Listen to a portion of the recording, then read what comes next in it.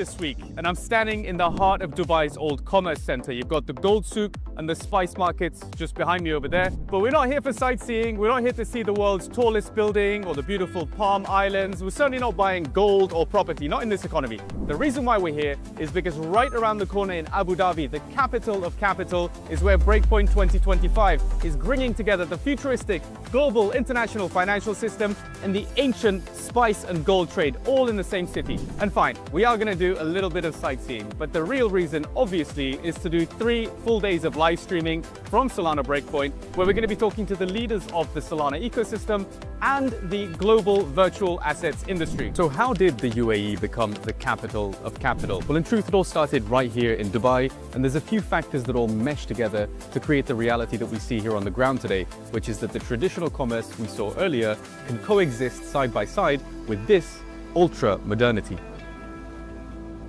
The UAE is just a hop, skip and a jump away from Europe. We're about a 3-hour flight from most of the top Mediterranean and Aegean holiday destinations, and it's about 5 hours by plane to most of the Asian business hubs. Just like the Solana ecosystem, there's no shortage of construction and builders here. And as any property broker worth their salt will tell you, it all starts with location. But location's only one part of the equation, and that's where clever regulation comes in through the ADGM in Abu Dhabi and the VARA here in Dubai. Now, the Virtual Asset Regulatory Authority was the world's first tailor-made, literally custom-built regulator designed for crypto, or digital assets as they're called in most places, virtual assets as they're called here. And the third reason is access. Access to both capital and to talent. Now, the builders and the innovators, they want to relocate here, partly because of the low taxes, yes, and we'll get to that in a moment, but largely to do with access to funding and access to talent. So that's a great recipe for growth, and it all comes hand in hand here. Easily accessible from anywhere in the world, collaborative and specialized regulation, and most importantly, amazing access to capital formation. So it's no wonder then that Solana, as the home of internet capital markets, is hosting Breakpoint right here in the capital of capital, where institutions, builders, and regulators are all coming together. And that is exactly why we, as SolanaFloor, are covering everything that's happening in the Solana ecosystem from the epicenter of action at Breakpoint. Join myself, Jack Dunham, our senior journalist Finn Miller, and of course Mr. Thomas Bahamas for 3 days of live stream. And get involved for all the alpha, ask your questions. Gentlemen, we are live from day 3 of Breakpoint 2025 here in Abu Dhabi, the UAE. This is the capital of capital, where the trillion-dollar asset managers are here, the DeFi OGs are here, the Solana degens are here, the DATCos are here, the ETF issuers are here. Everyone is here on the ground in the capital of capital. I'm super excited to be here. We're doing a 3-day long live stream. 3 days, that's absolutely crazy. So much has already been announced, and I'm sure so much is going to be announced today. We have an action-packed live stream for you, over 6 hours. So if you're here, if you've been here for the last couple of days, thank you very much. Stay with us. Like the stream, share it with anyone who's having a bit of FOMO for not making it to the UAE. Now, I want to add to that we were told yesterday by Toli, by Raj, and by Mary on the main stage right behind us, that next year, Abu Dhabi 2026, pardon me, Breakpoint 2026 is going to be happening in London. Yes. Little bit biased, super exciting for me. A little bit biased because I was born there, so it's sort of a homecoming. A lot of crypto companies, a lot of entrepreneurs have left the UK in recent years, so it's going to be super exciting. A few people have mentioned the security element of London. I assure you it is just as safe as any metropolitan city. Don't walk around with your lanyards, obviously, and all the crypto merch. That might be silly. Don't walk around the center of London with your phone in your hand.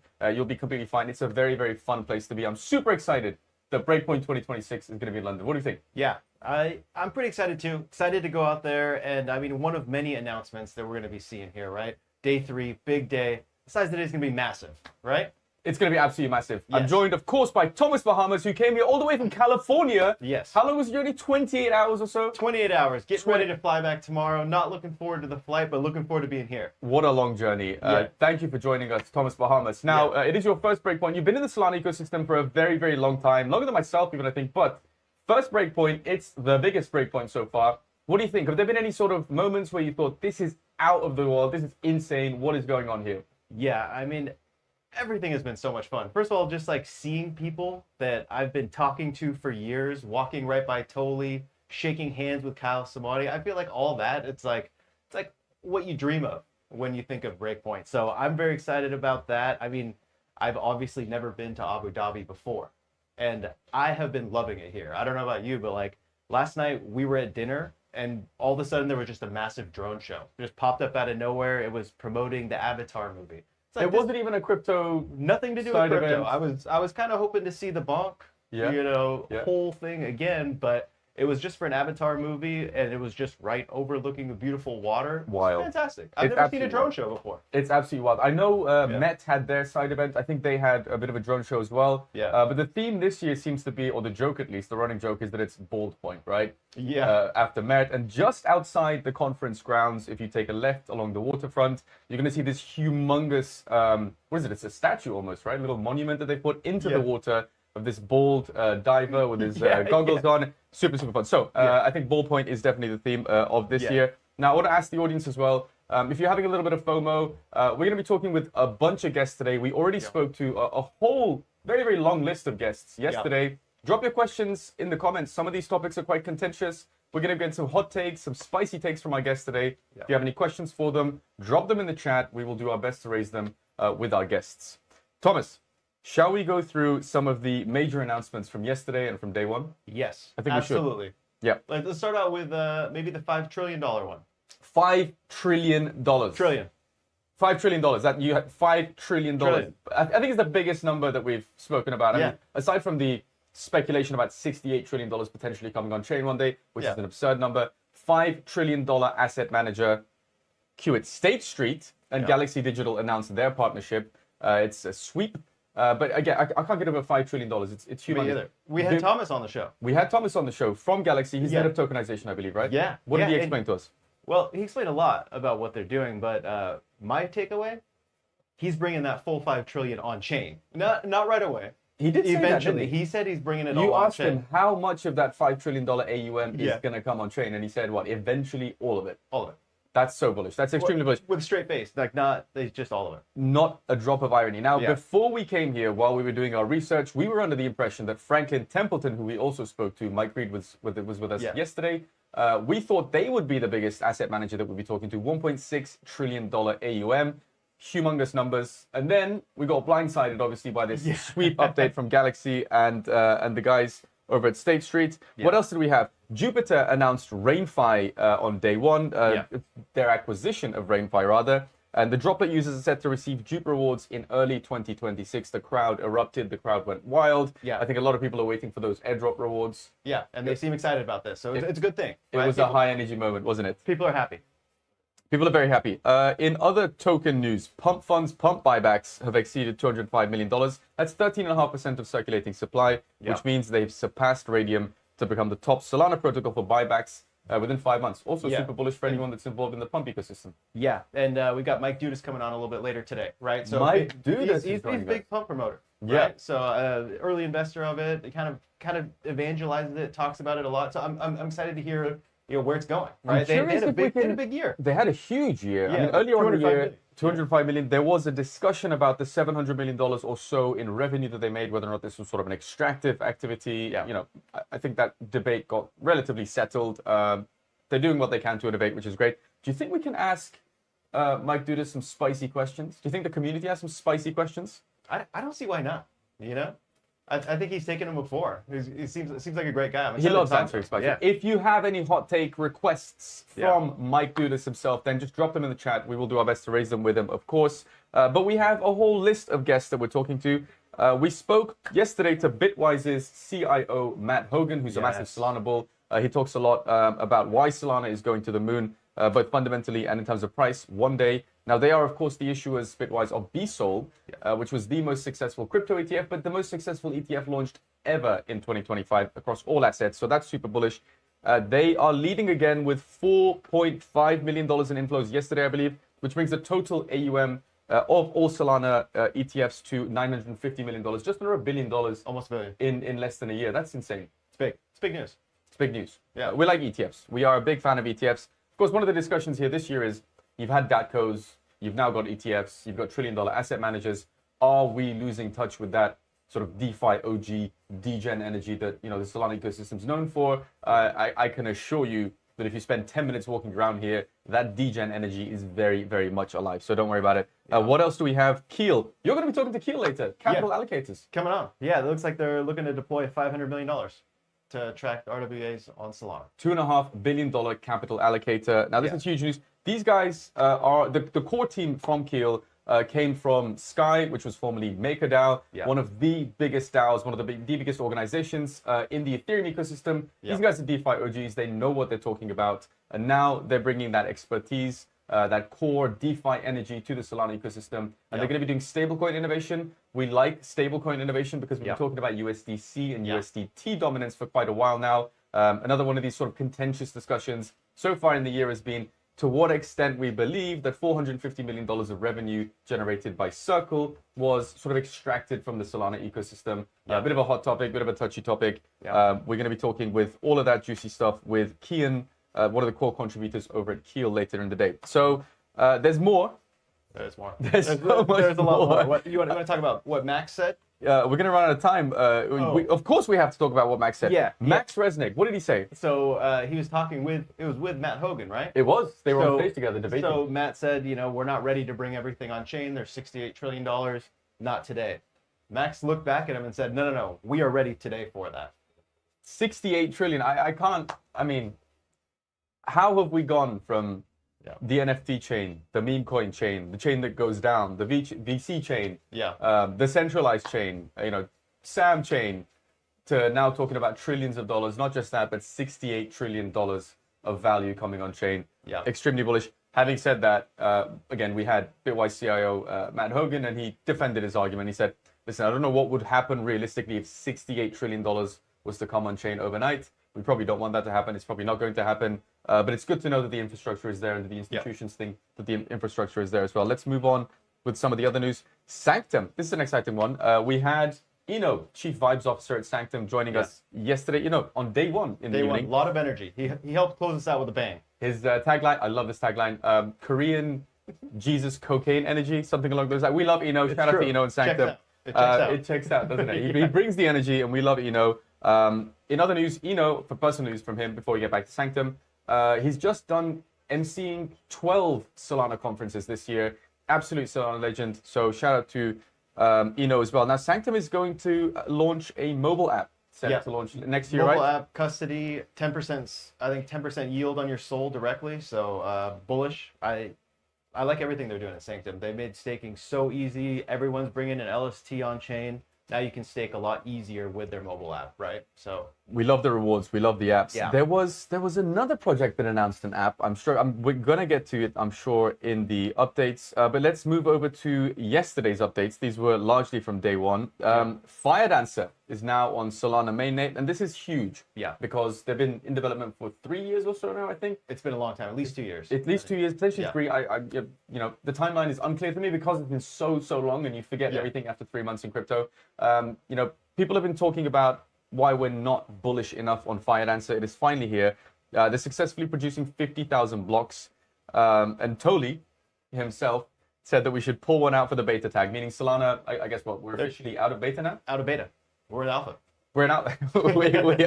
we are the alpha, ladies and gentlemen. You heard it here for the first time on SolanaFloor.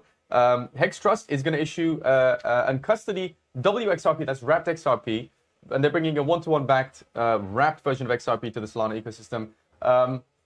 There was a bit of tension between Solana and XRP, wasn't there? Yeah. It seemed like the communities were at each other's throat for a second.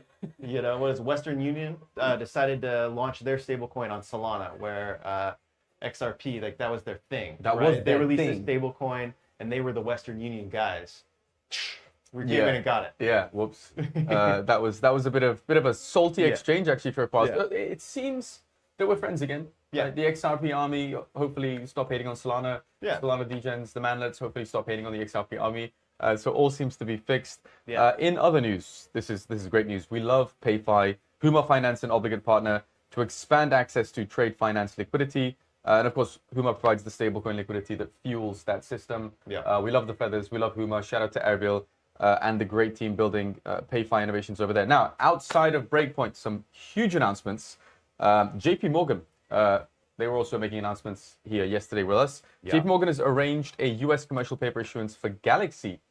Galaxy Digital making moves with all the trillion-dollar giants, with all the biggest banks in the world, it seems. Yeah. And this is the first debt issuance executed on a public blockchain. So it's great to see because JP Morgan, as you may or may not know, were responsible for the first on-chain transfer of tokenized T-bills between the Singaporean government and the Japanese government. I believe that is the correct two governments there. So it's super exciting to see that, Jamie Dimon was for a long time hating on crypto, hating on things like Solana. He called it a scam. He said it's not real. Now JP Morgan, the biggest, most important bank in the world, they're issuing things on-chain as well. They went from closing down bank accounts in the US that interacted with any sort of crypto exchange to now this, right? So this is a big change. Complete 180. Yeah. I think it sort of validates the thesis of why we're here, and it goes to the, it talks really to the heart of this issue that we've been asking many people: have we lost touch with the core ethos of crypto by allowing these TradFi giants to be here?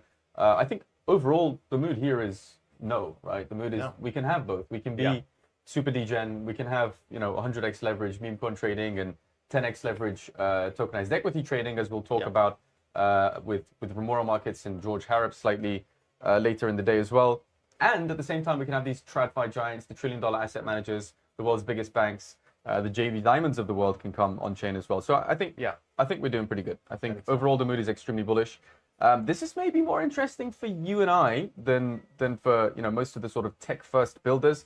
But YouTube launched an option for US creators to receive payouts in PYUSD. Yeah. PayPal making moves again. Yep. Going after streamers, providing them a better option. I like it.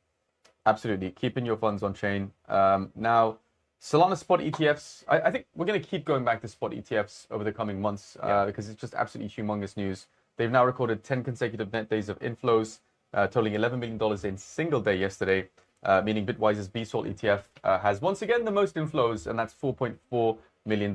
We had a great convo, of course, with Bitwise's CIO, Matt Hogan, yesterday. What else? Today, should we run through today's agenda? Yeah, So many people are coming on. We're going to start with one of everyone's. I think safe to say, Austin Federa is a favorite among so many different groups, right? The DeFi degens love him, the builders love him. OG Solana. Solana Foundation loves him. He was the comms for all of Solana. Yep. For the good and the bad. Yep. He made it through and handled everything fantastic. Got blamed for a lot of things that went wrong. So I think now that he's founded 00, leading the charge over there. Maybe he's being blamed for a different set of reasons. For all of the internet. All of the internet. Anything that goes wrong is Austin Federa's fault. Can the devs do something? We're going to be chatting with him. If you have any questions, drop them in the chat. Share the link. I'm sure you know someone who's very interested in what 00 is doing for the Solana ecosystem. Rebuilding the internet for high-performance distributed systems, I think, is a very it's a wordy tagline, right? Rebuilding the internet for high-performance distributed systems, essentially redesigning the physical infrastructure of the world such that blockchain can function more effectively. I think that's a good way of putting it. But we're going to ask him for a tagline, sort of a reduction.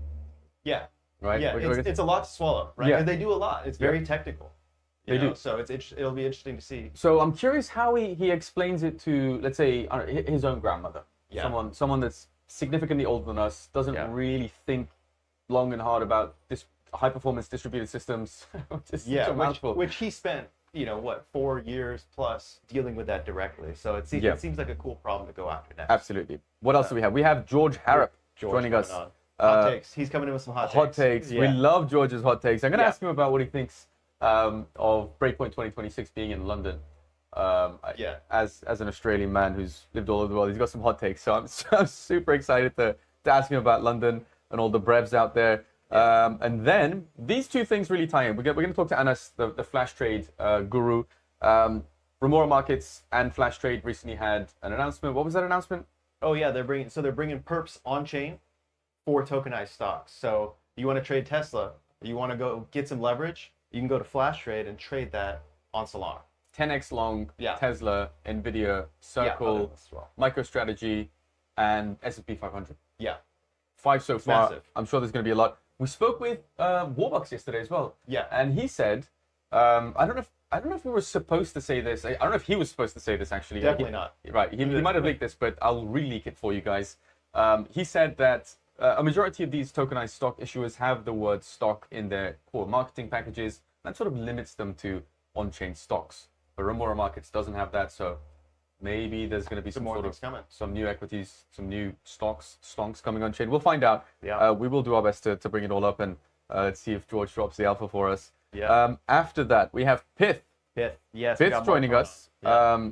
Pretty interesting that we're going to be talking to one of Solana's sort of core plumbing providers.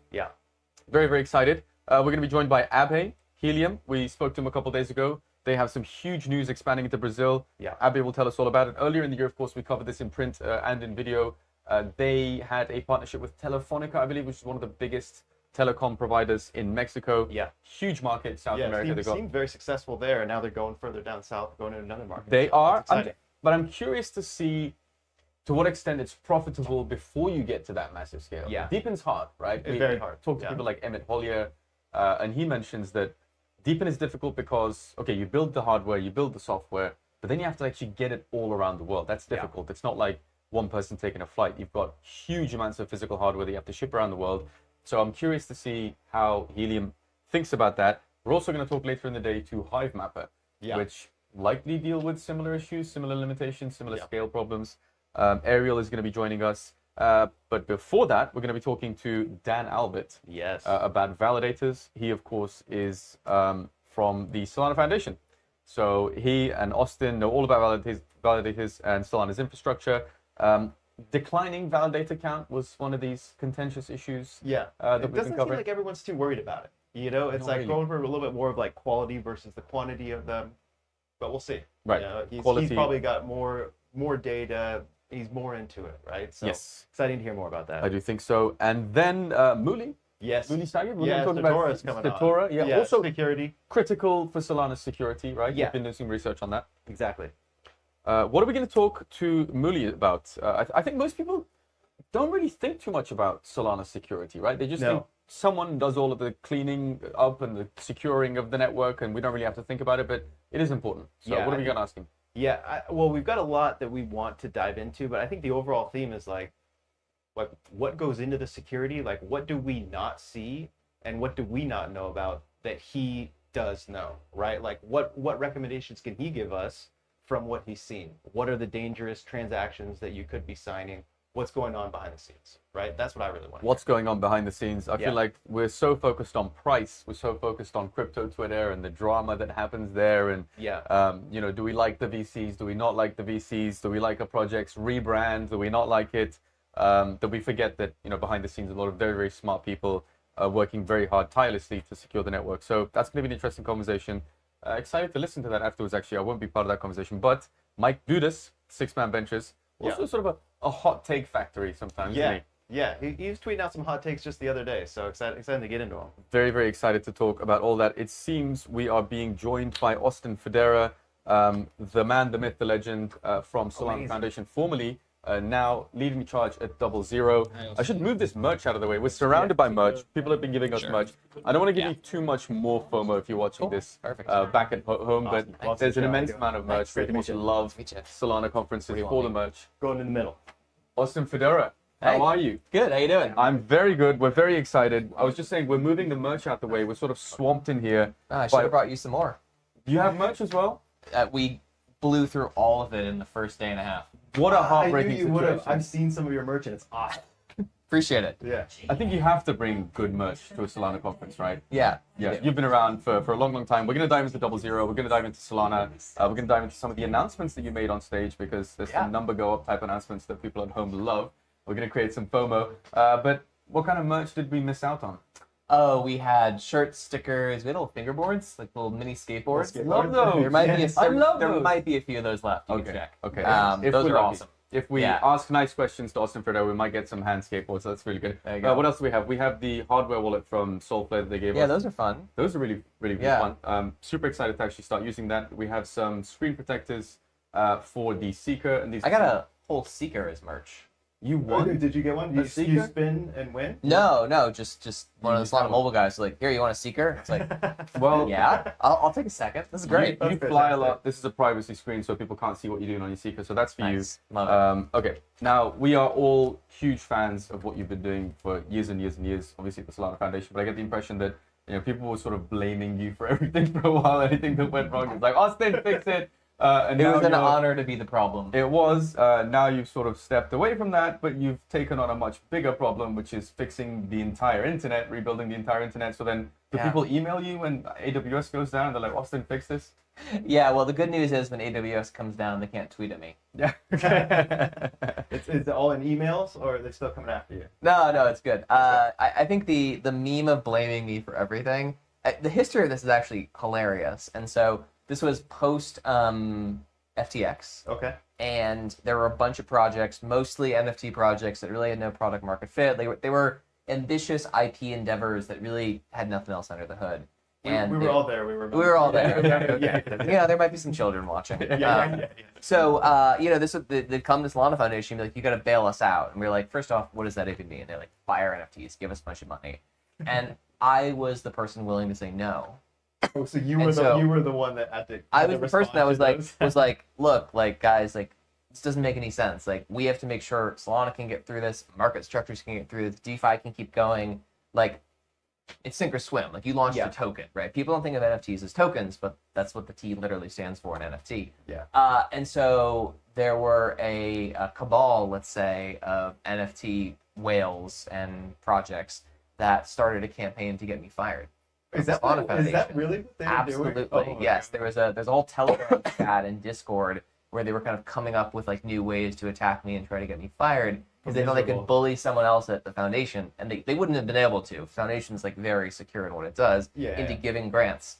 But it got to the point where it was just like so obvious that I think it was Super Team India came up with this originally. There was like this meme about like we're just gonna blame Austin for literally everything because he's getting blamed for this stuff that doesn't make any sense.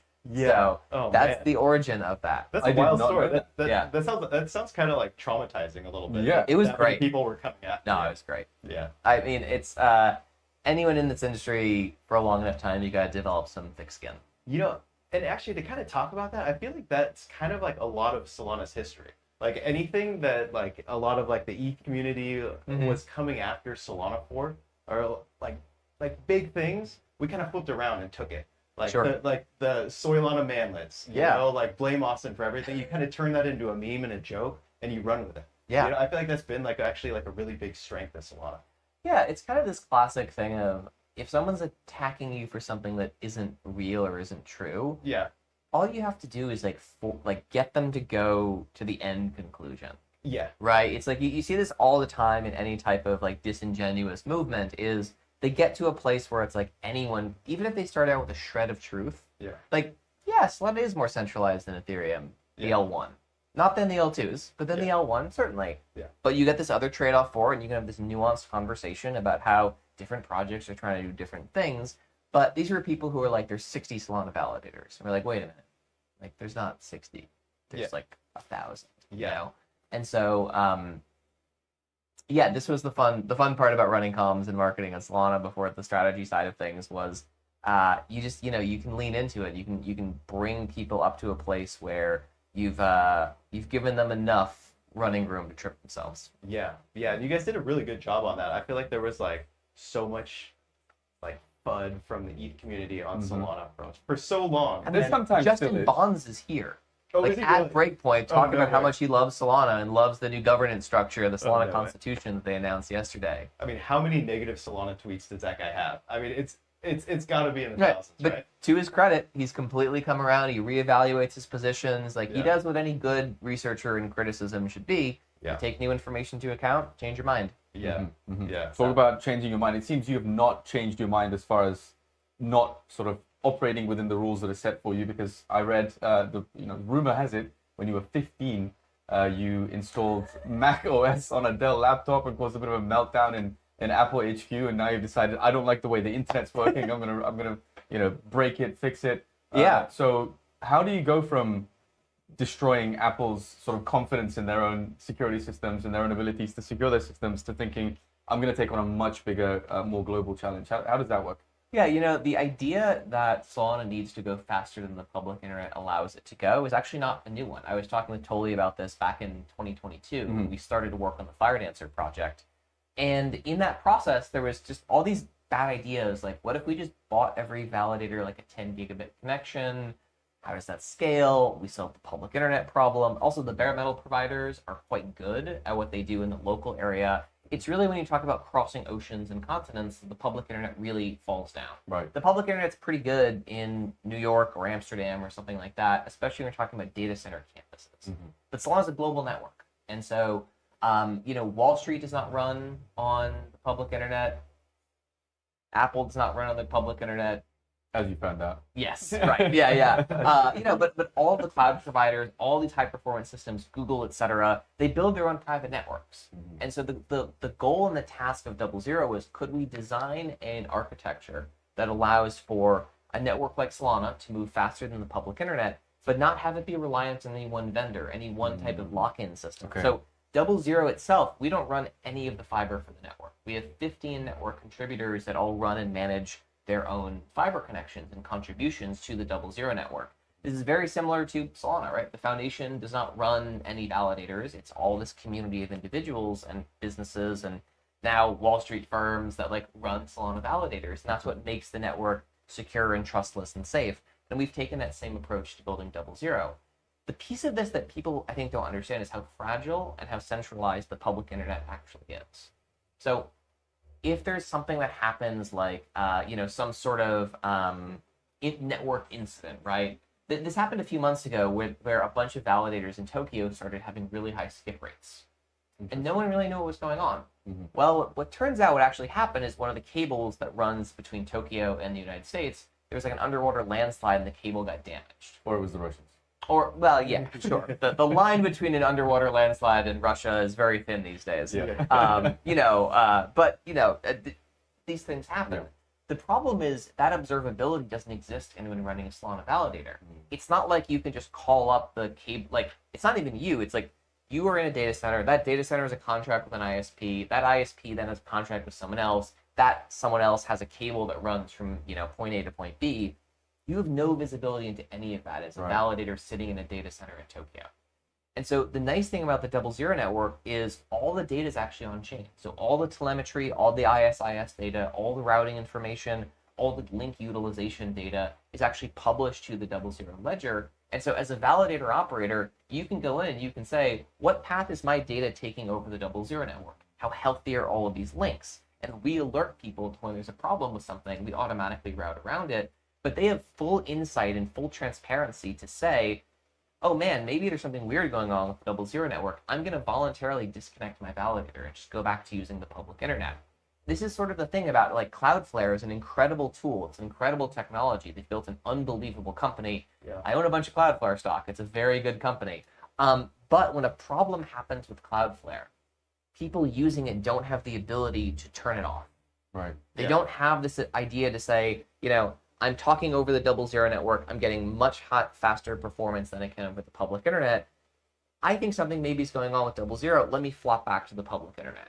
That idea of multi-homing, having two different options, doesn't exist in the traditional infrastructure world at all. And so that's one of the main things with 00 is it's a much more transparent way to get higher performance in the public internet. And does this sort of tie into what you were announcing on stage yesterday, where I think there's a new incentive system or an increased incentive system for validators to expand geographically? Is that also part of this? Yeah. So, a bunch of our investors and supporters have committed into a stake pool, which is just a classic Solana stake pool program. But the way we delegate out to validators is not for APY, it's not for maximum yield, it's not for anything like that. It's to support it's going to be to support the geographic expansion of Solana. And so what do we mean by this? So right now we have fiber into somewhere like Sao Paulo in Brazil. It's very hard to run validators there for a bunch of reasons, but one of the main ones is the internet connectivity between South America and Europe doesn't go straight across. It actually goes up to Miami, over up to New York, and then over to usually London, and then down into Frankfurt. And so that pathway is actually quite long. And when the data is moving back to the validator, it goes the same direction. Those public internet pipes in South America are not great. So they get kind of crowded. And so you literally have too much latency to profitably be able to run a validator. You have really high skip rate. And so what do? We bring in fast fiber to these different markets, which now makes it economically viable. And we've worked with Solana Foundation to design this program. We can put basically a stake bounty in this particular region. And we can say anyone who comes in and runs a validator in this region, there's going to be basically a pool of SOL that gets delegated to those validators, assuming they're not sandwiching or doing something negative for the overall health of the Solana network. And we can do this in target areas in the world. So, for example, we're bringing new fiber connectivity down, or we're not, our contributors are, into South Africa. And so there'll be sort of some incentives for folks to run more stake there. The UAE is another example. So a lot of people want to run validators here. The public internet infrastructure here is quite weak, and the private fiber lines are some of the most expensive in the world. And so our contributors that are saying, hey, we're going to go out and make it possible to run Solana validators in the UAE, that stake helps make that a more profitable endeavor for the validators that are opting to move here. How does that work? So, all right, you're not rerouting, you're not laying new wire direct from Brazil to the EU. You're just not yet. You're making the current, like where the current lines are, replacing them with faster fiber. And you're not necessarily doing that yourself, other people. So our totally. So maybe this is worth going through in kind of like a lower level detail. So there are public internet links, and then oftentimes these are the same cable system. Yeah. But the public internet is not optimized for performance or speed. It's optimized for cost. Okay. And so what that means is your data is always routed over the cheapest path to get to a certain place. So one wire. Yes. With multiple wires inside, they'll Yes. pick the cheapest route.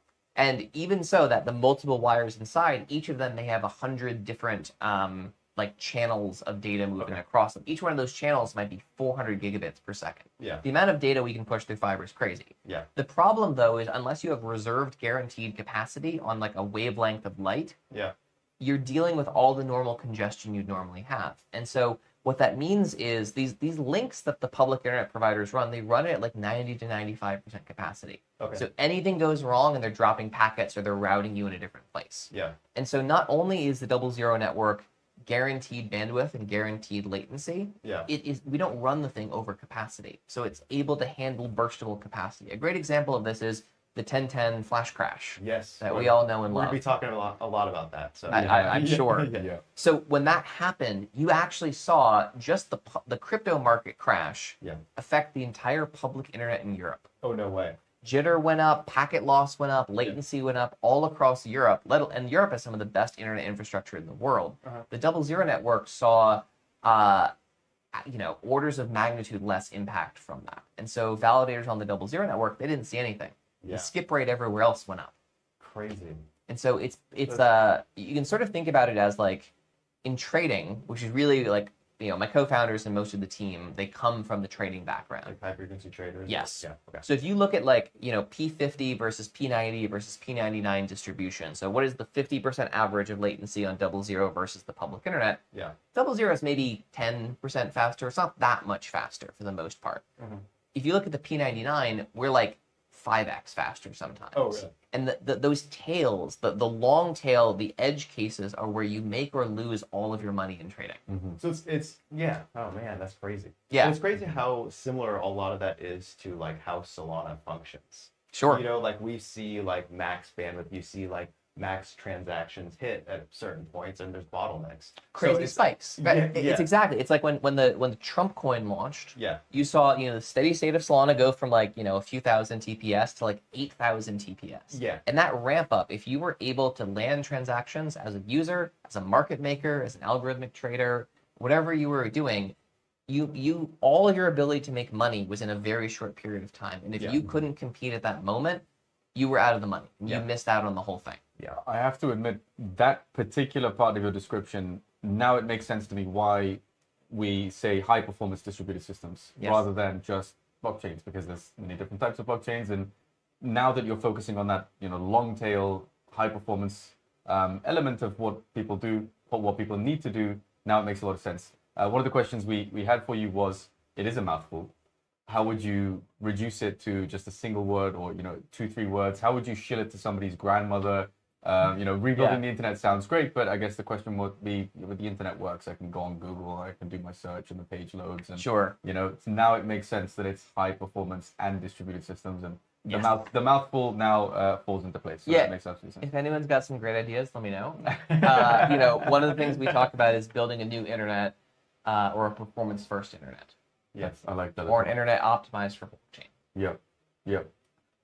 Speaking of that, you shared some milestones as well. Yes.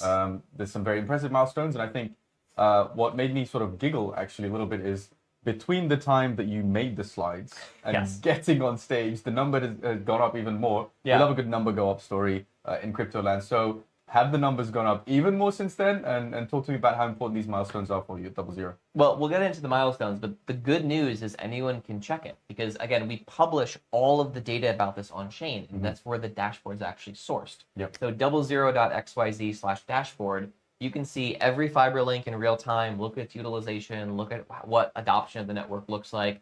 We have about 40% of Solana by stake, 50% of Solana by physical servers running on the 00 network today.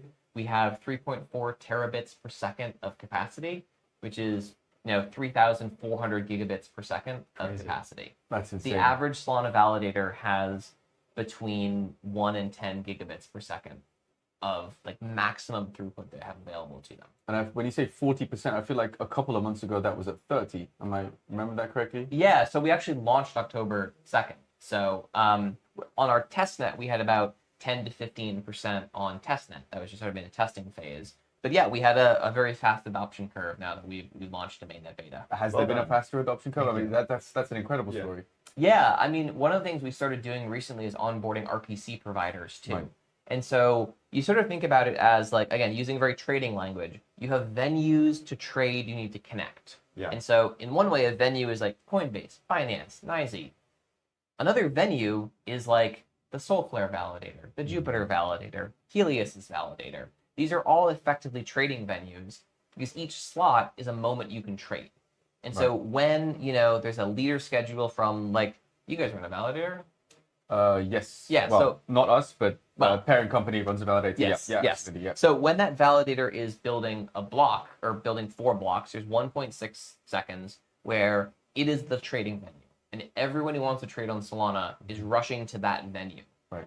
Then that moves to another place. Then that moves to another place. And so the more venues we have connected into 00, the better experience is for traders. And so we had to get the venues first, which are the validators, and then we get the RPCs onboarded. And that's where you start to see profitability go up. Interesting. Because the difference between, you might say, oh, 5, 10, 100 milliseconds. What's 100 milliseconds? Well, it's 25% of a Solana block. Yeah. But if you miss that, if you don't get your transaction to that leader in time, you may have to wait for leader rotation, which means you're now delayed 60 milliseconds for the leader rotation to switch, plus another 400 milliseconds for a block. And by that, time, that's half a second. And the market may have moved, and the economic opportunity you're trying to capture may be gone. I find this fascinating because, correct me if I'm wrong here, but from a non-technical perspective, from where I'm looking at it, it seems that the job is still far from being done. You've got amazing teams like Jito working on BAM. You've got Raikou coming out with ahead of time block auctions.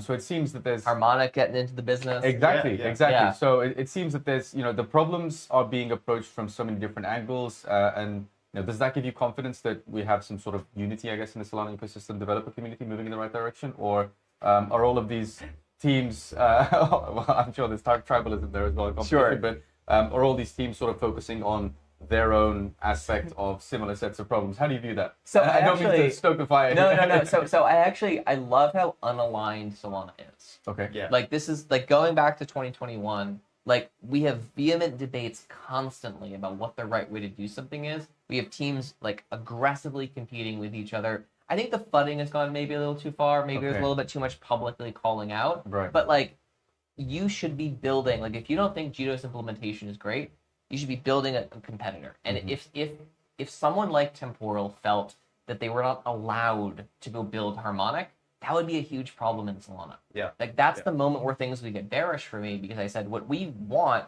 and I love Jito, they're an incredible team, but I want someone to feel the freedom to compete with them. Right. Just like I want someone to feel the freedom to compete with 00. And the one through line for all of these though is that the only thing that is a non-negotiable is speed. You look at this in the traditional market. Every market that introduces speed bump, liquidity gets drained away from it. Yeah. Why is Solana such a powerful and important trading venue? Because it's high performance. Why has Hyperliquid and Lighter maybe pulled a little bit of volume away in some places? Because they're fast. Yeah. Right? And speed really means you can respond to a market more quickly. And this is why I'm very bullish on multiple concurrent leaders over the long term. And that needs, the internet capital markets thesis doesn't exist without multiple concurrent leaders. Yep. And we think 00 is just a better internet to swap in for internet and internet capital markets. And it's like no matter what solution ends up winning or what's the best one, having a better internet is a broad solution for that. Like all of them should be using yours in order to get faster. Yeah, right? it does. Like that should be Exactly. Whether you think Jito's got the best implementation, Harmonic's got the best implementation, some new company we've never heard of before that's been building in the background has the best implementation, running on the fastest rails possible and using technology that's not available in the public internet will make all of those implementations more performant. Yeah. And we're neutral in this, right? We're when I set out to build 00 with my co-founders, one of the things we were very strict about is we want to operate on a very low level and not have many opinions about what gets built on top of it. Now, I have some opinions on what the right way to do like Rotor and Voter and Alpenglow might be, but I don't have an opinion on should Voter and Rotor be used or should it be some other system. It's like if you're going to do signature aggregation, just multicast all the signatures. It's a way faster distribution method. But I'm not going to go and argue that's the right way for Solana to rebuild consensus. Yeah. It's really about providing all of these tools for protocol developers and people smarter than myself to come out and say, hey, we can use this in this new and innovative way. Yeah, it's like you took the IBRL motto like to its fullest extent. Yes. Right? Yeah. I want to go back to something you said earlier because it sort of triggered me a bit. You mentioned validators in the UAE. People are, expanding geographically. We spoke with Soulmate's CEO. One of the sort of recurring themes at the moment has been DATs. Yeah. I know you have some opinions, strong or not, it remains to be seen. But the ongoing discussion about whether or not DATCOs pose significant systemic risk to the Solana ecosystem, people seem to be quite opinionated on it. It's a very divisive conversation. We've been asking to most people to care about DATCOs, and his response, Marco's, was that sure, some will fail, some will be acquired, there'll be mergers, natural sort of consolidation / shakeout S-curve that you would expect to see in that area. However, the DATCOs like Soulmate that are actually deploying Sol actively across the Solana ecosystem, using it in Solana DeFi rather than just staking it and leaving it, will likely not be part of that equation of significant systemic risk to the Solana ecosystem. Some people think it's all cooked. Where do you stand on that spectrum of DATCO risk assessment? Yeah, I mean, I don't think they're any riskier than the exchange-run validators, right? Like, I actually don't think that we should think of, in some ways, like Forward's validator or one of these big DAT validators has more alignment than like the Binance validator or the Coinbase validator. Mm-hmm. And yeah, I mean, at the end of the day, like the only thing that a Solana DAT has is its Solana stake. That's literally the point of the treasury vehicle, is it doesn't really have much else. An exchange is a broad base of business interests and incentives. And, as we saw with the collapse of FTX, like Solana had underinvested in exchange relationships. Mm-hmm. And so when something bad happened, these exchanges were like, oh, we don't know anyone at Solana. Like, I guess we're going to delist this asset until we figure out what's going on. Right. And that was like a very harmful reaction. It's not like if we enter a bear market and Solana starts dropping, like the DAT is still fundamentally holding that asset. It doesn't have an incentive to offload in that same way or something like that. But so, it is entirely possible. One of the arguments against that is, hey, look, if the price crashes for macro reasons that are entirely out of everyone's control, and NAVs get further compressed, they might be forced to sell if they've taken on too much debt. That creates a bit of a death spiral. And then we're looking at systemic risk. So I don't see how that's any different than any other large institutional holder, though. Like, if that's the argument, then you should be worried about, any large liquid fund that takes a position in the asset.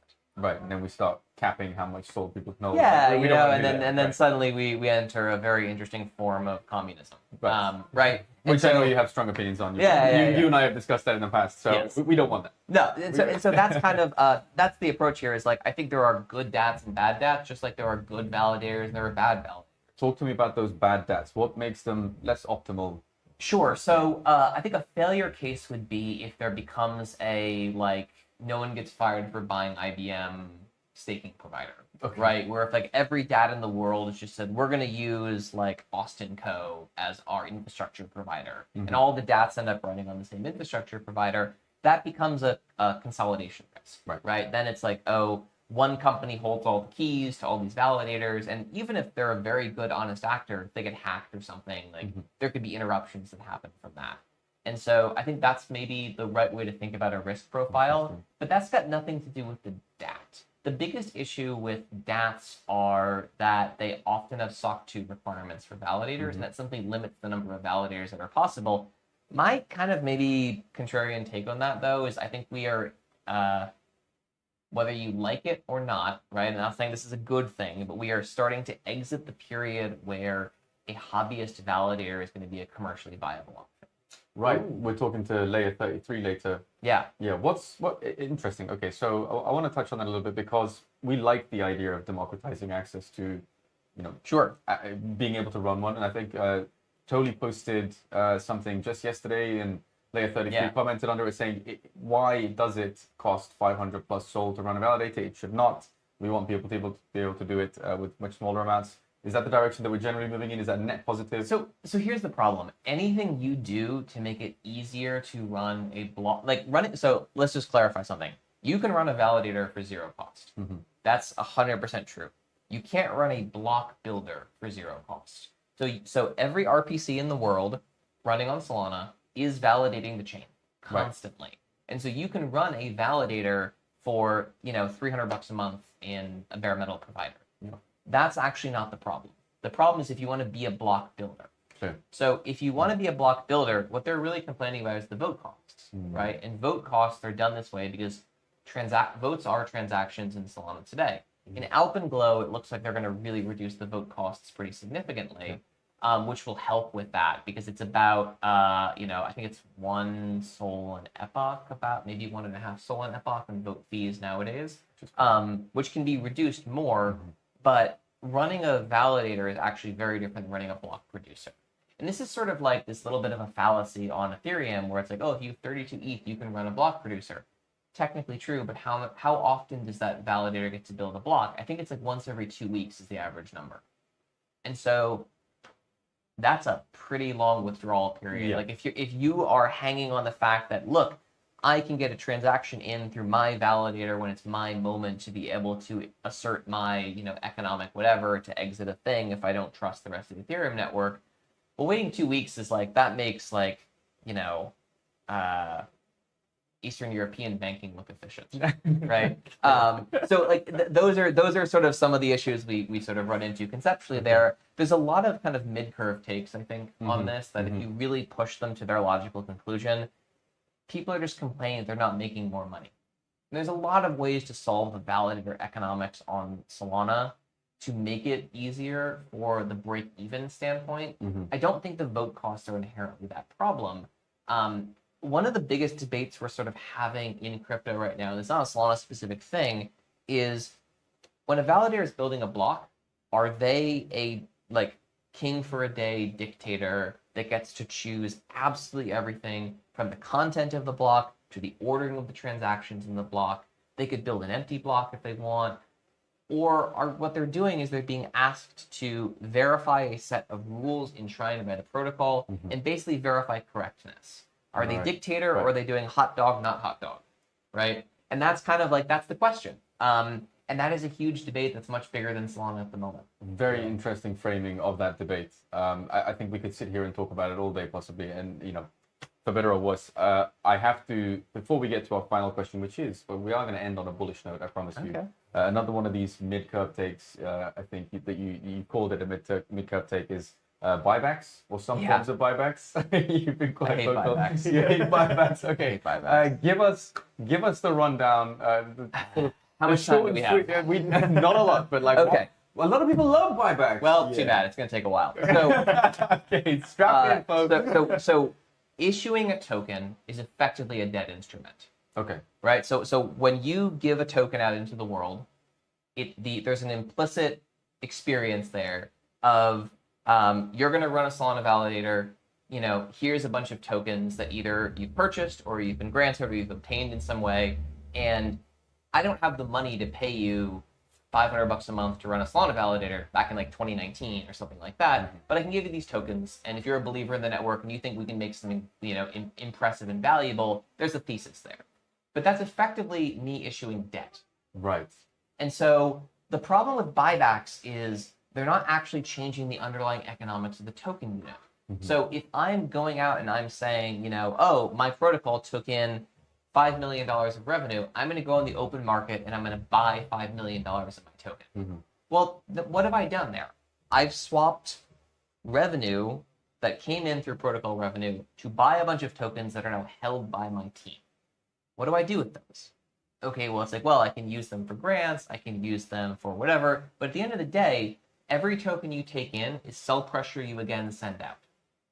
Unless you're burning those tokens, it's a completely circular economic system that's just fairly capitally inefficient. Okay. It's not solving the problem. It's not solving the problem. What it's doing is it's creating short-term hopium around they're buying tokens on the open market. Implicitly, then someone's selling tokens on the open. It's a very weird system that I think is pretty economically bankrupt. People have called it pumponomics, I think, for similar. People have said such things, yes.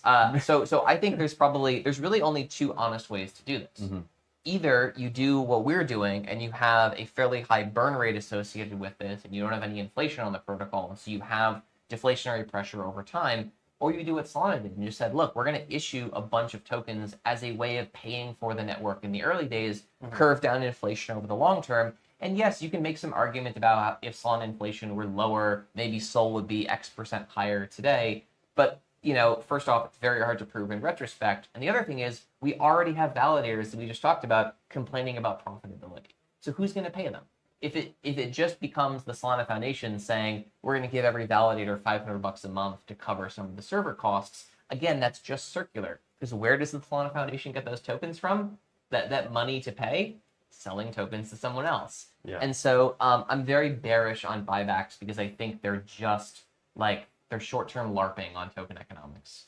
I think whoever's watching this that's pro buybacks is probably going to have to rethink their position on that. It's something we could talk about all day, specifically the inflation reduction proposals as well. Cindy 228, we got 411, was 441? I think so, yeah. Yeah, also coming out, people think It starts with a 4 and has a 0 in it. Yeah, there's a 0, there's a 4, there's a 1. People think it's quite fast. We don't have time to do that, unfortunately. Yeah. So I want to end on a super bullish note. For the people that are watching us back at home, what is the single most exciting development that we can look forward to in the next 12 months, let's say? It's a bit blurry if you look further out than 12 months in crypto, but Solana specifically. What's going to happen in the next 12 months that we should all be extremely excited for? I think we're going to see Alpenglow on testnet. We're going to see a full version in production that people can see the differences. We're probably going to see a rollout to a mainnet test cluster at some point. Mm-hmm. I would be very surprised if we're sitting here next year and Alpenglow is not rolled out to Solana mainnet yet. Well, we'll be in London next year. Well, yeah, I guess it'd be weird if we're sitting here. Yes. But no, I think by the time Breakpoint rolls out, I would expect Alpenglow to be live on Solana mainnet. We're dropping the beta tag with Fire coming out. Pull one out for the beta tag. It's Bullish. gone. Yeah, extremely bullish. Unfortunately, that is all the time we have for today. Austin Appreciate Federa, it. thank you so much for joining us. Really appreciate it. Thanks. That was Really Austin appreciate it. Federa on SolanaFloor. Don't go anywhere back at home. We're going to be joined by George Harrop in just a short moment. What a fascinating discussion. Yes, have a great time, Austin. Thank you so much for joining us today on SolanaFloor. Going to be a fascinating conversation with George Harrop. We're going to talk about Remora. We're going to talk about tokenized stocks, tokenized equities. I think he's going to share some alpha with us. Yesterday, we spoke with Warbucks, who's the head of marketing over there, previously with Magic Eden. And I think he might have leaked by accident some things that he was not supposed to leak here on the SolanaFloor live stream. So super excited to chat with George Harrop. He's going to join us in just a moment. Founder of Step Finance, but also DeFi OG. Come on. George Harrop is joining us with his Remora merch. Excellent. Curious to see if he's brought some merch for us. Austin said he might have some small skateboards for us. Going to see what's happening. George, What's up, GM, how are we doing? I'm good. How are you? Super excited to have you here on day 3. Back in the hotbox. Back in the Although hot. it's He's not back. as hot. It's not as It's not hot. hot today. It's Yeah. good, It's right? gonna get hot. It is definitely gonna get hot. Okay. We have It's getting hotter. It's getting hotter, right. definitely. So we're gonna keep the door open for a little bit. Yep. We're just talking with Austin Federa. It got heated. Yeah. Not the room, but the temperature. It got heated. We talked about all sorts of stuff. I was watching it in the side room. We managed to get some fairly emotional responses out of Austin. So, Okay. I mean, he cares very deeply about the Solana ecosystem, the validator landscape, rebuilding the sort of public internet for high performance distributed systems. Doing a great job. Doing a great job. So shout out to Austin Federa. It was great that he joined us. 100%. Another thing that's growing really rapidly is tokenized equities, Right. specifically on Solana. Recently, That's what I'm repping here. We've got the Remora That's shirt the today. Remora shirt. Yeah. I don't want to put pressure on you, but do you have any Remora merch for us? Or I do, but look, I will after the hotbox is done. We'll go and hook you up with some more. excellent, Yeah. more merch in the hotbox. Yeah. Super excited for that. Now, 95%, according to our reports at SolanaFloor, of the total on-chain tokenized equity trading volume for a while was on Solana. Right. And Remora has been a big part of that. Grew to, I think, over 10,000 active wallets, $20 million of trade volume in a very short period of time. What's going on? Why is it all happening on Solana?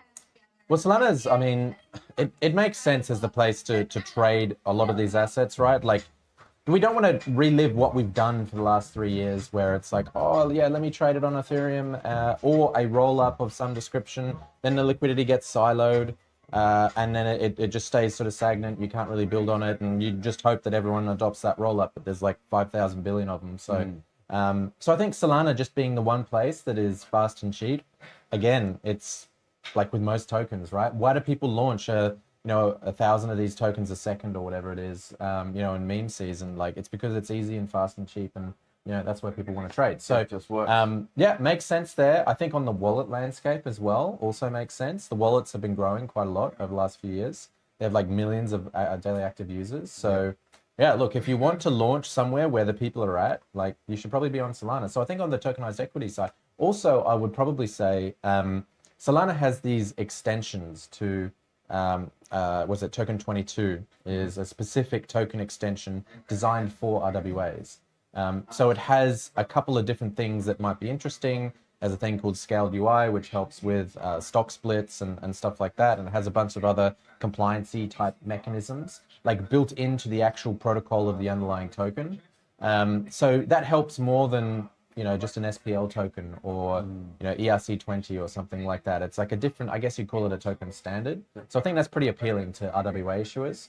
And yeah, I would say put all of that together, put it in a big pot, stew it up, and that's what you get. You get everyone using Solana. Everyone using Solana. And also, I think part of the reason why the sort of retail participants on Solana have been so keen to try this out is that there's constant iteration. Started with 5 on-chain equities, but there's a recent flash trade integration I think that people are very, very excited about.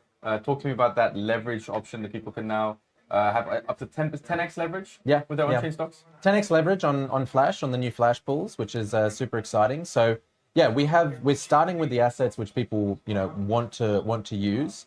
So it's usually like the top 5 tech stocks. Yep. And then we're going to be expanding it from there. But right now, we have all of these stocks in a pool on Flash trades. You can take leverage on them. But also how it works with a lot of these things, how a lot of the Flash perps work is all of the assets in the pool, the actual LP token becomes a token itself. Yeah. And it's more of an index of all of the assets. It's a fantastic product. Right. I guess JLP pioneered this, right? Yeah. People familiar with JLP did really well over the last, whatever it is, 12 months. Yeah, similar kind of concept, but with stocks. So it's like you have an index of all the things in the pool and it earns an APY. I think last I checked, it was 14% or something like that. So 14% on a stock index with pretty good weightings, like that's a compelling product. That's not something you could find anywhere else. That's like an innovative product. Right. That's unique. And then we had the loop scale integration recently as well, where you can loop that token. So you can essentially borrow USDC, leverage the actual token itself. And yeah, that 14% APY, yeah, maybe you can jack it up with some leverage. And that's a safer form of looping than looping like a meme coin or Right. something, right? Like there's some weight behind that. So people can feel a little bit safer if they want to degen. I mean, that is the proposition. It's like, this is an index. It is not, going to nuke 90% tomorrow, you'd hope. Otherwise, there's bigger problems in the world. Like, Tesla nukes 90%. If the S&P 500 nukes 90%, then problems are abound. Likely not going to happen. But So looping, leverage, amazing. But a lot of traders online I've seen, specifically on crypto Twitter, called the ARB opportunity also quite enticing. Some people even called it free money because of the price difference between the on-chain stocks and sometimes the stock market prices, if you will, in your boomer brokerages like Robinhood or wherever you might have traded in the past. Sometimes that difference can be between 4 to 5%. Sometimes it spikes up to 10% from what I understand. Yeah. People have called it free money, so that's pretty exciting. Yeah. So arbitrage, I guess in this context with RWA tokens, it's still kind of a newish kind of thing because you have the price of these things on chain and then you have the price of these things in reality. And by reality, I mean trading on the NASDAQ or something during New York hours. So there's always going to be some sort of price differential there, right? Like the on-chain, you hope, mirrors, the real reality of the world, but it only mirrors that if people actually take action and do something, right? Because these tokens are in AMM pools. They're sitting there just like any other token. So what makes a token go up and down? If people buy or sell it. Now, why would you buy or sell it? It's because you can make that arbitrage opportunity. So for example, in the real world, Tesla goes up 10%. How is that going to be mirrored on chain, right? Obviously, you would want the on-chain token to go up 10%. Now, a lot of people, or in the RWA ecosystem, they'll pay market makers to do that. What does that really mean, though? It means it's a guy who just buys the tokens or rugs some tokens from the AMM pool up to that pricing so that now the new price adjusts, something like that. So they're running trading bots and these kind of things. However, with Remora, we want people to be engaged and do that themselves. There's opportunities there. We've been talking about it. So the people can be the market makers as well. That's super exciting. So yeah, if you see an opportunity of 10%, yeah, absolutely, go ahead and take it. You know, So- we're gonna have Pith on later today. Yeah. So Yeah. they're dealing with the oracles on this. Like how do you deal with the pricing? Like are they pulling in an oracle from somewhere else outside of trading hours, or what does that look like? Yeah, so I mean, we should also close the door Close because the there's door. I got It's pretty loud in here. Yeah. Yeah, yeah. These things won't pick up too much of the sound in the background. yeah, yeah, but no, so It's getting loud out there. What do we have? JP Morgan and Nick Dukoff. I do want to ask you about these hard Yeah, yeah, yeah. Let's talk about. there's like a million things going on outside. People can't hear it, but it's Yeah. like, Day 3, they said it was gonna be a big day. I know. I mean, usually people chill out on day 3. but Not here. There's not no Breakpoint. chilling out going on. Literally every 5 no minutes, chill. people are going wild. So Yeah, JP yeah. Morgan and Nick Dukoff now. But Yeah. let's talk So we about were talking about pith feeds, right? Yeah. So one of the cool things with the Flash pool is that you can actually execute trades at the NASDAQ price. And Directly at that price. Right. Yeah. so that was one of the problems, right? Is that usually with these RWAs, it's like there's the real world price and then there's the price on chain. Yeah.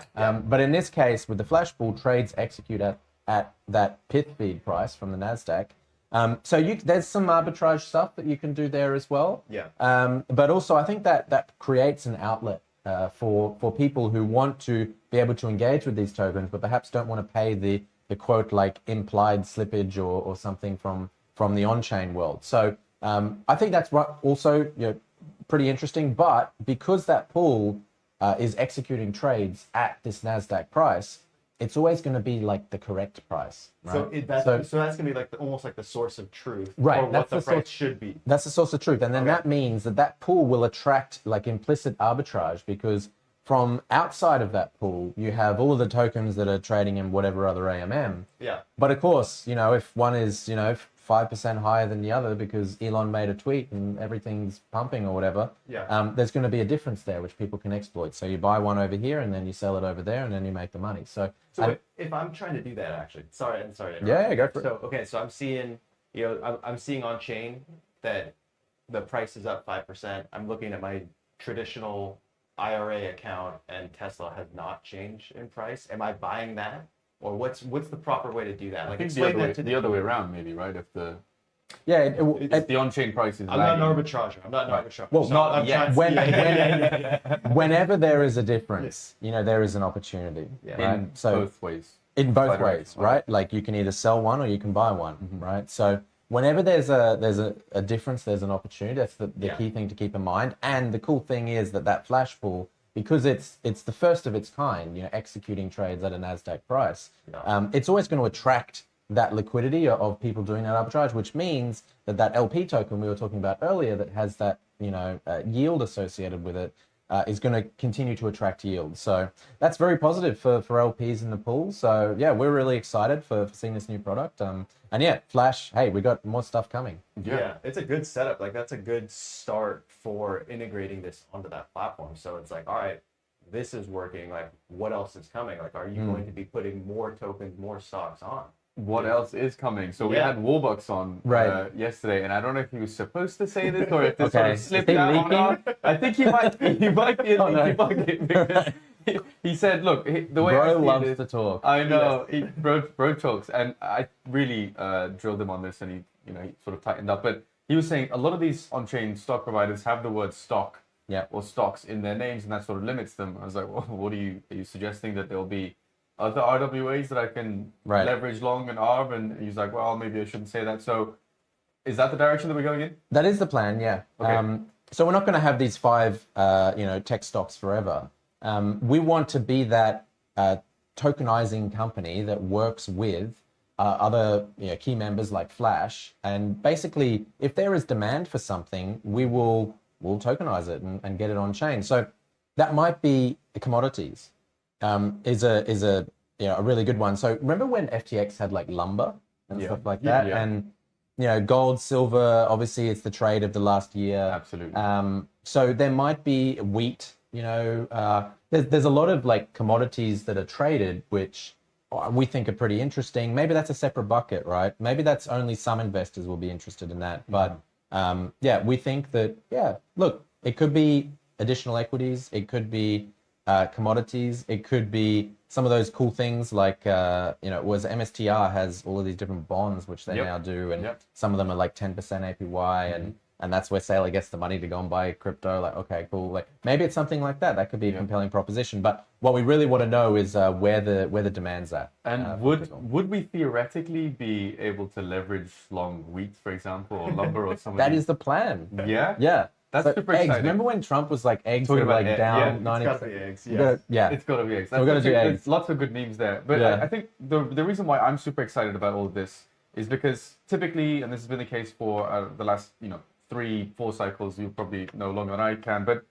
people would off-ramp all of their funds or a large chunk of their funds and they'd put it into some traditional boomer brokerage account, maybe just keep it there in cash. Ew, that sounds horrible. I know. And then they might buy the S&P 500 in, I don't know, trading 212 if you're European, eToro or Robinhood, heaven forbid, So now I feel like people have the opportunity to not only keep their funds on chain, but to actually use them actively. Yep. And maybe do some exciting degen stuff like leverage long, 10x Tesla, but also earn yield on some of these assets. Right. I think that's the compelling thing is if it's earning yield, if it's borrowing against it in a DeFi lender, if it's, doing whatever, all of the other different cool things, people will make options for it on chain at some stage.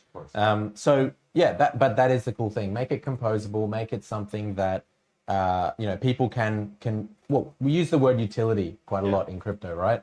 I don't know if utility is the right word, but it kind of is, it is giving able to do things. do People stuff, do things with right? it. Yeah, exactly. So it's like being able to do stuff, with the tokens. So that is one of our core goals. That's what we want to do at Remora. That's what we have the experience in. That's what we're good at. So yeah, I think doing on-chain stuff, wrapping, tokenizing, getting yield opportunities, working with DeFi apps. That's what we really want to focus on. And what kind of partnerships does that require? So Flash Trade is obviously a huge partner to have in this arena. If you're looking to do sort of, I guess for us, crypto natives and degens, wheat, eggs, these are sort of niche assets, but for the rest of the world, crypto is the niche. So who do you need to partner with to make that a reality? I think for the most part, we need to work with DeFi protocols, number one, to provide interesting things which people can actually do with their tokens that benefit the user above and beyond just going to a brokerage account. Like if we're the same as a brokerage account, but it's like, oh, you can buy a token and it's in your wallet instead of your brokerage account, that kind of sucks. It's not as good. So I think number one, we need to work with the DeFi lenders. Number two, in the background, Remora works with brokers in order to ensure that we're able to custody these things and they're the custody party for this. So we need to work with them to see what we can actually tokenize and utilize. But yeah, I mean, that all happens in the back end. As far as people are concerned, it's a token. They're able to redeem it. I think the redemption process is an important part. That's what we're working on. We're going to have some new product updates there on that whole redemption process. Which should work regardless of liquidity, which is going to be another first. Because usually redeeming tokens for the direct stock, like ideally, yeah. The ideal world is that you want to buy $1 million of wheat. You can buy $1 million of wheat token, and then you can redeem $1 million of wheat token for USDC. And you're able to do that. Say for wheat. I was like, I don't want that delivered to my house. Please no. No, just the token. That's right. Just the USDC. Yeah. But yeah, that is the goal, right? And usually when you're doing that as an issuer, you either work with market makers to be the people that are minting and redeeming, or you are trying to build that liquidity depth in those pools so that people can trade it at a reasonable price all the time. But that's often not the case. So yeah, we want to build the tools for people to be able to do that, and that's something that we're working on with this OTC product. Essentially, being able to swap the tokens at the Nasdaq price in size. What about the opposite way? What about taking like, hey, I've got some stocks that's sitting in my traditional account. It sucks. Like, I want to bring these on chain. Can we do that? Sell them, get rid of them. Yeah, sell them. Get the USDC and then bring them on chain. Yeah. No, it's really difficult to do the portability aspect of, between brokers, between say individual accounts or anything like that. So I think there still is there's the crypto world and there's the real world. Yeah. But I do think that this crypto world of stocks, that's going to continue to grow. Yeah.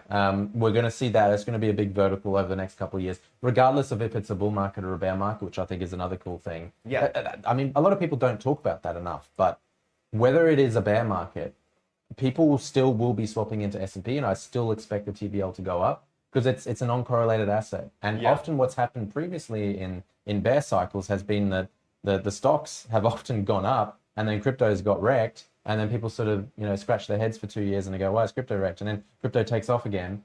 But now you have exposure. Yeah, now you have exposure to the traditional market. So hedge your meme coins with stocks. that's it. That's the way to do it. And do cool stuff with it, right? Yeah. I think the proposition is not just that it's a stock on chain, it's you can do cool stuff with it and better stuff. Yeah. That make it a compelling value proposition. Yeah. Yeah. Well, and it's like you're giving this to everybody. Everybody can access this, right? It's no longer siloed. It's no longer tons of paperwork to get it. Yeah, what's go easier? Like, just open your wallet and press a few buttons and swap. Like, that is literally the easiest experience. If you were to design an optimal experience for like anything on chain, it would be that. Yeah. It would be, I open my phone and within 2 seconds, I'm able to get the thing which I want. So yeah. We have to address the elephant in the room because you said bear market. Ooh, ooh, it's a big ooh. Where are we in the cycle? So the reason why I think this is really important to address is you go on crypto Twitter, it's shambles. Sentiment is at extreme fear.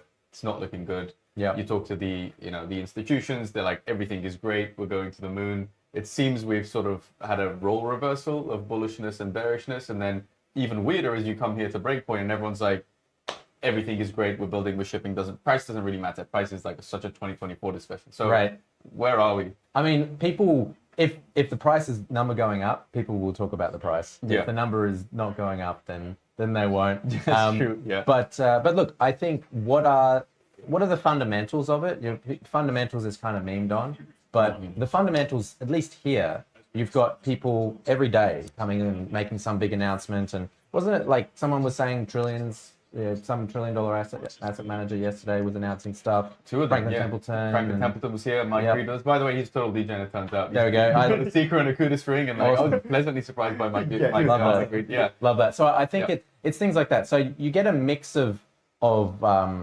sentiment, don't you? You get all of these things which point to it being very interesting and bullish, and hey, people should care about crypto. And then the reality is, number down. Maybe there's a time lag to that, in these cycles. But yeah, certainly in crypto Twitter at the moment, I think crypto Twitter, like what was our cycle this year? Like, was it? It wasn't really memes. It wasn't really anything else. It was chop, mainly. It was kind of chopping. Yeah. So I don't think it was any one strong thing. Like maybe the app narrative, right? Like we had the emergence of things like Pump Fun and other stuff, right? And then wasn't there that screenshot the other day with the top crypto protocols? Or no, it was companies that got to 100 million in the first or something in revenue. Yeah. And it was just all fun. And it was all crypto companies. It was all companies. Yeah, so it's like maybe we're entering the age of, instead of just, buying, Dogecoin Inu69, we're actually going to buy apps that do real stuff and generate money.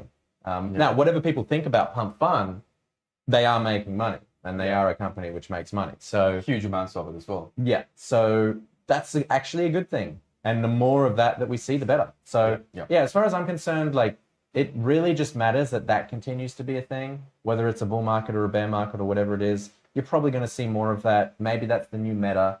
The new meta is companies making money. Wow, who would have thought? What are the odds? Yeah, Steve Kurushi has a very similar thesis. It's stop focusing on these 5-year roadmaps and focus on who's making revenue, why are they making revenues in a sustainable revenue model. Right. And that's probably the company that's going to get not only used, but funded further even. The problem is that doesn't generate the traction that people want, because it's like, but how do I make the money? Right.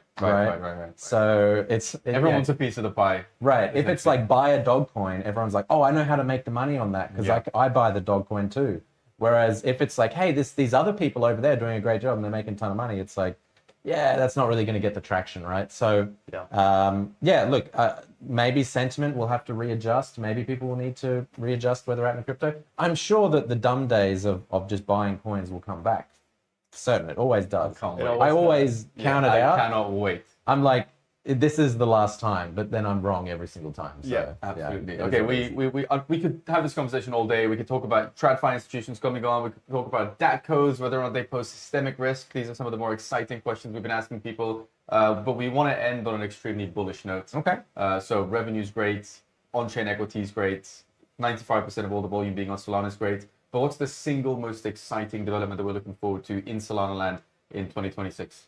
Ooh, most exciting development in Solana land. I think some of the stuff like what Austin's doing with 00, some of there's sort of the back end infrastructure stuff, because it doesn't get the praise that it needs, but really when we're talking about getting all of these guys and getting, you know, trillions of equities on chain and all that sort of stuff, you actually need the infrastructure, and it needs to not be a load of nonsense. Like a lot of people will say infrastructure, and make up some BS, but it's actually, we need the real stuff. And I think building literal validator networks that are, you know, untethered to the normal internet. Yeah. I mean, that's like as deep as you can go on this. So It was exciting. It was exciting to talk to him. So I'm yeah, excited about that too. yeah. So I would say, yeah, validator infrastructure stuff, and apps that make money. Yeah.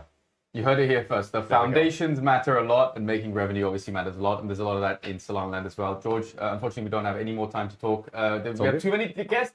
5 minutes. They're queuing up. I can see them queuing up to get into this extremely hot booth. Thank you so much for coming to chat to us today on SolanaFloor. Thank you. Ladies and gentlemen, George Harrop Ramora. Don't go anywhere. We are going to be talking to Profit next, and some interesting news that also came from the main stage, which is just behind us. Currently, we have a fireside chat with JP Morgan's Scott Lucas, and we.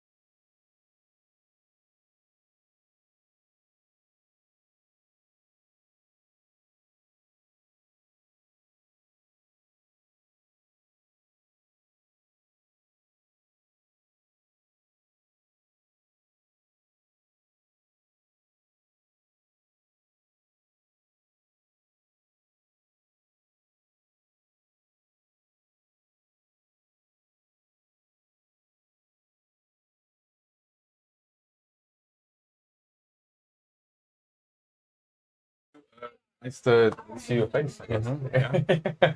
Was that a decision you took lightly? Can we talk about it? Yeah, sure, we can talk about it. No, it wasn't a decision I took lightly. I mean, it's a one-way door. I can't like put that genie back in the bottle. But it's okay if we sort of bring it up on live stream. I just wanted to for sure. clarify, because obviously it's now public information, but still sort of trickling out into the real world.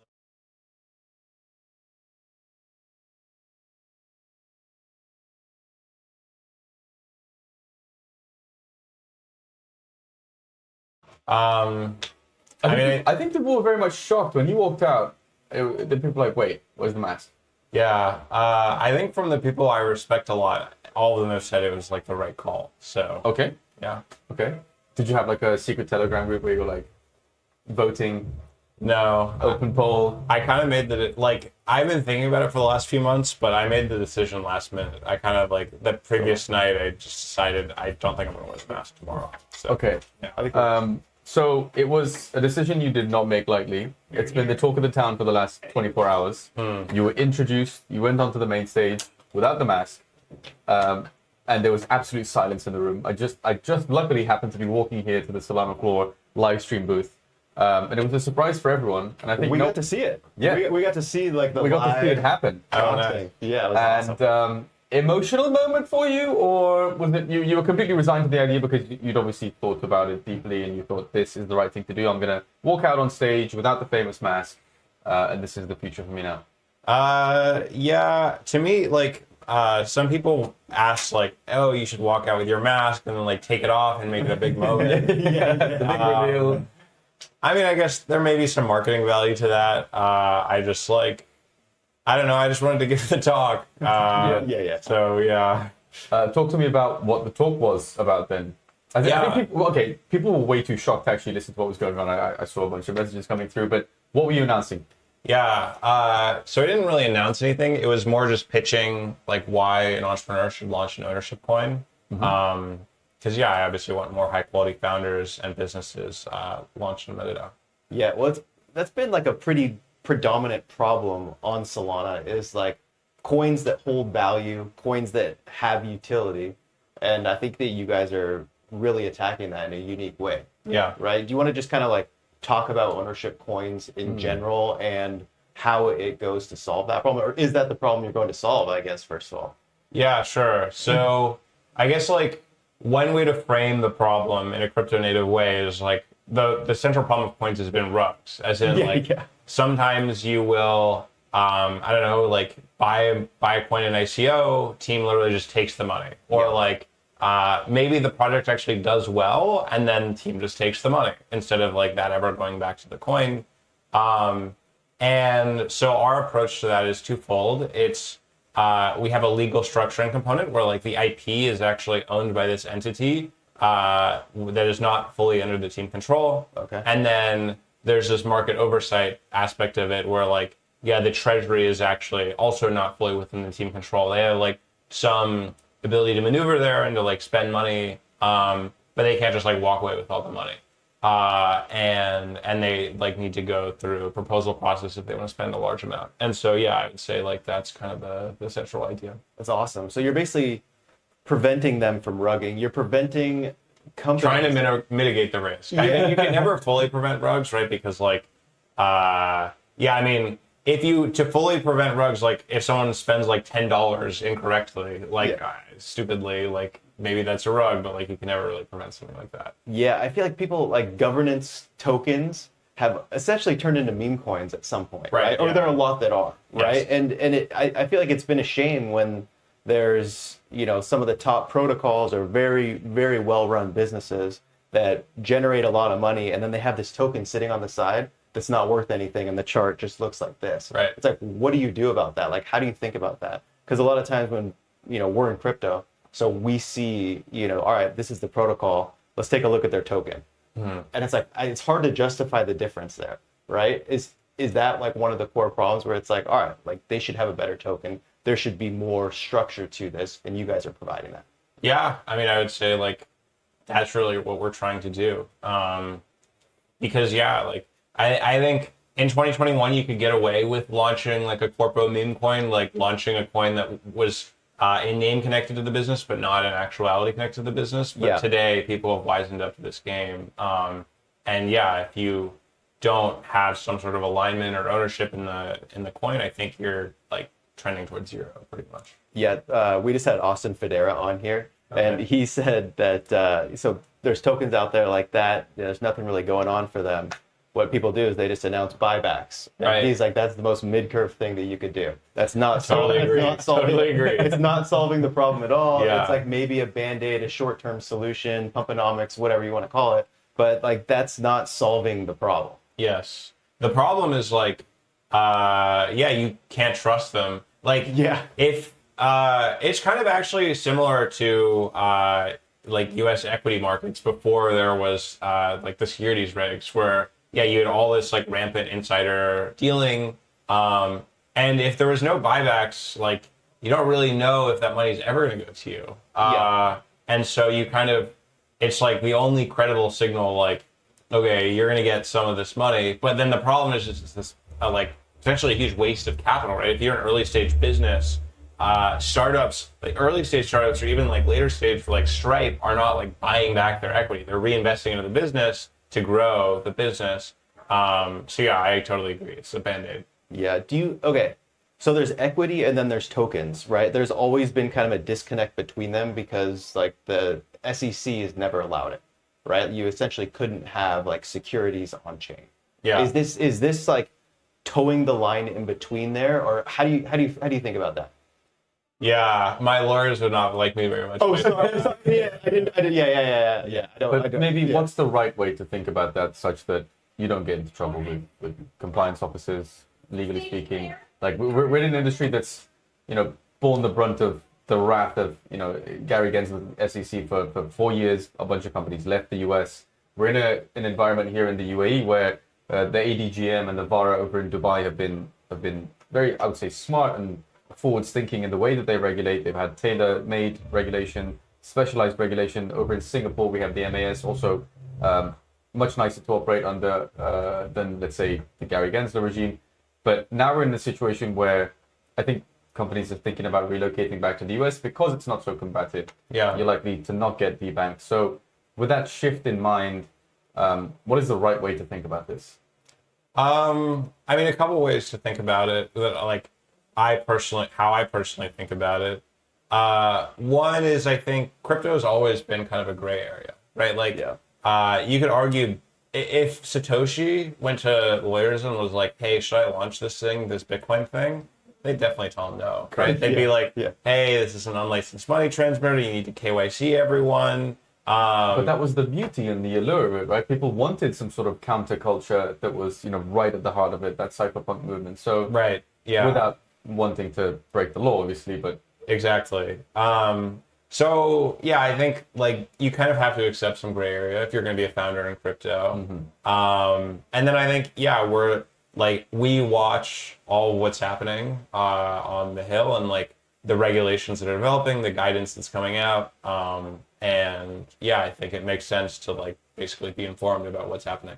Yeah, that's awesome. One thing that I want to bring up, so like ICOs in general, like have great product market fit in crypto. Right? Yeah, like we had ICO it's a great season. product actually. It really is, right? Like it's a benefit to a lot of people if it's done right, and the fact that it's coming back and that this is, you guys are providing a way to do it where people can't get rugged. I think it's fantastic. Like, mitigating the rug risk. yeah. I guess. Sorry.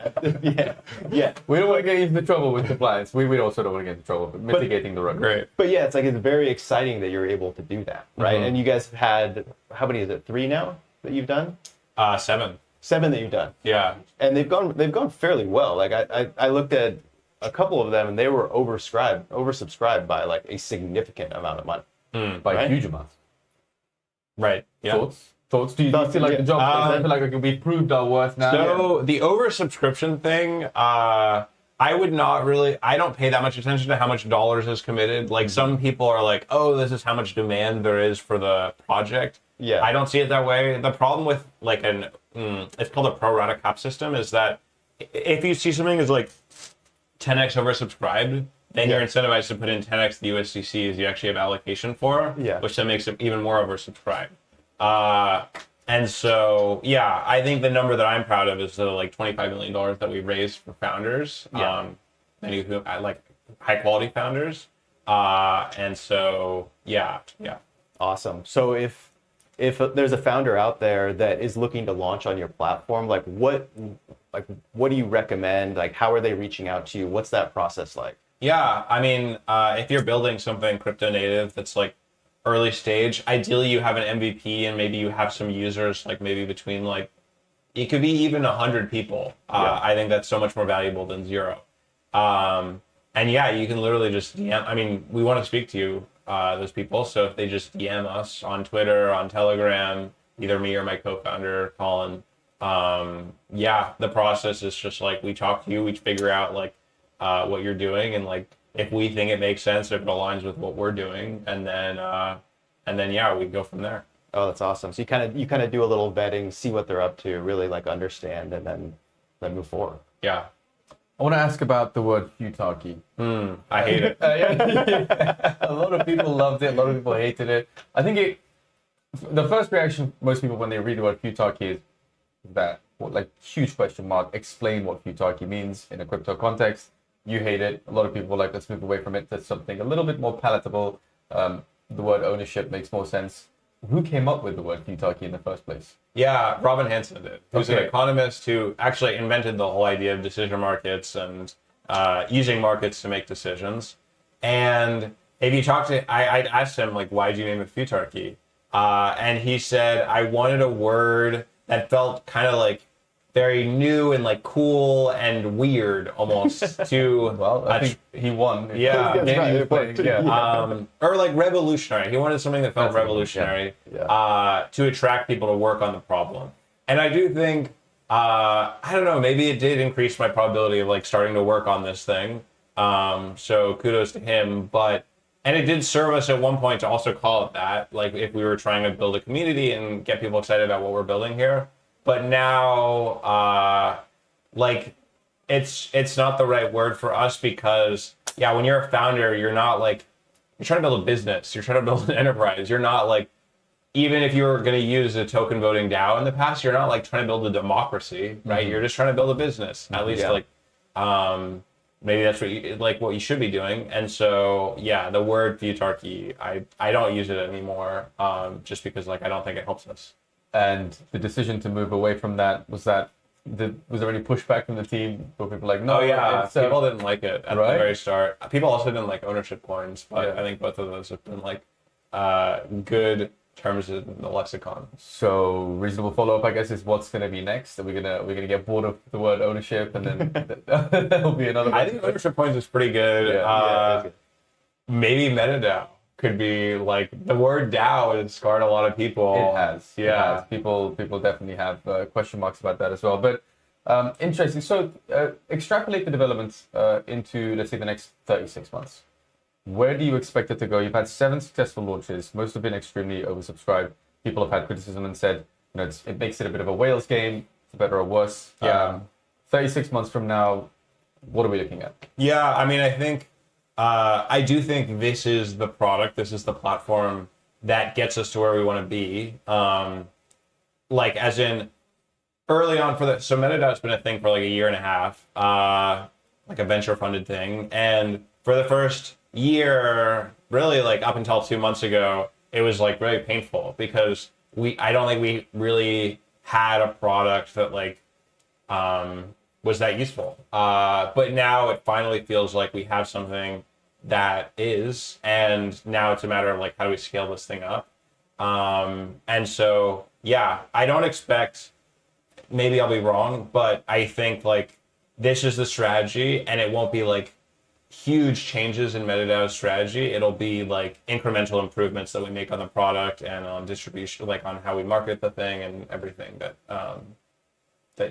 I see over the next 36 months. But you definitely don't see any like nuclear scenario where you have to sort of go back to the drawing board and re-prove and iterate on the usefulness of the core product. It's done now. We're here. This is the future. I mean, it's highly possible. Like everything is new, so it's hard to like really say definitively. Also, in crypto, it's like very easy to delude yourself that you have PMF when you actually don't. I guess the core of the question is about PMF and to what extent market conditions can change and sort of jeopardize the PMF that you have found, and how much staying power does PMF really have in crypto? Right. How do you think about these things long term? I think there's above a 50% chance that like a year or two from now, we're still working on this exact strategy and just like improving it. And that excites you because you're here now. You've found the PMF temporarily and full laser focus for the next 36 months. Yeah. Awesome. That's awesome. I think it's a unique solution to it too. I think it's good. What do you think about other protocols like merging into MetaDAO? Like, hey, like we've got this treasury here, we've got a token, like we don't know what to do with it. Like we launched it in 2021, it does nothing. We tried buybacks, it's not working. Like, can we come onto your platform? Is that something that you would ever entertain? Yeah, we'll entertain it. Yeah. I think historically we haven't had a lot of interest there, or like there is interest, but if you're a larger project, the risk reward is just like different in that you don't really need to do this, especially if you've been around since 2021 and like you as the founding team have like taken out enough money to retire, like versus an entrepreneur that comes to me and like needs to raise money, needs to grow his business with like a fire under his ass. So we definitely like will onboard you. I think historically, like some of these larger projects are relatively risk averse or like too risk averse to do something as like new as this. So, but yeah, I mean, I think over time, as we prove out the system more, it could make more sense. Yeah, and as I think about Solana, 2025 was a lot more on the institutional side, right? Onboarding a lot more of them, where at least we think and we hope that 2026, we're going to see a lot more apps, a lot more protocols being launched on Solana, right? A lot more builders that are actually building. So for you to really like find your stride in 2025 like you have, I think that this is like a setup that's really set to launch like really high. What are your thoughts on that? Is that kind of what you see 2026 being? Just like scaling the platform. Still scaling the platform and just having like a lot more builders building things. Yeah. It seems like the right time. Yeah, I mean, I'm excited. I think for sure. So you mentioned the year of institutional adoption. JP Morgan was on stage just a second ago. They've announced a bunch of stuff. We've had $1 trillion asset managers here. Franklin Templeton was sat right where you're sat right now yesterday. We had Mike Reed, turns out he's a bit of a degen, which is really cool. Sweep was launched, right? So State Street, $5.3 trillion asset manager. These numbers are absolutely astronomical when you think about the total value of crypto. How does that make you feel as a sort of crypto native? Should we be concerned, I suppose, that we're losing the ideological, ethos-driven reasons that all brought us here to build on chain? Or is it just, it's fine, they can exist on chain and we can exist on chain and nothing to see? Yeah, I'll give you the spicy take, which is like, it doesn't bother, like, I don't think about it really at all because they're not going to do anything. Or maybe they will, but it takes so long. I mean, yeah, people in crypto, like back in 2016, there were big investment banks being like, blockchain, not crypto. We're going to move all of our settlement on chain. And yeah, like blockchains are the future. And yeah, we saw like what R3 Corda, like IBM blockchain, all these enterprise blockchain stuff. Like none of it really went anywhere. Of course, we do see some interesting stuff on chain by institutions. I guess there's Biddle, like that BlackRock thing. Yeah. But these big institutions, just like they're so big, financial institutions move so slow. And then there's always the God, what is it called? The like.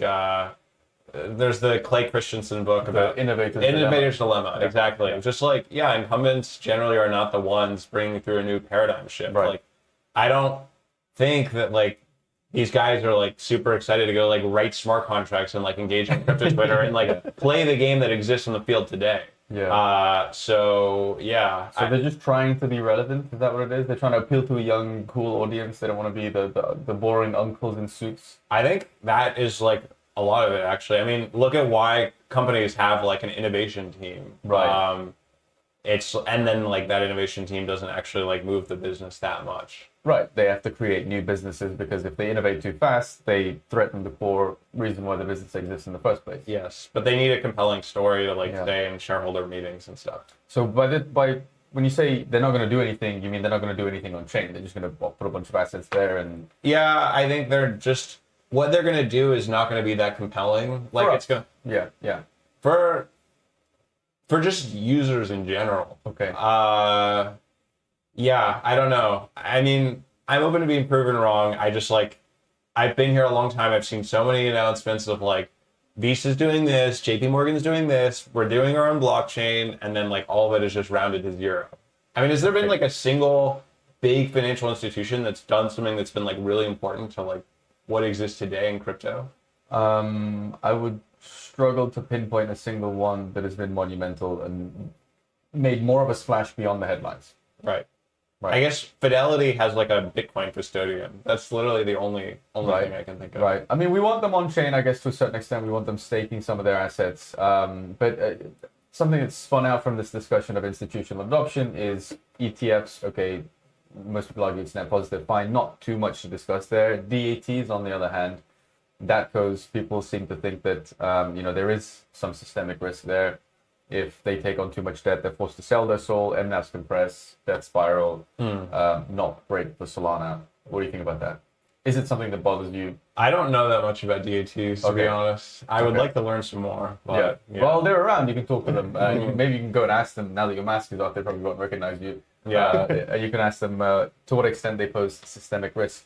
Now, we want to end on a super bullish note, but on a personal note, is the mask here? Did you even come with the mask? Yeah, I can. The mask is around? Yeah. Can we wear it later? Can I just pretend to be you? What's the plan? Yeah, what's the plan for the mask? I'll ask Colin where it is right now, my co-founder. But yeah, the mask is here. Yeah. Is it an emotional thing to think about it yet? No, it was always really kind of like a strategic thing. I mean, the only thing that sucks is like one nice thing about, there's a few nice things about being a non. There's like for example, I never had people come up to me. I could always introduce myself to other people. Yeah. So people I didn't want to talk to, like I didn't have to talk to. Yeah. Now that's not going to be the case. And I also didn't really have to worry as much about OPSEC, or like being a nod is nice for OPSEC, right? Like if you sit out on multi-sig or you have a bunch of money in like in a hot wallet, like I know someone who recently got like targeted, and like they stole his phone and got a quarter of his net worth out. But in Paris, I know a lot of. It was in Argentina. Okay, during Yeah. Oh, no way. My God. So that's something that we hope doesn't happen in London. So we've been telling people, don't walk around the streets with your phone in your hand and a bunch of crypto merch and your lanyards, and you're just don't be silly. It's Basic a metropolitan city. yeah. Crime exists.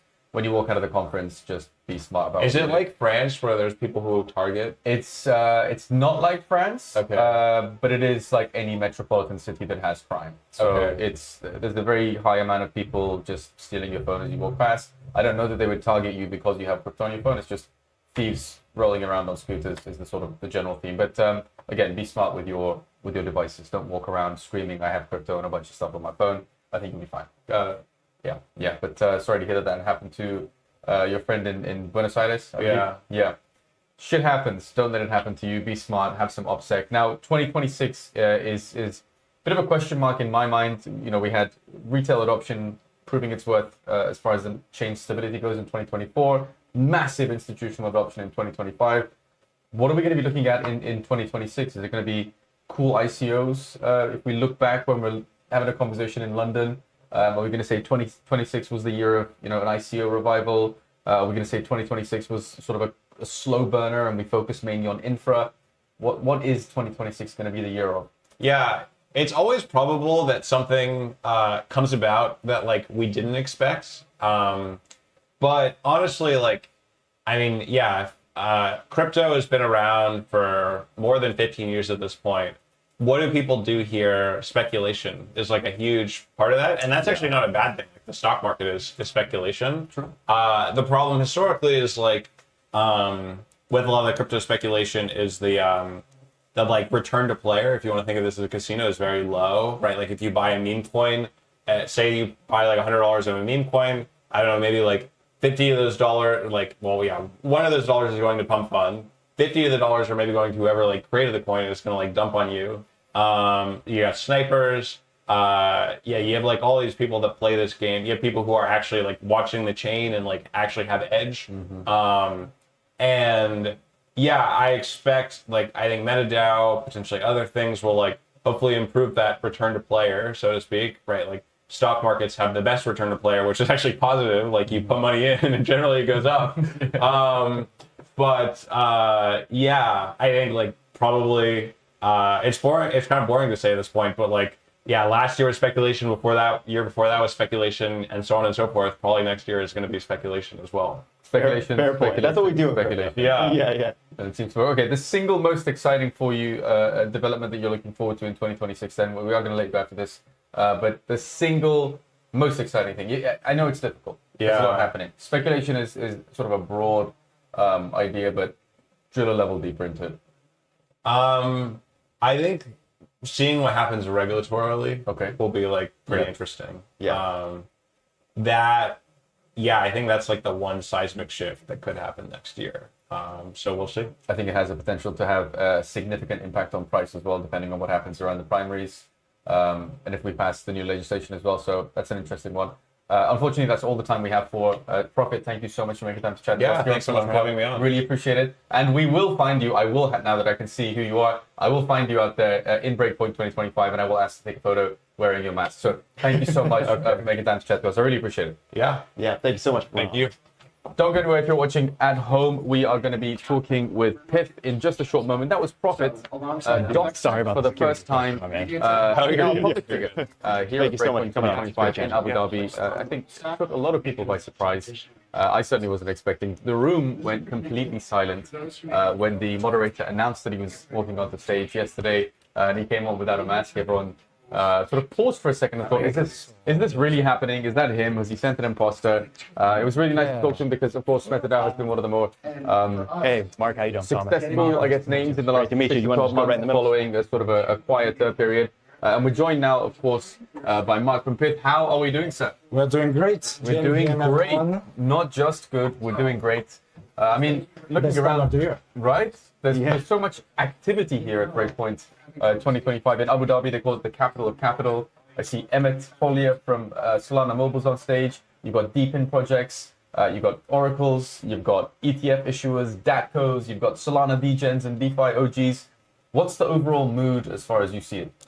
What I really like about Breakpoint is it's not just about developers and the team we work with or don't work with. And I'm just gonna say number. It's like 90% community. Yeah. You know? And it's just great to get out of your office or Basement. exactly. Yes. And just like talk to like regular people. And very much like we're always in crypto, like in our head too much. Yes. And just talking to, let's say, me prior to like be full time, it's just great, and we have to give it to the people. Absolutely. I mean, 2025 has been a huge year, and I think it all comes together at Breakpoint every year, and it's bigger every year as well. We have, I think, close to 7,000 attendees That's what I've been hearing. this year. So Yeah, quite a bit. number go up. Price, unfortunately, is not where we want it to be. But do you get the sense that we're still in a bull run? Are we, in terms of price, very optimistic, looking forward, or are we sort of looking at a little bit of chop? Do you think? What are we? I'm the worst investor ever. Okay. Arguably, I was doing better in crypto prior to be full time. Yeah. And I mean, I've been at Pace for 4 years, so it's been 4 years of underperformance for me. Okay. No, and it's hard to say. And It is so difficult. the one thing is, funnily enough, I think I passed by like another room, like the locked-in room, and there was infamous roll call, and I love the bananas. Yes. Oh, yeah. It's just the best. I don't know if it's a meme, but it's just the best frame. So supposedly 26 is the banana zone. Let's just hope it Fingers really crossed. We did ask Raul Powell about the banana zone. He was sat right here yesterday, the day before. Two days ago. First day. This is day 3, right? We had Raul Powell on the first day, and we said, Raul, everyone's talking about the banana zone. Where is the banana zone? He said, just be patient. So we hope that is the case indeed. I want to talk to you about some of the branding. I haven't had too much time. Yeah, so we were walking by the booths. What is going on? I saw a bunch of cauliflower, a bunch of broccoli. Are you guys bringing veggies on chain? Not yet. Not yet. We don't even have a price feed for cauliflower. Yeah. But one realization from this year was very much people don't care so much what's an oracle, whatever. So one thing, and in the presentation also the co-founder of the labs did was like stop talking about the text, and start talking about the why, and try to explain, present your your why in a way people get it, and without being salesy. Yeah. And what was great was exactly this. Like, what's the price of a cauliflower? Yeah. I don't eat too much veggies, so I actually don't know what the price is. Not medical advice. You should eat vegetables. Yeah. And it's very much like most of the people still don't know what's the price of a cauliflower. So it's put people like in their brain. It's not easy to price things. Yeah. In Oracle, we want to price things accurately, but pretty hard. And don't sell too much. Just get them involved. Yeah. And it was also a way to explain how things, like how the market works. Yeah. You have people that will price the same thing very differently. Yeah. How do you come to a true price? Yeah. So it's congrats to the marketing team, because initially we weren't very convinced on. No, we were loving it. We were laughing and we're like, hey, that actually makes a lot of sense. So we like that a lot. Also, we had George from Aurora on a little bit earlier, and he's tokenizing stocks. They're bringing that on chain. He's talking about, let's bring some other things on chain. He was talking about wheat. We were talking about eggs. Is that something where you guys have the pricing for that? Like, you guys are an Oracle, you have the pricing, and you guys work with a ton of blockchains. You do a ton of things, right? Is that something that you guys have? Is that something that you guys could do? Or how does that even work, I guess? So we don't have too much commodities. I mean, we have the biggest one, which are like oil, like even metals, etc. We don't have any vegetable or stuff. The one thing that, like, we could price it, Yeah. Because arguably, like, it's pretty big markets. And for example, there's one thing is like 4 years ago, everyone knows Ostium nowadays. I guess it's one of the big prop decks rise the year. 4 years ago, like they were actually building on Solana, the first version, and the founder was like, "I want to trade lean hogs." First, I had to check what lean hogs were. Yeah, I probably would too. And then, but the thing is, where I want to end is, many people or people want many things, but then like they still don't like they don't offer lean hogs 4 years. So it's like you want something, but overall the market is not there yet. Yeah. So- Especially the demand for it as well, right? Exactly. You can't just offer much things. But at some point you will do it. Like our tagline: price everything, everywhere, anytime. So we'll have it. It's just in the prioritization. I guess we'd rather have the whole like Russell 3000 than cauliflower price fix, because we'd have, I think, more customer for the Russell 3000 than cauliflower price fix. Right, so it's about demand, I suppose, to a certain extent when you're branching into a new area. Are you seeing a lot of demand with the rise of tokenized equities, tokenized stocks on Solana is obviously huge now. I think 95% of all tokenized stock trading is on Solana. Sometimes it goes up and down, obviously. But are you seeing a lot of demand in that area as well for more niche assets, pricing more niche assets? I mean, everything will trade on chain for sure, and equities will be on chain. And I mean, so far they're on Solana. At some point, I was kind of very bearish on it because the first release were so sad. Okay. Like there was no trading.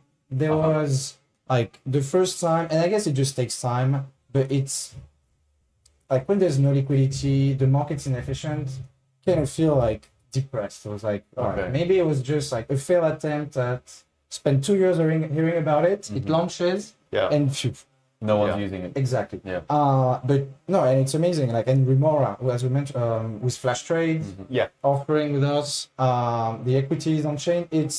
I think it just takes time. We need to keep going at it, and I think the most important is I think we should drop the word tokenization. Okay. We should just say equities on chain. Right. Like, On-chain stock. don't fair. overcomplicate things. Yeah. And people will be like, "Oh, tokenized. Like, what's the catch?" So, I mean, don't introduce catch, but it's like make it more simple. Very Make it good. more simple. Okay. So let's say we move over some of these communications hurdles that we have. Tokenized RWAs, obviously it's a problem. If you talk to people that aren't crypto native, it's a mouthful. It raises question marks. If you talk to people that come from traditional finance, RWA means risk-weighted asset. So then they also don't like it. I think actually nobody really likes it, right? As a communications thing. But let's say we move past that. We talk about on-chain stocks, on-chain equities. In the communications that you have with people about demand, what is the most niche asset that people have come to you and said, I in the next sort of 6 to 12 months, I would like a pricing feed for these types of assets? It's a good one. It's a good one, huh? I mean, People want to know what is going to be the next thing coming on chain. So I'm trying to tease some alpha out of you here. I was in Dubai last week for Binance Blockchain Week, and everyone talks like real estate. Okay. And I mean, they've always been talking about it. It's still pretty much zero on chain because it's very liquid. But I think more and more we're going to end up with assets that have been forever illiquid becoming liquid. So, I mean, it's not sexy if I say real estate. But people are coming to you and saying, when are we going to get to the point where there's enough liquidity, enough market activity? I get the impression that you care a lot about market efficiency. Yes, or actually, I think more and more I get, can I get price feed for attention? Can you quantify attention on this topic? Okay. How would you even go about doing that? It's, I mean, everyone will kind of have to come up with their own algo pricing of, for example, is like, let's just take Trump, it's very attention driven.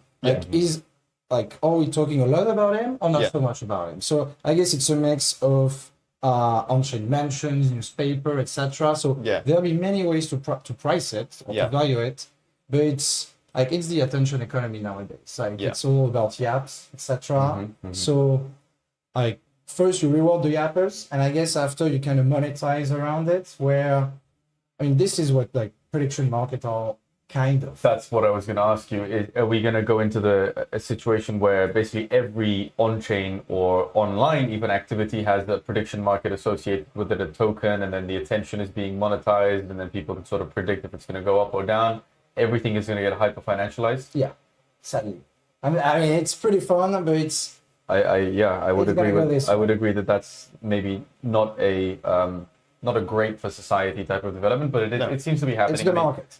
It's the market, and the market decides, right? So, prediction markets have been a huge narrative in 2025, and sort of after the last U.S. election, really started to gain attention, and people argued, obviously wrongly, incorrectly, that only around these very large attention demanding events like the election of Donald Trump for the second time would we see spikes in volume on prediction markets. That turned out to be an incorrect thesis. How do you generally think about prediction markets? Kalshi recently raised at an $11 billion valuation, I think.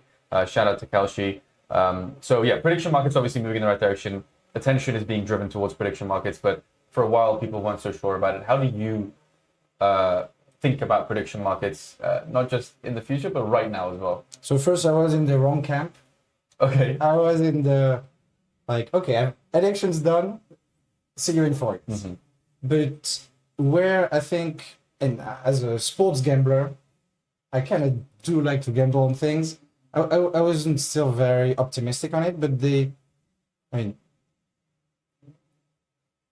I don't want to say it's gambling, but it feels like it's, and people love to gamble.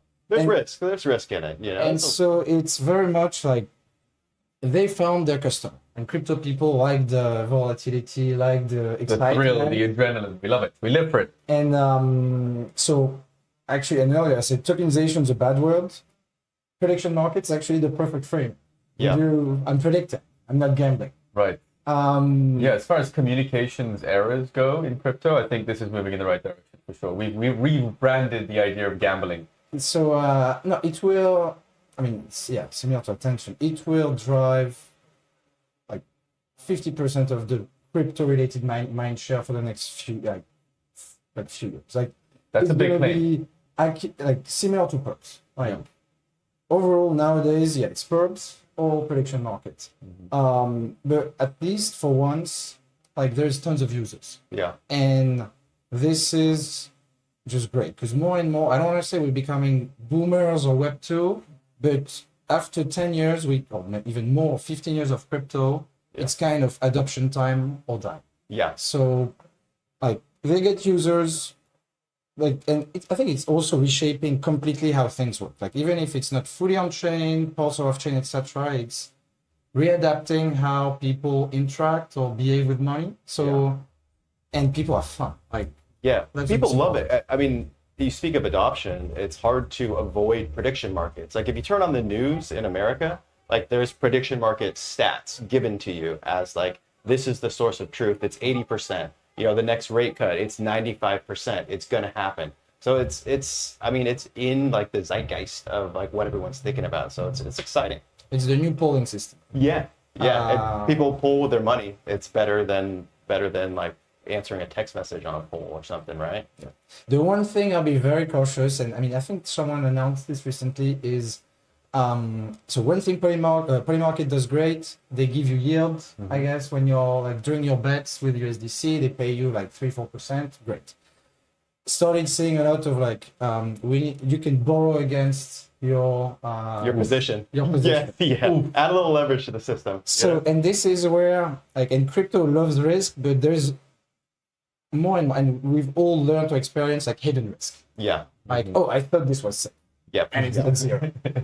Especially around stable coins or whatever. And so this is where I'm kind of concerned. Okay. As in, like, do I want to lend my money against some Polymarket position that, because anyway, one thing goes to zero, when another thing goes to one. Yeah. So it's going to be very kind of risky, and I'm always afraid of like repackaging, hiding stuff, and which in the end will do bad rep for crypto again. Yeah, absolutely. I think obfuscated risk. I mean, if you go back to 2007, 2008, risk hidden inside less risky sort of packaged CFDs and such was the reason why the global financial system collapsed. Everyone was left holding a $700 trillion of debt, ridiculous numbers. And then we had the Bitcoin white paper. So do we want to repeat the same mistakes of that system? Probably not. Even though it's on a much, much smaller scale and people aren't going to lose their mortgages, you're probably going to lose the shirt off the back of your, it's not great. I fully agree with you. And this sort of makes me think about 1010, this huge deleveraging that we had. Thomas covered it recently. We saw $19 billion of liquidations. Definitely not a great time to be in crypto. Do you think strongly about these events when we think about pricing or we think about accuracy in DeFi versus CeFi? We saw the depegging of Athena's stablecoin, I believe, temporarily. Maybe it wasn't a depeg technically, but the price wasn't where it was supposed to be at. So a lot of people got wrecked. Do you think a lot about these things? I mean, I constantly stress about these things because we need to price this accurately. And actually, USD is a perfect example of it went to like 60 cents on Binance, let's say, or 66, whatever. Yeah. On chain, some pools remain at 1, some at 90 cents. Yeah. And it's like, what's the true price? You don't know. So well, as a retail participant, simply don't know. Is it an average? Like, do you just do the mean? Like, how do you do? I think the paid price feeds, I think we were very good about it. I think we priced it at the lowest around 96 cents, which, like, you see a bunch of volume on chain. We don't do so much, or the publishers don't do like volume weighted. They price like what is the true price. Mm-hmm. I think it was fairly priced. So yeah, I mean, constantly think about this, like whether up or down event, because markets are still pretty inefficient in crypto. Mm-hmm. Like it's not as bad as 5 years ago. It keeps getting better. Yeah. But like there's always like liquidity moving around. One day venue A is the most liquid, next day it's venue B. So it's very hard to like price correctly, accurately, right, like and automatically. Like US stocks, NYSE, like it's not someone's gonna withdraw an LP and like tomorrow it trades, it barely trades. Yeah. So like it's very hard, but after it's very much we take the stress, and our publishers take the stress to price things so that end users and most of Solana DeFi don't have to stress about it. But still, if you build with an Oracle, you should stress about it.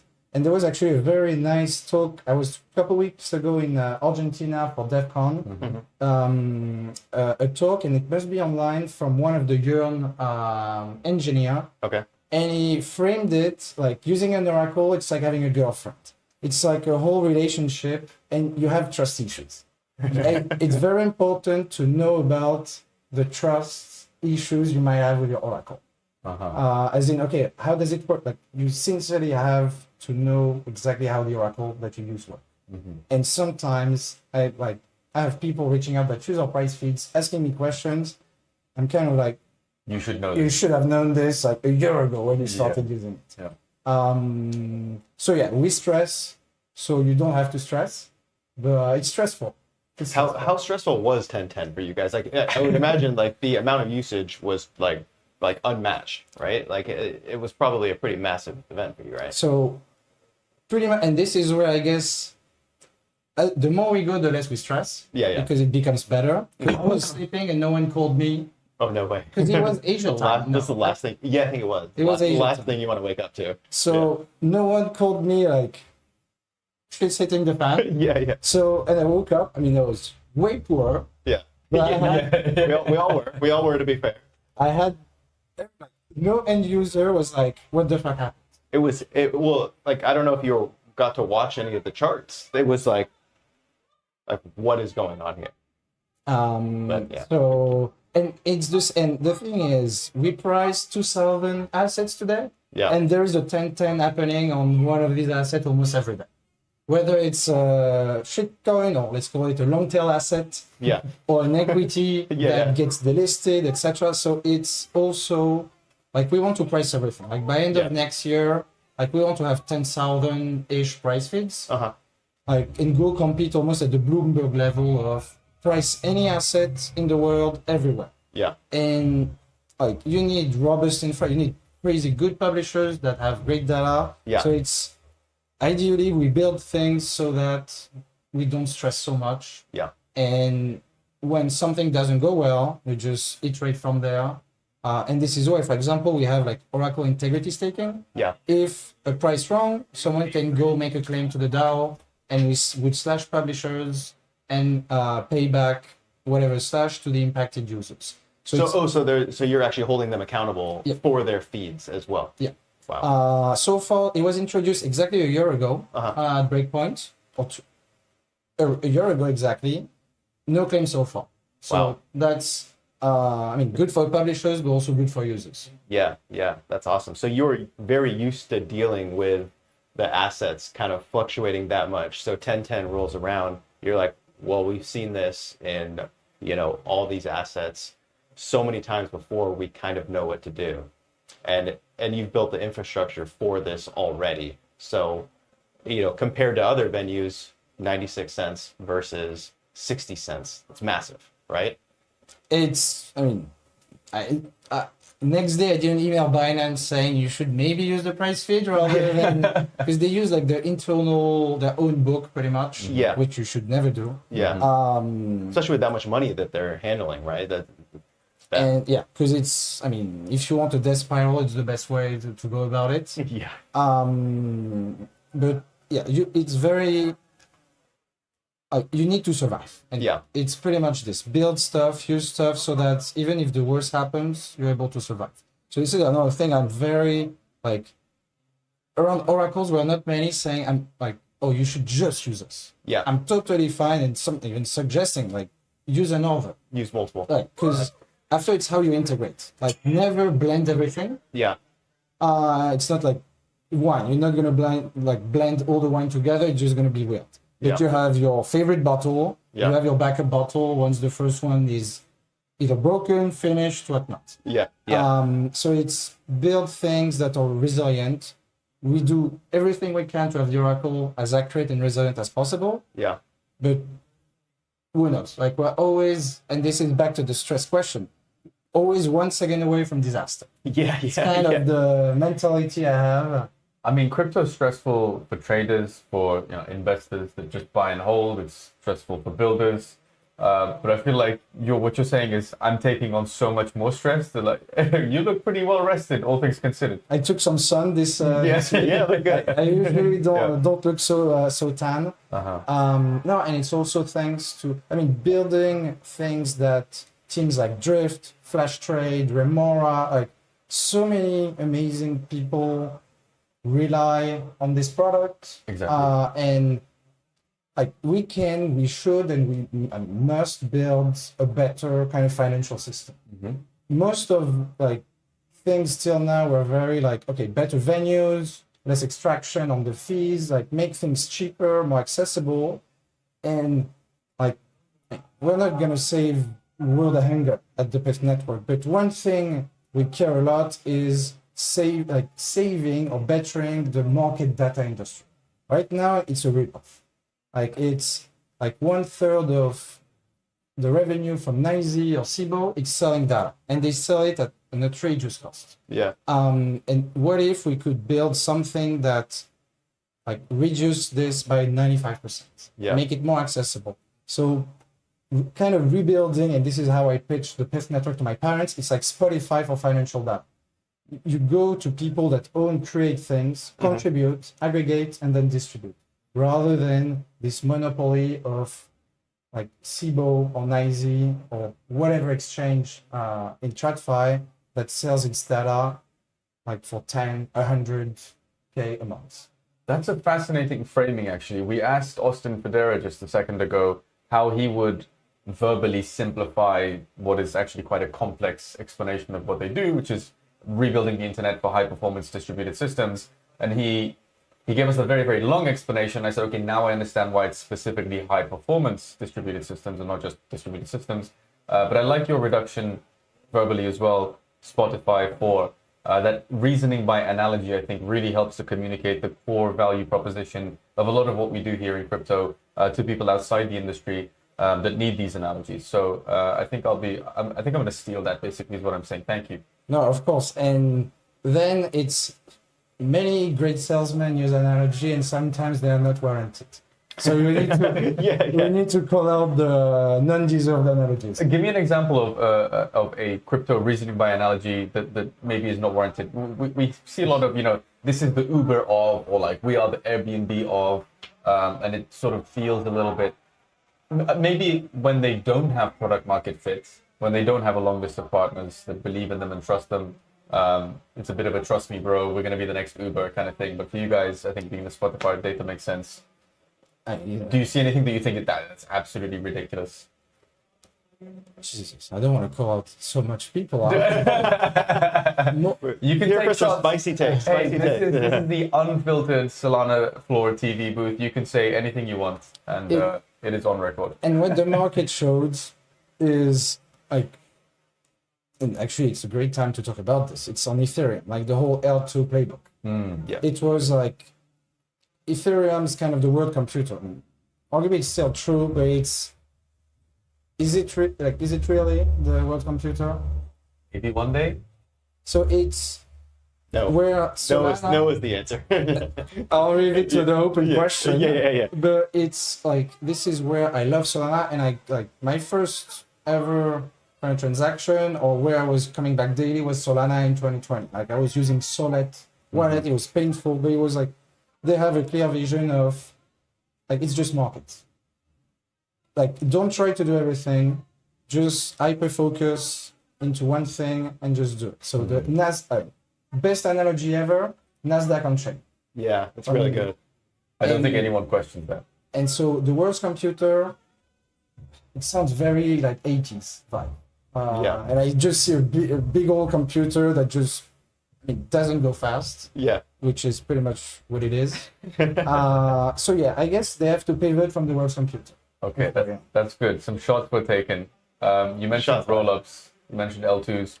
I mean, for better or worse, I think in the last 12 months, we've had this resurgence of this idea around roll-ups. And okay, IBRL is, a great acronym, and that is what we are all working towards. How do you think about roll-ups generally in 2025 and 2026? Are they more for niche use cases that they're going to be relevant, or as a monolithic chain, surely we don't really need to pay too much attention to roll-ups on Solana? Those are the sort of two camps that people argue. Where do you think about it? In the end, no one cares. Like and look at what's the most successful apps today on outside of Solana on non-monolithic chain. It's kind of Hyperliquid. Yep. Like, as anyone told you, I don't think anyone, you do a poll, like, how do they call the chain below or behind Hyperliquid DEX? No one knows. No one knows unless you're maxi of it. So, Lighter. Lighter is also, it's akin to Magic Block, kind of in the design.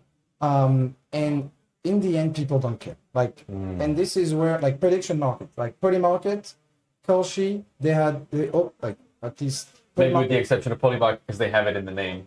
And then they think about it. They accept crypto. It was never a non-chain product. Never. So it's very, like, we need to be, and this is where Solana shines. It's like PMF, like, find user, bring value. People don't care so much about the tech. We should care about the tech, but we over-index this is great because of that, etc. So yeah, L2s, with all the funding they got, they should have just funded more, like the optimization of the R1 itself. Yeah. This is where Solana doesn't, like, 2 clients now, even 3, that, all right, now we have multi-redundancy on the client side, so technically no more downtime, and I hope I don't bring on the jinx here. But next is, like, Solana needs to go 10x faster. Yeah. Like, it's been 3, 4, 5 years of 400 milliseconds. Yeah. In, like, internet capital markets, we're going to need, like, things that go so fast, like speed of light. Yeah. So now that the redundancy is on, like, I want to see by end of next year Solana going 10x faster. Yeah, we do too. And I think actually everybody does, right? Like, we were going to have Flash Trade on, and they're actually doing a roll-up with magic blocks, right? Other people are having other solutions where they can actually trade faster. Because if you want to do perps, you need faster execution, right? There's a few more things that you need to actually, get to the level that people are comfortable trading, especially, in a lot higher dollar values. So what do you think about speed? Like, is that something that is going to be harder to actually, provide like an accurate price at those speeds? Or is that something where you're like, hey, we can do this already, Solana just needs to catch up? Or how do you think? It's always like it's always easier to, no, it's not easier. You need to go the fastest possible at any single point of time. Yeah. And because you can always slow things down for other people. Yeah. You can't accelerate stuff. Yeah. Yeah. Like you're already at your limit. And so, for example, with like a pit laser product that's like on your Oracle from like a year ago, that overall goes up to what we call real time. And real time means any price movement can be picked. And this can mean sub 1 millisecond. Sub one. But actually, this is one thing also many people get wrong is for a bunch of time, the price doesn't move for like 20 milliseconds or 30 milliseconds. So it's be able to price things at 1 millisecond so that, all right, Solana, we can throttle it down 400x. Yeah. It's fine.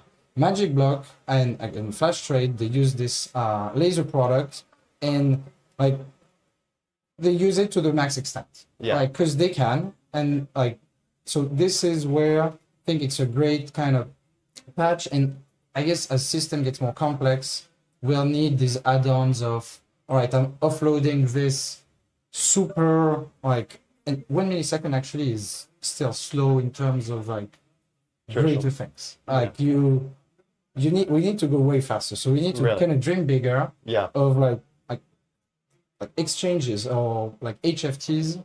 You tell them 1 millisecond, they're like, oh, okay, that's bare minimum. Yeah. So we need to kind of learn a lot on performance from TradFi still. Yeah.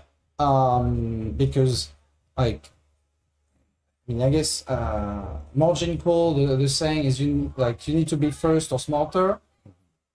In HFT, it's like you don't need to be smarter. You can just be faster. Yeah. And it's unparalleled advantage to be faster. And so need to IBRL, but like 100x. Yeah. And I feel like we are getting there slowly but surely, one step after another. People like Austin Fedora, Fire Dancer, Alpenglow, all of these things. I feel like they're taking us in that direction. But I want to leave on a very, very bullish note. Okay. There's a huge discrepancy, I think, between, first of all, how TradFi thinks about the next 12 months in terms of price action. They can weather the storm. You go on crypto Twitter, people are a little bit like, well, price isn't moving in the right direction. I'm sad, extreme fear on the fear and greed index. And then you come here, it's a whole different bubble. You got the TradFi people and the degens, and everyone's happy and optimistic. So I guess a double-parted question. First of all, are we still in a bull run? Does it matter? And secondly, what do you think is the most exciting thing we're looking at in the next 12 months, sometime in 2026, that will revive that extremely bullish optimism on places like crypto Twitter, where we all get together and shout at each other for 24 hours a day? Or in a bull market, I have no clue, I hope. But one thing that's actually crazy, and as you were asking me a question, I was thinking, I've been here for a few days, met a handful of people, not a single guy talked price to me. Yes. No one. So, maybe we just all cope about it and we don't want to talk about it. But it's crazy how, we're going to leave the meme in it for the tech. Mm-hmm. But here feels like, but Twitter is not real life also. This is the very thing that I had trouble with initially. Mm-hmm. Twitter is not real life. Don't believe everything you see, especially with all this AI stuff. Don't believe everything you read on the timeline. So bull run, I don't know. I hope. I'm a Raul fan. So Banana Zone. Banana is coming. The banana is coming. But what excites you the most about the next 12 months? Surely, as somebody who's quote unquote in it for the tech, which is what we all should be, what are we looking forward to? People using crypto products, blockchain-based product, and they don't know.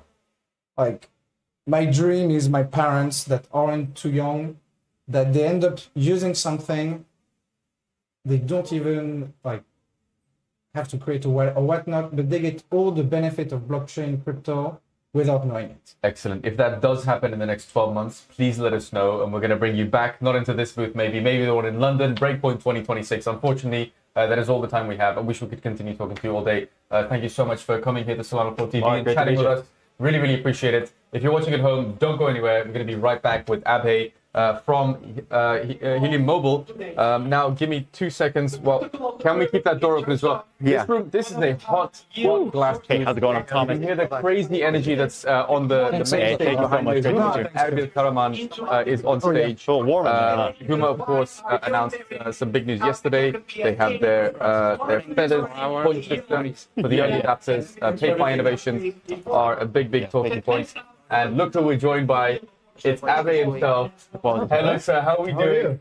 We're good. Of course. Thank you for making time to, take a little bit of a moment out of your busy schedule and chatting with us here at SolanaFloor TV. This third day. What space? It's a wild space. Not bad, right? This is prime. We try and sort of stay on top of what's going on these days, but it's almost impossible. People have a 5-minute slot, and there's like 100 slots, and we can hear the madness, we can feel the energy, but we don't really know. A lot of madness right now.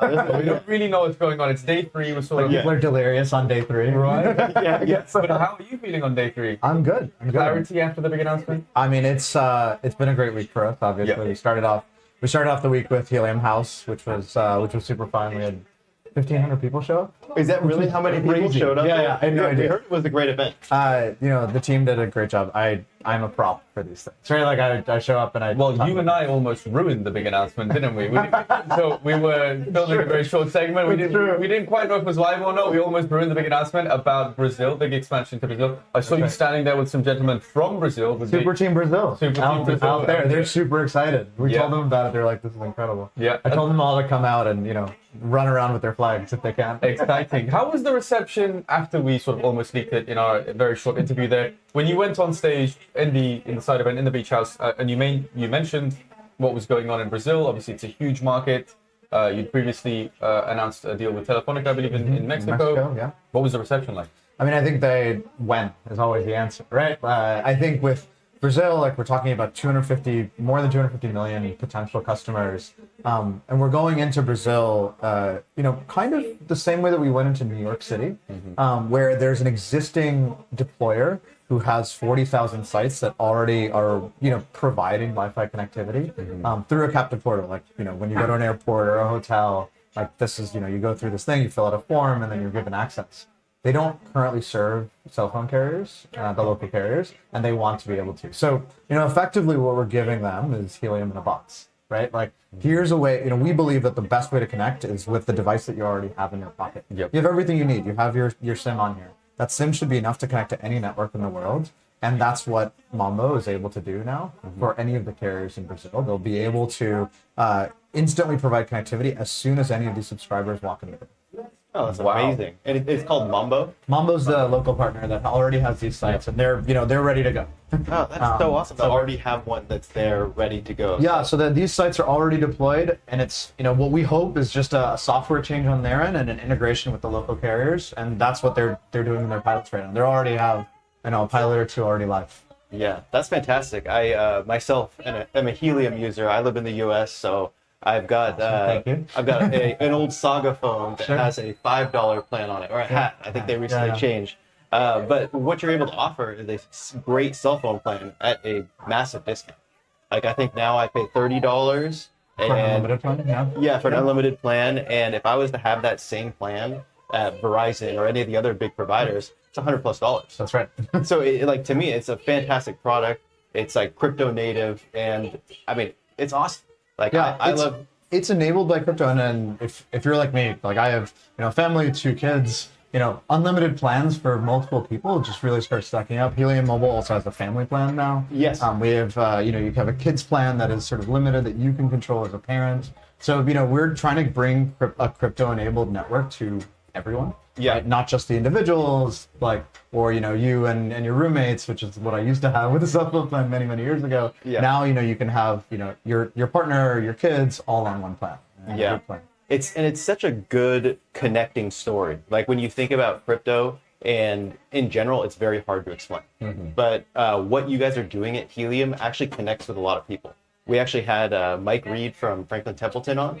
I don't know if you've met him. I've met but, Mike, yeah. But he said like he talks to a lot of people in TradFi, a lot of people that are new to crypto, and you guys are the company that he uses as the example. So I have a funny story about Mike. I met Mike randomly in Austin once. Okay. And he's like, "Oh, what do you do?" And I was like, "I work on Helium." He's like, "You are my example." When I tried to explain to somebody, it's like it was one of those like sort of serendipitous things where we just randomly found each other. I think he briefly mentioned this, and actually he told us maybe the full picture, which is that he cut in front of you in line. He kind of bumped you or something. Yep. Yeah. No, there was not. I was trying to be nice about it. He said he bought you a beer after. Yeah. He did actually. Yeah, he did actually buy me a beer right after. That's a good feeling. I mean, Franklin Templeton, $1.6 trillion, in assets, and he's bumping into you. He's using you as a store. It's awesome. I mean, what we're seeing 2 million people connect to the network every single day. Yeah. These are average people that need cell phones connectivity. Yeah. These are not people like seeking out a crypto product. They're just seeking out a better connectivity. Yeah. Yeah. It's awesome. So I just want to touch on that because you mentioned people seeking. You obviously live in the US. That was, I guess, the first market that you really found product market fit in. Mexico, huge market. Spanish-speaking country. Now Brazil, Portuguese-speaking country, also a huge market. These are very different markets, actually, right? For us Europeans, it's all sort of on that side of the world. But actually, it's very, very different. Vastly different markets, vastly different user bases, different languages. Is your plan for the next sort of 12 months to focus in your own backyard, if you will, focus on South America, and then maybe move elsewhere in the world? Or are you focusing more on prioritizing particular countries by size? What's your sort of plan of attack? Well, unfortunately or fortunately, everything's on the blockchain. So you can go to world.helium.com and see where people are deploying hotspots and take some guesses at where we're looking. Like you can see hotspots in parts of Europe, in parts of Asia, South America, North America, of course. And in a lot of these places, it's about finding a local carrier partner that is interested in sort of expanding access for their customers. We haven't yet decided on this and whether or not we'll take the Helium mobile brand elsewhere outside of the US. But certainly, like when in Mexico, we found Telefónica's Movistar entity there. In Brazil, we actually found a deployer side to enter that. And so it's a slightly different strategy in each of these places. And what we're doing here is we're trying to understand what it's like to launch in these places. Okay. The thing about cell phone connectivity, like banking, like food, like every one of these things, like the local culture matters a lot. Right. Even here in the UAE, the local culture matters a lot. What is it like to do business here? We are learning as we go to each one of these countries and trying to understand how is it that we can provide the best and most useful service to them. Like ultimately, crypto shouldn't be about like, here's this like new thing that you have to learn. It's here's a thing that you already have that can be better. Right. Yeah, right. And that's the approach that we've taken, and like understanding that local context is what we're doing.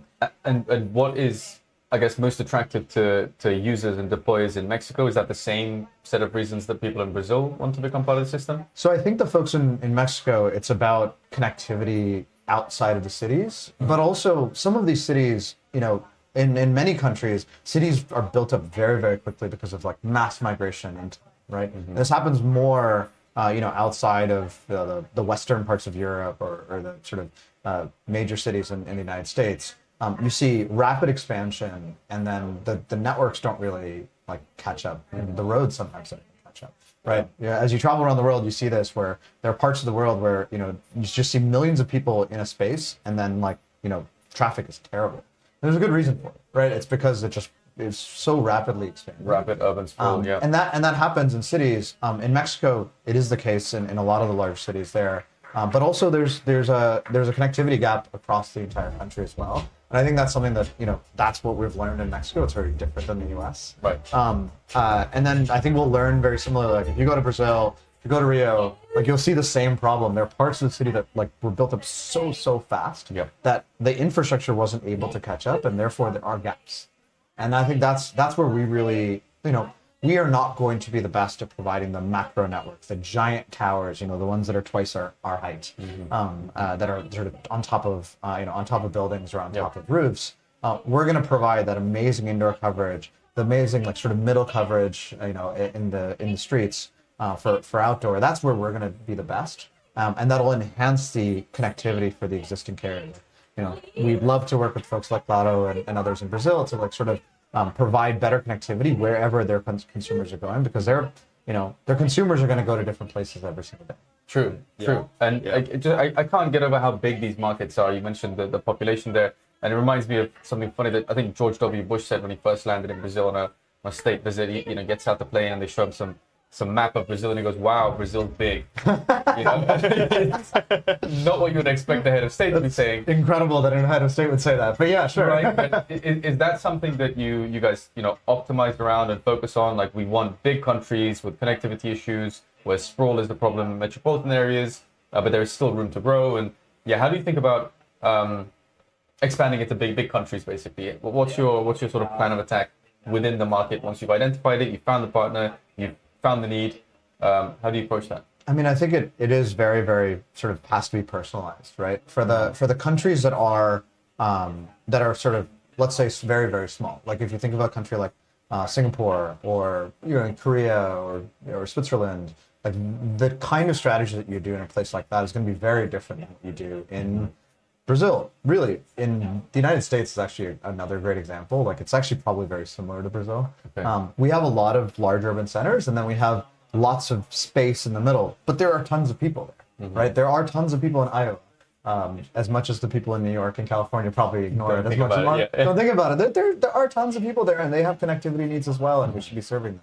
Yep. Right. And so, the strategy is the sort of hybrid strategy. Like, let's build up the space in the cities that need it. Let's build up the indoor coverage everywhere. Right. We should allow any venue operator, if you're in Des Moines or in San Francisco, to be able to convert their indoor coverage that they already have into helium hotspots and provide connectivity to every single carrier that every single subscriber of any carrier that walks in the door. That's really interesting, because when we think about deepen, I think, and this is sort of something that's come apparent through our conversations with people like Emmett, who was on stage just a second ago. Scale is obviously an issue. The physical element of building deepen is obviously an issue. And Emmett was explaining that, you can build the hardware, you can build the software, but then getting it into the hands of people all around the world in different jurisdictions with different legal requirements, different costs, is actually, it turns out it's really difficult. Yep. Hardware is hard. Turns out. Right. So he was explaining that we're going to be talking with Hivemapper lately, who I assume have faced similar issues with, for sure, getting physical hardware into the hands of people all over the world. And to what extent do you think about that as a problem that you've successfully circumvented versus scale as something that's being necessary, almost a prerequisite for profitably operating a deepen project? How do you think about these issues? I mean, I think ultimately it's hard to build something new, especially in the hardware space, without knowing that it's going to succeed on this, right? Because the scale of operations, I've talked to Emmett about this in the past, we actually built a mapping device, and the mapping device was effectively a phone. It just didn't have a screen, because it had all the features of a phone. It had an LTE radio, it had a Wi-Fi chip, it had a LoRaWAN chip, it had the GPS chip in there. Essentially, from a hardware perspective, it was a phone, except for a screen. That's it. And the screens are actually the simplest parts of these things. Right. Turns out. Right. Because someone else has already made them. Because you just kind of slap a screen on top of the entire sort of insides of the things, right? So because you need a battery, you need all these bits, and you need to do designs for the antennas to make sure that they don't all conflict with each other. These are all problems that you have to solve when you're building hardware. And of course, the end user doesn't see any of that. And the end user, why have I not got my thing yet? The end user shouldn't see any of that. And that's really the feature. And I think one of the things that we've realized, especially this year when we launched Helium Plus, it was a way to allow people that already have Wi-Fi deployments that are professionally installed to be able to convert them. That is a way for us to grow much, equally, alongside the sort of what we call greenfield, whether buy a Helium branded hotspot, deploy it in a site that doesn't actually have any coverage yet. Right. These two things together will allow us to scale. And one of the things that I've talked to Ariel about at Hivemapper, how do you consider enabling other people to build the hardware or use existing dashcam hardware? For us, it was using existing Wi-Fi APs, right? It's a hack, but it's a hack that works, right? Because it allows you to have just dramatically increased distribution, and that's what networks like ours need, that massive distribution for it to be operating useful. profitably or for utility. For utility, that's what, one of the coolest things that we've seen, in New York City, for example, is that Helium Mobile. The reason why the business is interesting and more interesting than other mobile virtual network operators like Mint or Booster or things like that, it's interesting because we're not just using the existing telco carriers, but we're also using our native Helium coverage. Right. Yeah. And we're seeing that hybrid approach, and we're seeing and we find that this is pretty impressive that we're seeing 30% of usage on our native network versus the traditional carrier networks. And that allows us to offer the $30 a month service unlimited. That's what enables it. And that's what we should be doing more. And we should see more of this. And over the next year, we're going to be this is going to be our focus in the United States is how do we get from 0 to 30% in more cities, and then how do we get New York from 30 to let's say 50%. Okay, so you're still focusing on growth at home and the home market. Absolutely. I guess we can call it the home market. Yeah, our number one our first market is still our market that we're going to spend a ton of time. Yeah, for sure. It's an awesome goal too to help provide cell coverage where there isn't any, right? There's so many dead zones around where if you're able to actually do that on a small scale, locally, that's just a fantastic product, right? You're just helping people out. And then on top of that, you can offer them, much better plans, at least in the US for now, right? I mean, the hack, the hack that we've all sort of accepted is you go to the coffee shop and you ask for the Wi-Fi password. It's a terrible hack, right? It really is. I should just walk into the coffee shop and my phone should just connect. And that's one of that's a really cool feature. How do you even do that? I mean, the technology has been around for a while, turns out. It just hasn't been put together in that particular sort of configuration. Is that to do with intermediaries and people wanting to paywall stuff? And it's that. It's the fact that we eSIMs haven't really been sort of prevalent on all of our phones until relatively recently. The technology Passpoint, which is what we use to sort of enable this. That has not been on a lot of hardware until relatively recently. It's been around for a while. The protocol's been around for a very long time. But we are at a really good time right now where all we have to do is go work with, your sort of carrier and say, hey, we want to authenticate your users. Yeah. We want to allow your users to just automatically connect to our network. Yeah. And and if you're interested, you can pay us for that. Yeah. Right? That's valuable to your customers because you're providing connectivity wherever you are indoors. Yeah. And for the carriers, they don't have to go to every one of these venues or every one of these coffee shops or malls and sort of do a one-off deal with them anymore. Right? Yeah. They can just do a essentially one-off deal with the Helium network. Yeah. That's so awesome. I mean, 2 million, big number. We can get better. I mean, there are 400 million cell phone subscribers in the United States, and that's where we want to get to. Yeah, why wouldn't they choose Helium? In my mind, it's once you get past that hump, it's such a better option. I think at this point, I think we're just limited by the scale of the network itself. There are only 120,000 hotspots. Yeah. Some of those hotspots are, an entire airport, and some of them are just a single device in a coffee shop. Yeah. But as we continue to grow hotspot deployments, that 2 million number will also continue to grow. Yeah. I see it as it just keeps going up, and it is just a brilliant example of what DeepIn can do and what crypto can do. I mean, when I think of DeepIn, I think of Helium.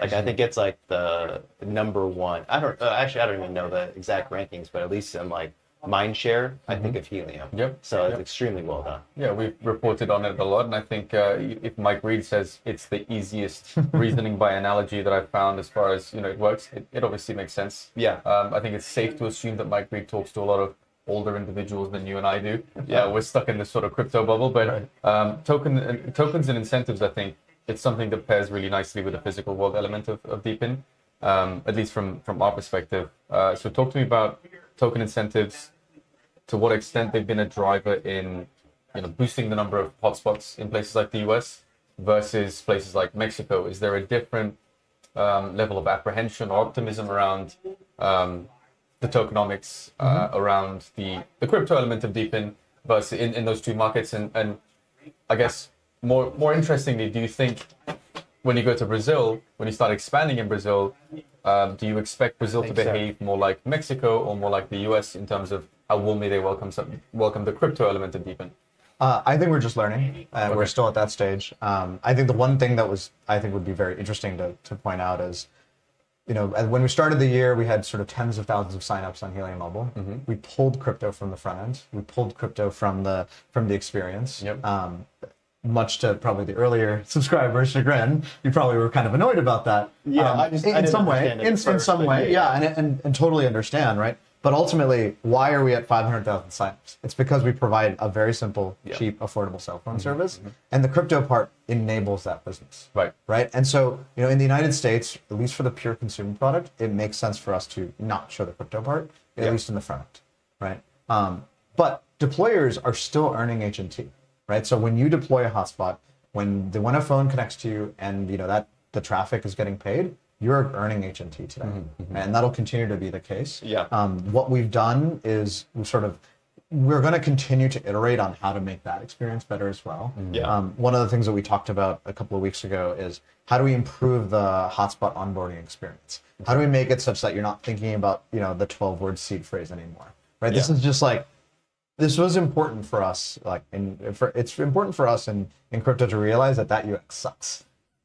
It's not accessible to most people. You have to take the complexity out of a lot of what you're doing. And that's what we're seeing. And I feel like that's where Solana has always excelled, is like offering something that's easier to use, but it needs to go that much further, right? And constantly iterating as well. I mean, you talk about experience. I'm going to struggle to open the box. I think it's the worst part of the experience, but it is the new SolanaFloor hardware wallet. Anyway, it's not going to come out of the shield. It's a debit card. But it's a card, right? It's an EMV card. It's a very well-known interface, right? Like everyone has like 2 or 3 of them in their pocket.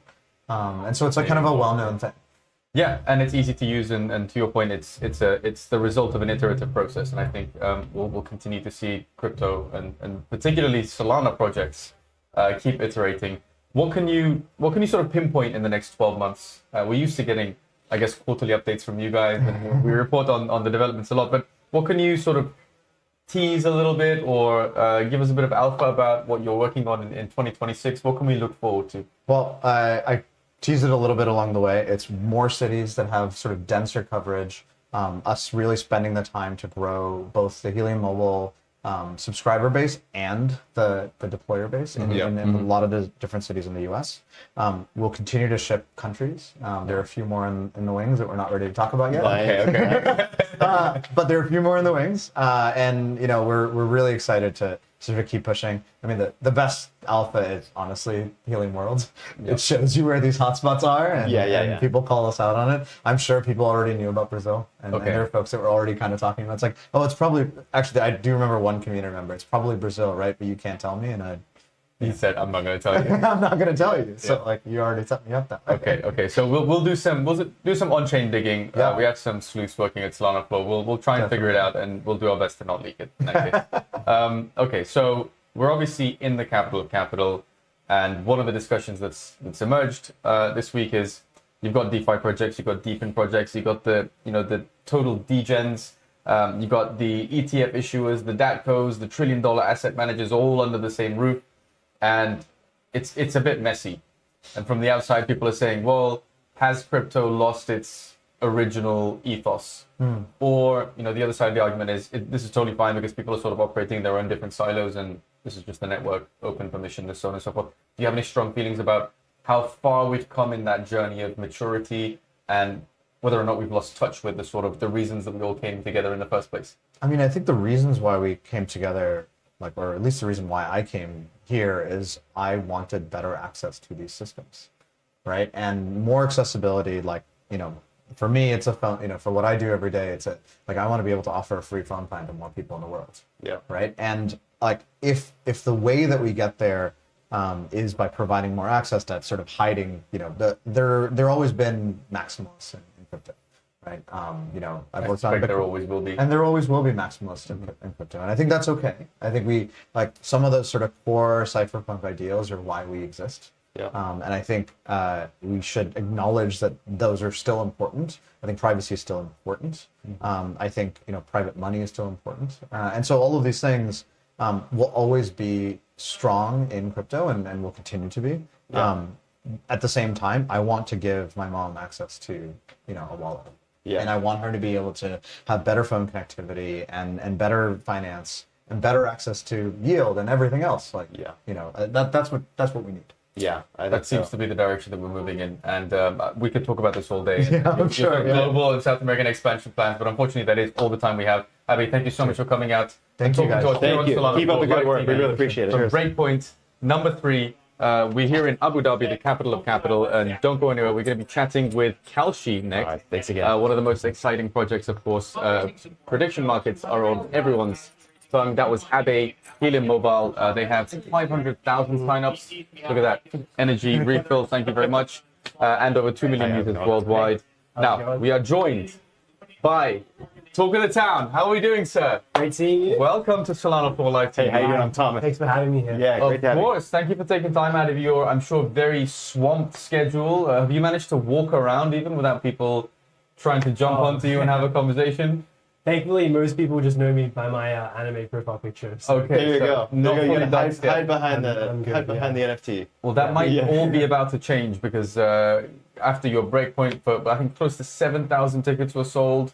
A lot of people know about you guys, of course. The rise of prediction markets has been all that everyone's talking about. You guys raised, I think, an $11 billion valuation. Congratulations. That is massive, massive news. What's the sort of overall feeling, sentiment? Do you feel like the job's done and now we're going to scale? Or is there a lot that you're still iterating on in the back end? Where are you mentally? Yeah, well, Kalshi Crypto only started a few months ago, and so we're definitely like basically day zero here. The tokenization layer that is on Solana just really got released like a week ago, and we had a very exciting announcement with Phantom yesterday. So now we have the Phantom, Jupiter, Axiom, which is basically the largest trading platforms on Solana integrating, which is awesome. And now it's about like scaling those integrations, but also from a product standpoint, I think the tokenization layers with DeFlow or Jupiter could do a lot of work still. It really is like a V0 where they're like it works, but now we want to make the product even better. And down the line, I think these tokens could be really valuable in permissionless DeFi as well. So you could use this for collateralization, for lending, for perps, and use the price oracles of Kalshi data as well to power other applications. That's super exciting. I think people are used to prediction markets being something that dominates the headlines around major geopolitical events. I think back to the election of Donald Trump, the second election, and there was this sort of a peak in attention, of course, and then afterwards, a lot of the detractors, the critics were saying, hey, look, prediction markets, they're only really going to have any reasonable volume around major geopolitical events like US elections, maybe the World Cup, sporting events, so on and so forth. That thesis got proven to be absolutely incorrect. And it turns out prediction markets are actually a really good way of predicting the future around any event that's going to happen, as long as people want to speculate, people want to think about what's going to happen. They have a strong opinion either way. So how have you seen that evolution of prediction markets as far as the utility of them goes? Yeah, I think there really is like this economic value or utility that comes out of prediction markets. Similar to with the stock market, it's about allocating capital. With prediction markets, it's kind of about releasing truth into this world and getting like this canonical data point that otherwise would be unquantifiable. Yeah. And so I think with prediction markets and the categories that dominate prediction markets, it does change over time. And I think it ebbs and flows with just what people are generally interested about, where attention is. The last year, it was definitely the presidential election, like the entire Twitter feed was dominated with that. And then since that's died down, like we've been getting into sports season, and like sports in prediction markets for the first time is seeing this incredible growth. And we've done a lot of like activations around sports, but now we're actually seeing like a really big pickup, obviously in crypto with our big crypto push, but also culture and culture markets. So with culture markets, that's kind of more like cultural themes, such as who's going to go to like Taylor Swift's wedding, or like who's going to be the Times Person of the Year. Yeah. And those get like millions of views for us every day. Honestly, outpacing like every other type of category. And so I think the landscape changes always. And the really great thing about prediction markets is you really can just financialize any sort of topic or any event and the underlying. And so that gives them a lot of diversity. And I think as long as attention has a cyclical nature, that's going to continue to be the case, right? So people are going to move their attention from one area to the other.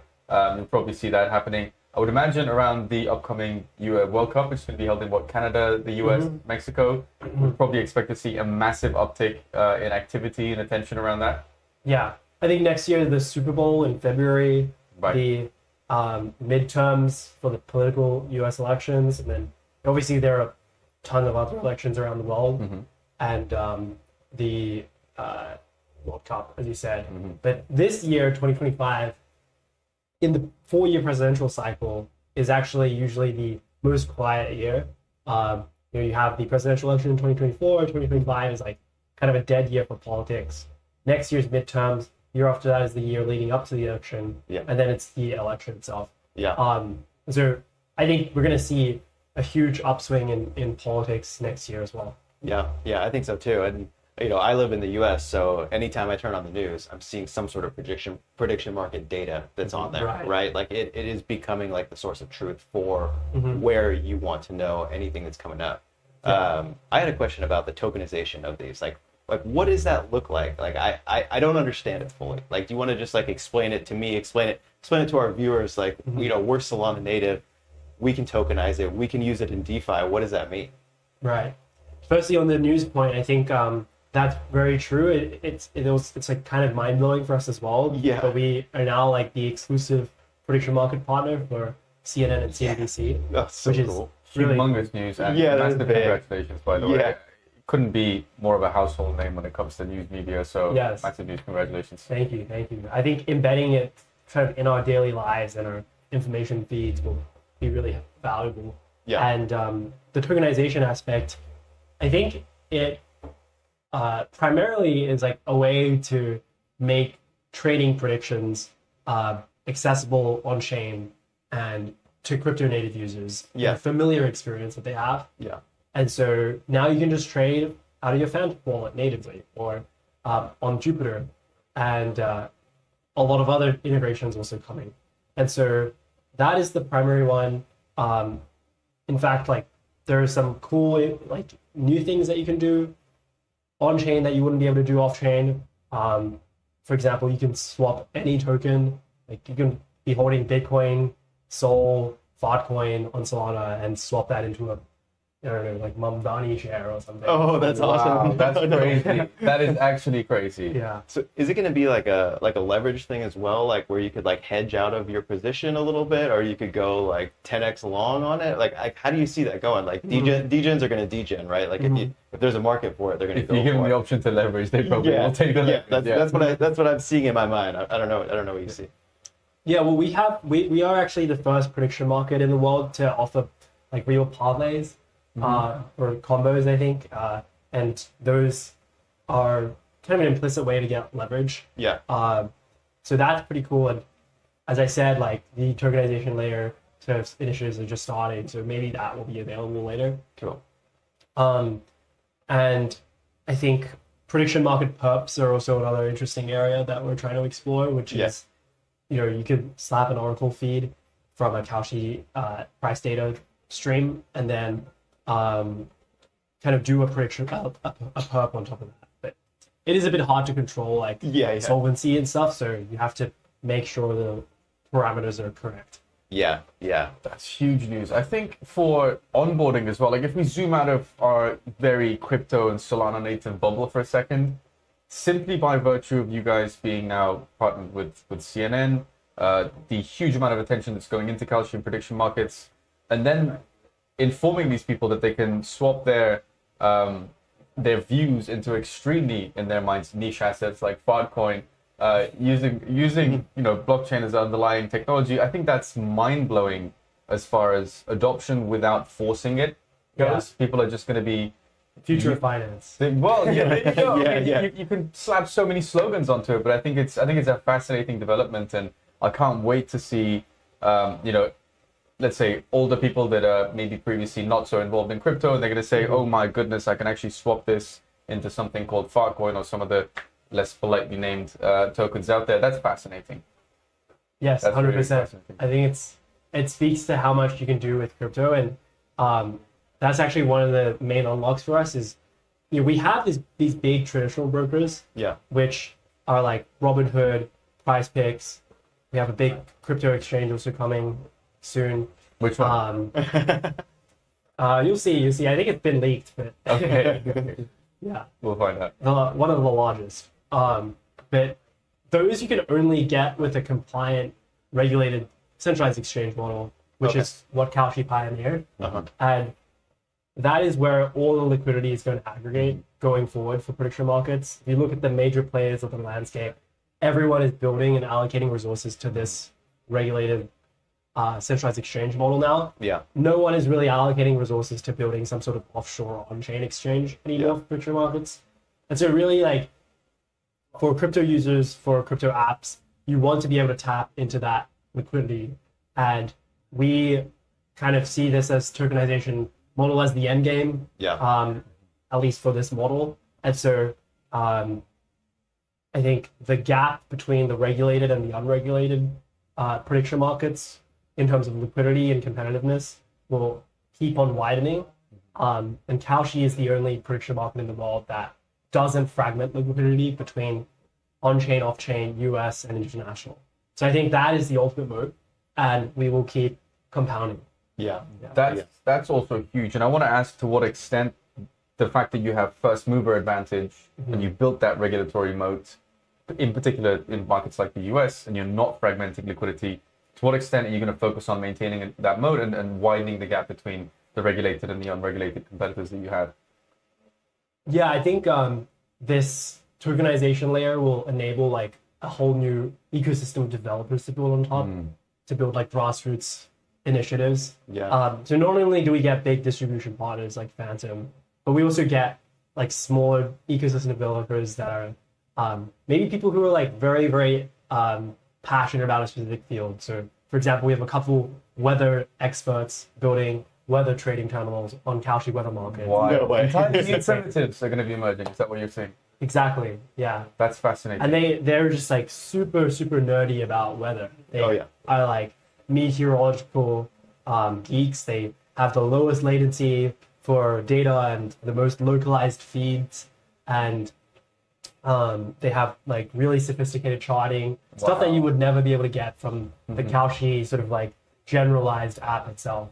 I can't wait to see so many prediction markets on all these niche events, especially if there are experts out there. And one thing I enjoy more than just trading meme coins is finding an expert's wallet and saying, you know, I might just copy trade that guy because he's done something and I kind of understand it. So being able to go to, you know, view a meteorology expert's wallet and saying, oh, this guy thinks it's going to rain in New York in 5 minutes, like that's really entertaining. And the social element that comes with that as well is super, super entertaining. I want to end on a super bullish note because unfortunately we can't keep you here all day. We'd love to keep you in this live stream booth, but I appreciate you're a very busy man these days. You have a side event later on.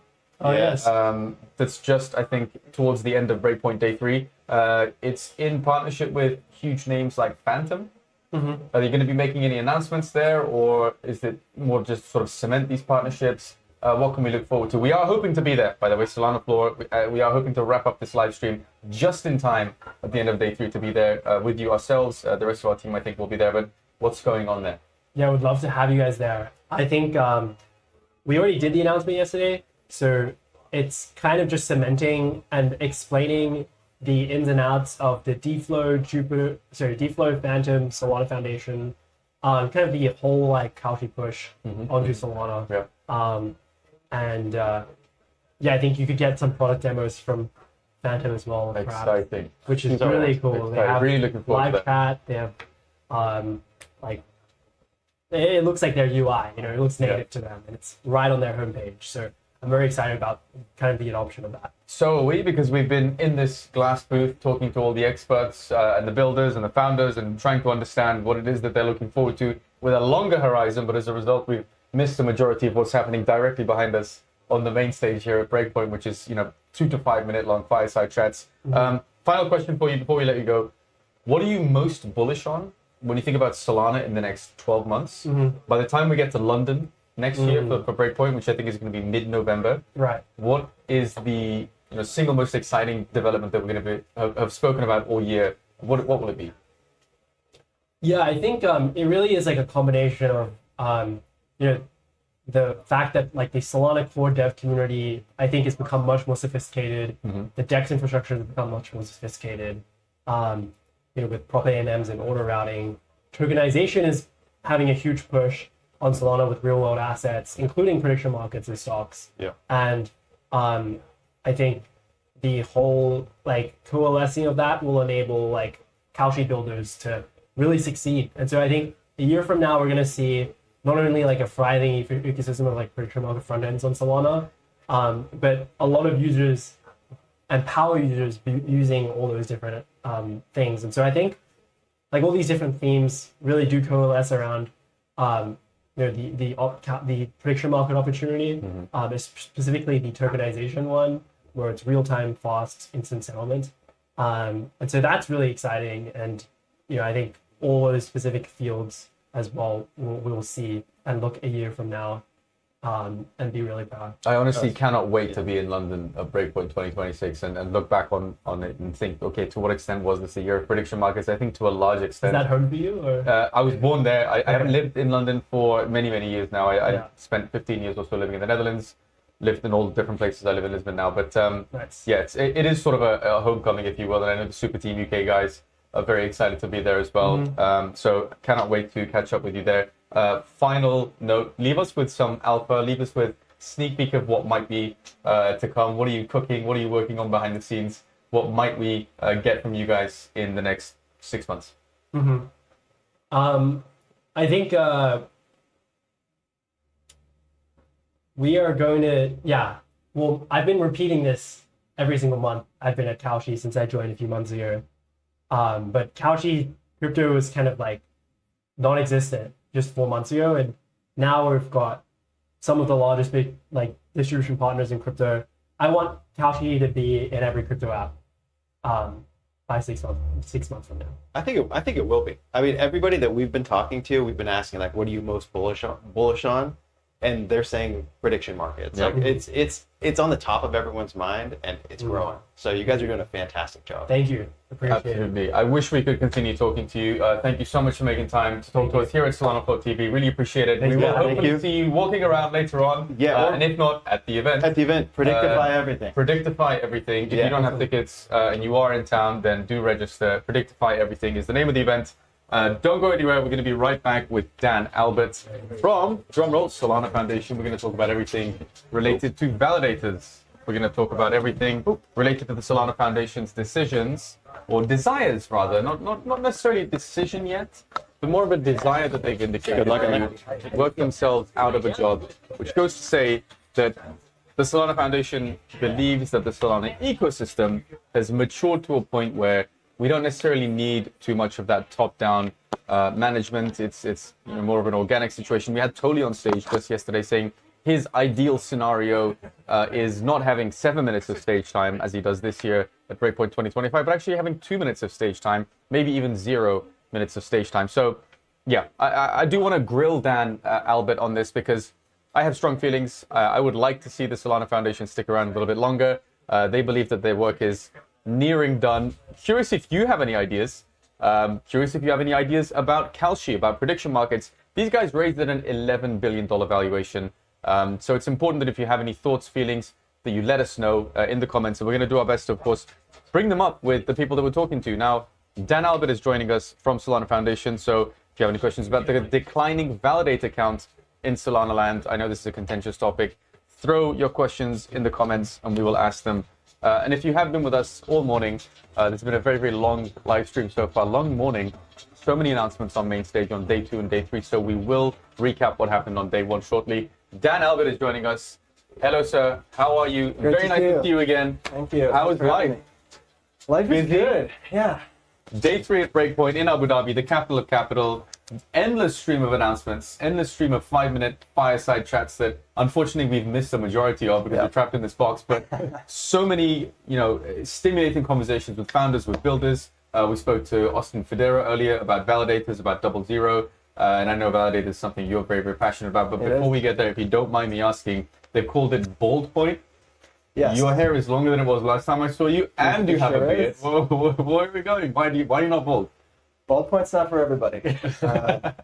Yeah, I had some people trying to get me on, but I said absolutely not going to tamper with my Samson-like powers. There we They're go. staying long.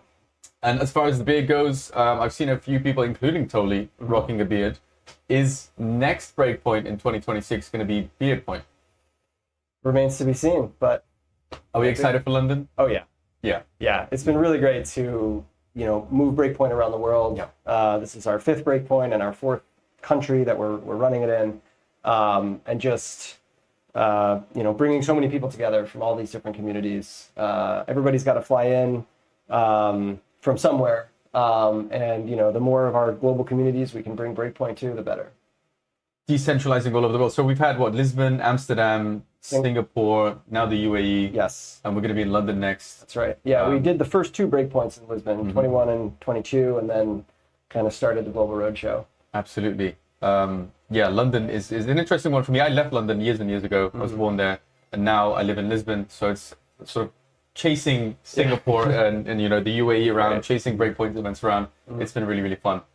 Finn, how are we feeling? What's the mood out there? I feel like the main stage finally has calmed down. We heard people screaming out there, but what's the mood out there? The mood is still electric, and I think that's really tremendous because often, conferences towards the end of the day, the week drags on and people kind of start filtering out, but still you go out there, it's palpable, people are still pumped, and announcements keep coming thick and fast. So the energy is incredible. But We are super excited to have Dan Albert with us. yeah, I am Thank you. simply stoked to have Dan Albert here with us because I think you're the best person to ask about some of these things that I think about a lot.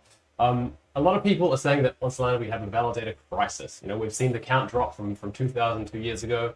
Now we're around kind of 700-800. It's down about 35% over the past year. Do we need to be concerned, or are people sensationalizing this? It's a difficult moment for a number of validators. I do not think it is any sort of, I'll say, existential concern. A lot of our smaller independent validators are indeed, they're really feeling the pinch right now. And that's true. And I had a good conversation with Nikki Scans, who started this great community project called Layer 33 to kind of support more smaller indie independent validators. Because those are really a lot of the folks that help get Solana started. You've maybe heard me talk in the past, like when we launched Solana Mainnet, there were maybe 30 validators, right? And I was on a first name basis with all of them. We were all just kind of jamming. How can we make this thing work? And it's really important, I think, to me and sort of almost like spiritually that we kind of like protect this side of the community. And at the same time, Solana has always been not just idealistic, but also really pragmatic. And, on the pragmatic side, the reality is the economic landscape for validators is changing. And I think people may need to sort of readjust some of their prior assumptions about what the validator business model is today and what it could be in the future. The changing economics of the validator landscape is quite critical because, we've seen 228 was rejected. We've seen 441 kind of come in to readdress that inflation issue. What is it that is squeezing out the smaller validators at the moment? I think it's a combination of things. I think the honest reality is macro conditions, right? Where we're seeing, sort of the meme coin craze of earlier this year was Great time driving to be a validator. great time to be a validator, right? It was driving tremendous amounts of on-chain fees. The sort of wild frenzy of that season has passed, which I think is a good maturation. But it does mean that fees being paid to the network and therefore fees being passed on to the validators are down compared to where they were earlier this year. And also as more of the internal validator economics have become more transparent, that has basically squeezed sort of the margins that validators were historically able to charge, from their stakers. And now, the stakers, the ones who really have the capital at stake, are, really, really demanding like extremely high performance and extremely tight margins on behalf of the validators that they delegate to. Yeah. And so I've spoken to a few other, validator ecosystem leads about this. I spoke to Max Kaplan and Sid Moriarty from Phase Labs and Aeropool about this. And I asked him, that obviously the decline in count looks bad on paper, is it as bad as people say? And what they told me was it's not as bad as what they say. It's a shift from quantity to quality. Absolutely. So what does that look like? Are we moving away from a saturation of civils down to motivated, independent, high quality validators? Yes, that's exactly what it is. And a lot of this, as I've said to some people in the past, the validator count in quantity was probably overinflated for some time, and you could probably blame me for that because I've been overseeing the foundation's delegation strategies and our staking strategies for many years, and it's always been really important to us to help grow the network, help support new validators that want to onboard. And unfortunately, what was happening, a lot of people decided or figured out, okay, we're going to try to take advantage of this program and try to rely on a delegation from the foundation as basically just an operational subsidy and not put in any further effort to attract external stake, to grow their own validator business, to grow their own community of supporters. And that was never what we intended. It's not what we want. And so we've really started shifting how the foundation thinks about supporting validators, because it is one of the most important things that we do, from exactly what you said, from quantity to quality. And so what we have seen in the very large change in validator numbers, I hate to say it, a lot of them were a much lower quality. And while it contributed to node count, they weren't doing as much, I'll say, and this is obviously a broad statement, but they weren't doing as much to support sort of the active network participation as some of our original, really community-driven validators and the folks, that are participating in stake pools and projects like Layer 33. And so we're shifting to more strategically support some of these initiatives while really encouraging people to say, hey, the foundation exists and our strategies exist to support and bootstrap certain segments of the ecosystem, not to sustain them indefinitely. That's an unhealthy relationship. That's not the position the foundation desires to be in, right? We want to, help unblock things, whether it's at the validator level, at the developer level, the core protocol, and then get out of the way and let, the market decide and let the validators kind of compete amongst themselves. Okay, so what is the value add that a motivated and a ethos aligned validator would do that one that's just kind of there to fill the numbers does? Because anyone can say, yeah, there's also a Twitter account. We also do educational posts about what validators are. What's kind of the broad strokes? What can people do to kind of contribute to that system more than just the network side and the blockchain side of that? Right. I think you hit it on the head. Helping to educate, whether it's their local community, creating content in their local language, and really just being an active participant and not just saying, okay, well, all the other validators are going to do this, so I'm also going to do this, right? And just kind of copy and paste your behaviors. Yeah. And because we really need that diversity of human operators. And every human, even though the validator sort of operations have become much more streamlined today than they were several years ago, some of the operational things are a bit more commoditized, which brings the kind of operational load down. It's more humans storing, the keys to their operation, the private keys that secure their vote accounts in unique ways. So we really distribute, any potential, say, concentrated points of failure. We want validators running in other countries. Something that's really important to me and is becoming more increasingly important to a lot of network participants, including our community validators, is the regional concentration of stake, right? Yeah. It's no secret there is a very large concentration of stake in Western Europe, and we really want to support initiatives and support validators and the stakers behind them in moving to other regions. And there's this trade-off that validators need to make and stakers need to be aware of. Are we playing short-term games or are we playing long-term games, right? And the Solana network is the long-term game. It's an infinite game, and to remain healthy and maximally decentralized, there needs to be appropriate and sustainable economic activity and physical infrastructure to support sort of this breakup of the giant stake blob between Frankfurt and Amsterdam, and bring it places like here in the UAE and to Japan. right. I was just talking with an infrastructure provider, here in UAE that's working on bringing additional bandwidth and spinning up data centers to make this region more sort of from an infrastructure level, much more attractive to validators and therefore stakers, and create like another sort of gravity well of economic activity and network activity for Solana. And how do we incentivize that? So you mentioned Amsterdam and Frankfurt. I lived in Amsterdam, so I understand the demographics and the economics there. You come to places like the UAE, we were in Singapore not too long ago. I feel like these are all fairly well-off parts of the world. Geographic decentralization, you mentioned layer 33 earlier. Obviously, Austin Federa is incentivizing validators to be more geographically dispersed as well. But from your position within the Solana ecosystem, how do we incentivize that geographic distribution of the network itself?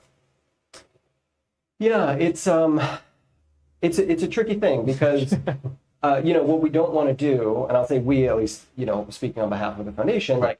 What we don't want to do is create sort of a perverse incentive, right? That is not actually reflective of, what the market desires. Sure. One of the challenges historically in, say, a place like Singapore was that the latency for a validator that wants to vote on blocks was too high, and validators were having a hard time. Or for example, in Australia, this was really a particular issue. We had a community member who wants to run their node in Australia. They're from Australia. I want them to be successful doing that. And they said, hey, it's really hard for us to keep up with the network. Is that to do with latency?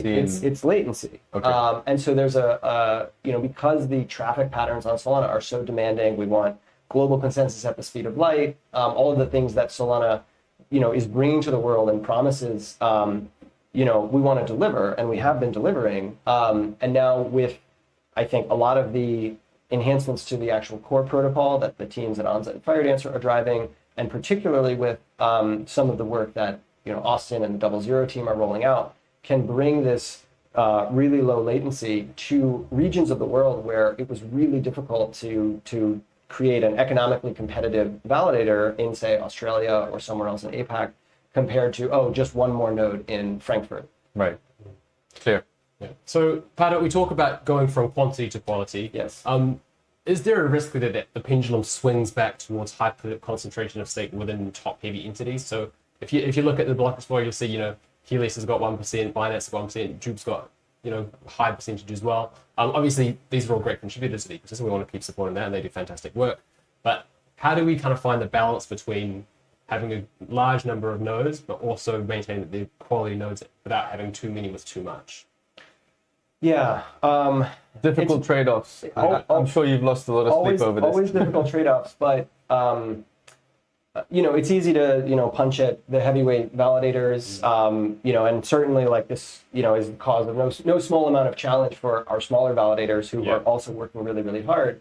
But I don't think it's a bad thing for an entity that has a highly staked validator and runs a business that depends on Solana's performance. Yeah. They have a vested stake in their validator, and every validator performing as high performance, with good failover, with super tight security. Because for them, it's not just, they're making lots of money or however much money they're maybe making on their validator.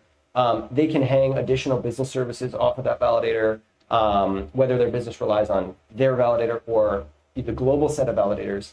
The incentives are aligned. Yeah. And so I think there is, value in something like this. And one of the things that I think we'll start to see sort of kind of evolving in the next year or so is how do validators think about their validator as a business, and is running Agave or Firedancer or Jito, as a program on one server, is that a sufficient and is that a sufficient business on its own? Yeah. Right? Are validators going to start offering, auxiliary services, and will they say, create single validator stake pools that they'll use some of the proceeds, whether it, to offer additional services to the folks that stake with them, or community members that support them in a subscription or a token or whatever business model they might choose. Yeah. So you touched on the fire dancer Jito Agave. How critical is having new client software arrive on the network to kind of further that decentralization? Yeah, this is something that's been, I think long term, it's existentially important, right? We have been working very closely with both the Anza team and the Firedancer team for years. Firedancer's been in development for 3 years. They just announced here yesterday. Huge news. Full Congratulations. Firedancer live on mainnet. I remember seeing the 100 million TPS demo back in 2022 and, you know, Losing it. finally got there. Yeah, so we're finally there. So, you know, huge congratulations to the Firedancer team for getting live on mainnet. You know, massive congrats to all of the ongoing efforts from the Anza team. They have not only been working and, you know, and helping the Firedancer team integrate and, you know, going back and forth on design decisions, but, you know, I don't know if you noticed, even before Firedancer launched, the network has been ripping this year. And, you know, the Anza team has not stopped shipping and pushing incredible improvements while Firedancer has been, you know, doing their own tremendous engineering work. So I think it's a real testament to the maturity of the network as a whole, the maturity of the whole, you know, core developer community and set of companies that we can really push the network forward while increasing client diversity. You know, the Syndica team has also been hard at work building SIG, which is a third validator. And so, you know, hopefully we'll have some, you know, things to share, or that team will have some things to share in the near future. But yeah, it's been really exciting to see the network continue to evolve and mature. One of the North Stars that Tolly's put out there with regards to the number of, you know, client software operators we have, is that he said 4 is the perfect number. Do you think that's still the case? Should we be aiming higher, or do you... I think 4, although I will say in a world with Alpenglow, you could probably technically get away with 3 because of how, you know, in the event that you have, now this is in the perfect worst scenario, right? The best worst scenario. You know, in today's world, we have, you know, Tower BFT consensus, which says, okay, if 33% of the network falls offline, you have a, you know, a halt on the chain, right? And that is the worst thing that can happen. We've been there before. We're not going to go back there, right? The network has really hardened. If you have 4 different clients and say, you know, for simplicity, 25% of the stake runs on each of the 4 nodes. If there is a critical fault in one client, right, you lose 25% of the network, which means 75% keeps going, which is enough to maintain consensus. So there's no failure in, you know, global block production, and the remaining 25 that went down can rapidly flip over to, you know, one of the other 3 options. Is it simplistic to say that if we have 4, each client's going to be running 25% of stake, because obviously each one's going to have different incentives, some might be paying up more than others. Do you realistically see it being 25 on each one, or do you see, you know, highs and lows around? Right. No, I don't. I think realistically, we're not going to see, you know, a perfect world. Like, no one can control all of the incentives or which node people choose to run. I would like to think that, you know, sort of in a world where the network is so mature, we have 4 clients running with stake on mainnet, that the social awareness and pressure, you know, there could be some flavor of incentive. I'm not sure exactly what that would look like. To encourage people to say, hey, run, you know, you should consider running your validator with, you know, this version of software from this team because it has a low amount of stake, right? You know, we recently saw this.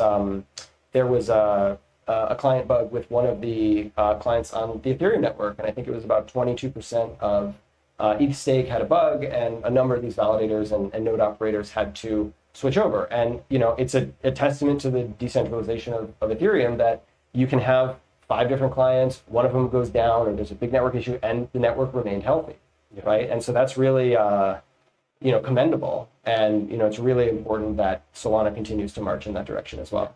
You touched on Alpenglow earlier. I think you're speaking about Alpenglow at Accelerate in New York with the Marinade event. Look at Finn's face light up. He loves it. He loves it. So Alpenglow kind of has been painted as the silver bullet that solves a lot of the voting cost issues. Is it really so simple that, you know, Alpenglow arrives, all of a sudden voting costs drop, it becomes vastly more profitable to run even smaller validators, and then that kind of opens the floodgates for democratization of validator operation? I wish I could say yes, but the simplest answer is no, it's not that simple. Alpenglow brings a tremendous amount of benefit to the network. Eliminating voting costs is not one of them. Right. Alpenglow brings, formally provable consensus algorithm. We're bringing global finality down to, I believe, 150 milliseconds. So even today, we have optimistic confirmation at 400 millis, and then true finality 32 blocks deep in the Tower BFT tree. For full finality, right, that's coming down to 150 milliseconds. So just the speed of confirmation on Solana should really go up, which is great. As far as the voting economics, the thing that is changing in this, this little technical detail. So historically, votes have been and are today on-chain transactions, right? You submit a vote in the consensus program, but it's still processed through the SVM. It runs through. It's in the ledger. It's an on-chain transaction. So that is going away. So votes are going to be run through a separate kind of consensus messaging algorithm through Alpenglow. So there won't be per transaction or per vote transaction fees. But Alpenglow does introduce this other concept that I believe they're calling the VAT, or validator admission ticket, which is a once per epoch fee. I believe that is currently proposed at 1.6 Sol. So this contrasts with the approximately 2 Sol cost for validators today, which is one vote transaction at 5,000 land ports times 432,000 blocks per epoch, comes out to about 2 Sol per epoch, or 1 Sol per day, approximately. One of the things is this VAT fee is configurable at the cluster level, right? We can't really change vote fees without changing the entire fee structure for all transactions on Solana within Tower. But depending on how some of the sort of economics are refined over time, the VAT could be increased, it could potentially be lowered, which obviously will have a big impact on how validators look at their costs and their sort of break even, which is obviously a big consideration for a lot of validators today. And so something that I think will actually assist in the economic layer of this, and correct me if I'm wrong, but the block building competition game is heating up a lot. We've got Harmonic, we've got BAM coming through to hopefully kind of ramp up some of those rewards validators. Can we expect that as this competition kind of accelerates, that validator rewards in turn will also be kind of boosted up by the amount of different transactions we can pack into blocks? With more transactions in the block and more economic activity on chain, absolutely. I think it's been really interesting to see a lot of the kind of market competition for transaction lending services, for block building services. It's certainly been a pretty spicy debate on Twitter. Lots of people with lots of different opinions. And I'm glad that people are expressing these opinions, experimenting with new technology.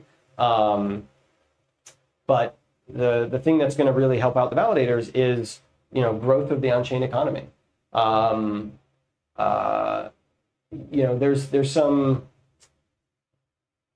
I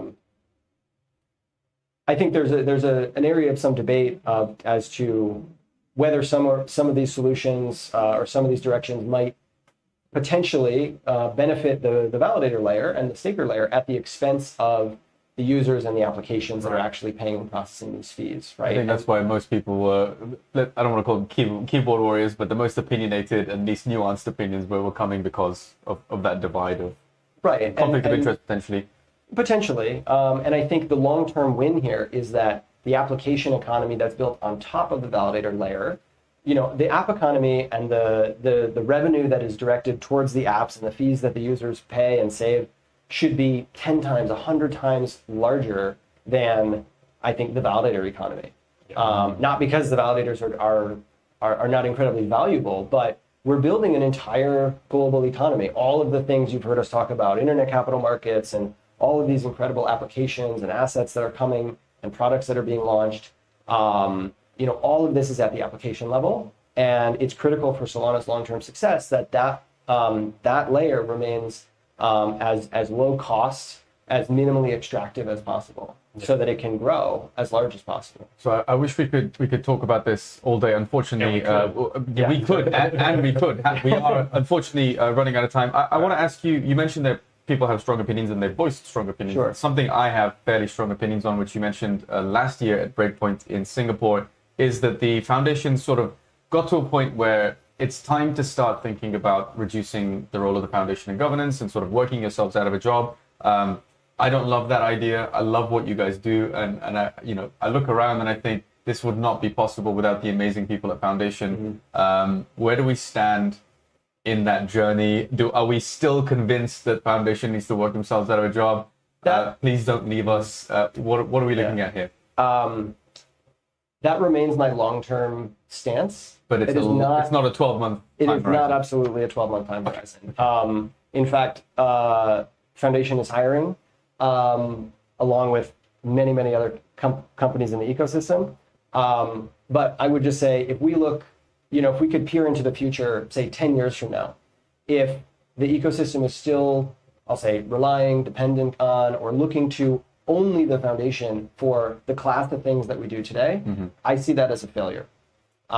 Because what I want to see are really strong, name brand recognized companies, that are the startups today, or that there are some folks that are in, the Coliseum workshops right now across the plaza, hacking away, like building, really strong billion-dollar companies that, earn the respect of the ecosystem and have all the right incentive alignments to say, yes, we, among many other companies, are going to fund, defend, push forward, throw events, on behalf of the broader Solana economy.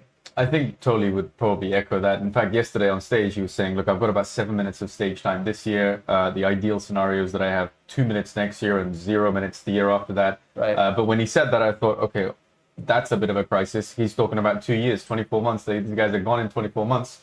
And I think a lot of people would probably agree with me that you guys should stick around for at least a little bit longer than 24 months. Well, so when you say 10 years, sure, that's a relief.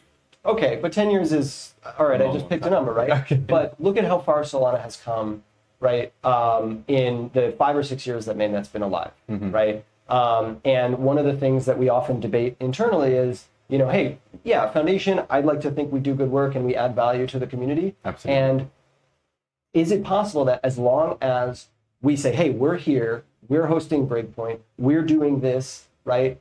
We're happy to do that and be, a benevolent actor here. But is it possible that we prevent the next layer of leadership or company growth? Right. That, maybe like, I love Breakpoint and I can't wait to do Breakpoint next year in London and, or anything like that. But, there's other communities that can make money off of doing events or doing all sorts of other things that the Foundation also does. And the last thing we ever want to do is be an impediment to anyone else's growth. We want to be an accelerant for everyone's growth. That makes a lot of sense. Now, another point that you made last time you and I spoke in Singapore, not sure how best to phrase this, was that, it's great that we move around the world, and we sometimes lose track of the underlying technological developments, right? At the time, I was sort of pushing you on whether or not it's reasonable that people accuse Solana of being a meme casino. You had a pretty animated response to that. We're not going to get into that now. Clearly, it is not. We have trillion-dollar asset issuers alongside, ETF issuers alongside DATs here. That is no longer the case. But you also said nobody is bullish enough on Firedancer. Can we add a different word to the end of that sentence this year? Is there something that nobody is bullish enough that they should be super bullish on that we're sort of maybe losing sight of? I think nobody's bullish enough on internet capital markets. Exciting. Unfortunately, we can't keep going because I think we're going to be in here all day at this point. Yeah. Yes. Ladies and gentlemen, Dan Albert, Solana Foundation, thank you so much for making that talk to us today. Really, really appreciate your time. Thank you for being part of an amazing organization that puts on Breakpoint. And I'm sure we'll be grilling you again on your opinions on validators and meme coins and ETFs and DATs and all kinds of stuff when we catch up again in London, hopefully in a slightly larger glass box in November 2026. Dan Albert, thank you so much for your time. All right, thanks, really appreciate it. Enjoy the rest of your time here in Abu Dhabi. Looking forward to it. Don't go anywhere if you're watching at home. We are going to be right back with Muli Sagiv from Satora. I'm going to be leaving in just a moment. Mr. Thomas Bahamas, all the way from California, and Finn Miller are going to be talking with Muli in just a few short moments. Now, Satora, as you likely know, is the security layer of much of crypto they've secured for a long, long time. Some of the biggest projects, biggest protocols across crypto, and they are going to be grilling Mr. Sagir on what exactly they do in the Solana ecosystem that maybe we don't have a real sense of as the retail participants. So give me 1 moment, don't go anywhere, we are going to be right back with Satora. Ben, we met before. Yeah, I'm Muli. We work together a bit. And I understand maybe we should talk, but you're busy now. Have an interview. Will you be have a little time later today? I think we're on Telegram or something, no? Absolutely brilliant to speak with Dan Elba at length. If it's not possible, but we are like to quite a lot, especially spent quite a lot of my time thinking about. It might be, are you responsible? In many respects, is great. There's a lot of questions I didn't get to ask him. I was really keen to chat to him about slot lagging. I think that's something that we probably need to be paying a bit more attention to, but alas, everyone has limited time. But very exciting. We have Movie Saigo coming in from Satora. Welcome, sir. Thank you so much for coming here. Welcome. Where should you want me to sit next to you? You're not going to kill me. I'm not going to kill you, certainly not. I might ask you some questions about blockchain security, though. Of course. That's it. That's my tip. Perfect. So before we dive into that, we're here at Breakpoint. There's 6,000-7,000 people here signed up for the event who interact with crypto every single day. What's the singular best piece of advice that you can give to everybody to stay safe while transacting on chain? That's the single advice. I think it's probably the easiest is that keep an eye on your key. Keep an eye on your key, and unfortunately, sometimes keep an eye on your phone. Yeah. We're seeing a lot of hardware wallets here. Are you into the hardware wallets? I'm not. But I can tell you I was, when was it? A few weeks ago, I guess. I'm confused. I was in Buenos Aires. You probably heard the story, no? No, I know there was a bit of chaos. Interview now or no? Yeah? No. Okay. We weren't in Buenos Aires. No. Okay, but this is recorded or no? We're recording. We're live. Yeah. Okay, so yeah. Anyway, even in Buenos Aires, there was a case that somebody has a big money loss because the phone was stolen, and basically, so this is a very tricky domain that you need to maintain your wallet, and it's very tricky. So was the case because they didn't have a private a hardware wallet somewhere else, or was it because they were using only software wallets on the phone? They were using only software wallets on the phone. Okay, so that's not great. Yeah. So the easiest way to avoid that is to use a hardware wallet. Exactly. Okay. That's the easiest. Yeah, and I feel like as crypto's been going, people are moving more mobile, right? People are interacting more with crypto in general, especially with Solana on mobile phones. Like what security would you give for people that want to use their phones for crypto? I think we need hardware wallets. We need people to have some kind of backup. Yeah. You need to have a backup with the phone. You need to have some kind of mechanism, and you need to make sure that you're not the only signer. Sometimes maybe especially if we are talking about, in this case, it was a huge amount. Okay. So if you are lucky enough to own a huge amount of money, you should be very careful. Yeah. You should be very, very careful. Yeah. I mean, luckily in this case, part of the money was saved because we were able to freeze the stable coin. Oh, were you really? Yeah. So part of it was saved, but it's very, very tricky. It's a very extreme measure to take, though. That's not particularly DeFi to freeze the stable coin. It's not very decentralized, but it is fair. Yeah. Well, maybe a good thing they were holding a centralized stable coin then in that case. Yeah. So I want to start with smart contract security. Obviously, at Satora, that's the thing that you guys deal with every single day at an extremely granular, high level. People who are a bit less technical, like myself and Thomas, we might have some misconceptions about smart contract security. So what are the biggest misconceptions with regards to smart contract security between non-technical users and people like yourself who spend all day kind of going through every line of code? Okay, what are the misconceptions? So there are many. So let's start by what's most important. So one thing is that everybody thinks that all the bugs are in the code, and it's not necessarily the case. Maybe that your code is perfectly fine, but there will be something outside, which is the way it's deployed, the way depending on the thing. So there may be actually bugs which are equally important, which are actually not in the code. So that's one confusion people have. Another confusion that people have is that they have the feeling, which I guess it's a normal thing, that if you audit it, it's safe, or if you did something. So basically people have this false safety feeling that you've done things, it's safe. But in fact, it is the case that we are making all the time safer. Yeah. And we can show you all kind of things to make it safer, but it's never fully safe. Yeah. That's definitely the second. I think I asked you. You feel like it is safe. Maybe it's right.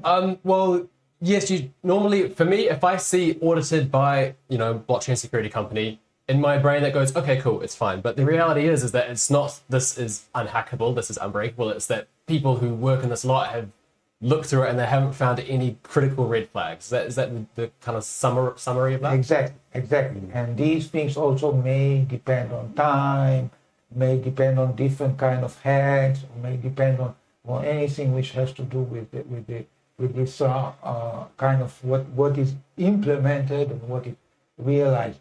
And it may be even something that it's itself safe, but is invoking something else which is unsafe. So then you inherit. Yeah. So even this is audited, and in principle you think it's correct, and in fact there's no issue there, but you only care about your money. Yeah. Is it something that you do an audit once and it's reliable forever, or is it something that you have to continually come back to and update? Because in my mind, blockchain security is a real cat and mouse game, and hackers and extractors are always trying to figure out new ways to break contracts, and they're always looking for new attack vectors. Do you need to continually return to the same contracts to make sure that they're always safe against new attack vectors? Definitely. When you are lucky and you are able to do formal verification for something, then you have some kind of prevent of unknown. But when you are doing audit, like you are reviewing your code by your best person, you're always reviewing the code against the known attacks. Yeah. So if there will be a new attack, you'd have to worry about it. When you're doing formal verification and you are lucky, and for example, this is a well-defined protocol, like it's a wallet, so then you're lucky, you can say, look, this wallet stores your money correct. So then, but also this may be amount to the code, or maybe this code is invoking some external code that you are unfamiliar with. So again, you are relying on something. So yes, you're absolutely right. It's you're protecting it against the attacks which are there. And if somebody comes from some others and find another attack, yes. Okay. Do you want to talk a little bit more about formal verification and its benefits? I know Toli's talked about this quite a lot. Right. And do you want to break down what that is to our listeners at a higher level? So if you see that a program is formally verified, what does that mean? That's a great question. And it's not always very clear. Yeah. And I can tell you that there are a lot of things, but I think the way I understand it is that actually it's a way that was brought to us with one of our first clients, which is Aave, which is a lending protocol. Okay. On the Ethereum, not on the Solana. So basically, you think about it, a lot of people know about the Juari window. You're familiar with the Juari window, right? Juari window? Juari? No, I'm not. No. So Juari window is, you're probably familiar, just don't know that it's called like this. It's the way you give feedback in social sciences. So for example, you come to your boss and you come for feedback. So the boss usually, and you have these 4 columns. You say known to you, known to your boss, unknown. Okay. And formal verification is for this unknown. Okay. The idea is that you want to prevent, I want to show you, not that I found a bug that somebody else found earlier. That's you can do with testing and many other things. But I want to show you that it doesn't have the bugs that I'm not familiar with they are. Yeah. Okay. That's why I need formality. Okay. So it's the idea, and I can tell you every time we sometimes surprised. Like we work with Compound. This was one of the first lending protocol, and we came after the best auditor. It was definitely the best, and it's not just the best auditing firm. It's the best auditing firm and the best auditor in the audit. And we ran the tool, and the tool said there is this bug. This bug in the money market allow you to manipulate the fund. we first of all our tool was in shitty shape. So we said it cannot be the case. Okay, and so but we came to the it was very very centralized. We came and met the compound founders. We told them, look, we have this bug. It's probably not real, but we want to show you. They say it's not real probably, but let's see. So we look at it. It was real. It's actually something that allows you to take all the money. so then they say, you have to work for us. We say, no, this tool is not yet working. So yeah, so formal verification is a good way to find mind-blowing bugs. If you, yeah, and we have it many times. We're working with, we have a very good internal security team and a lot of other security people. But the interesting thing, you run the audit. You take the best security research.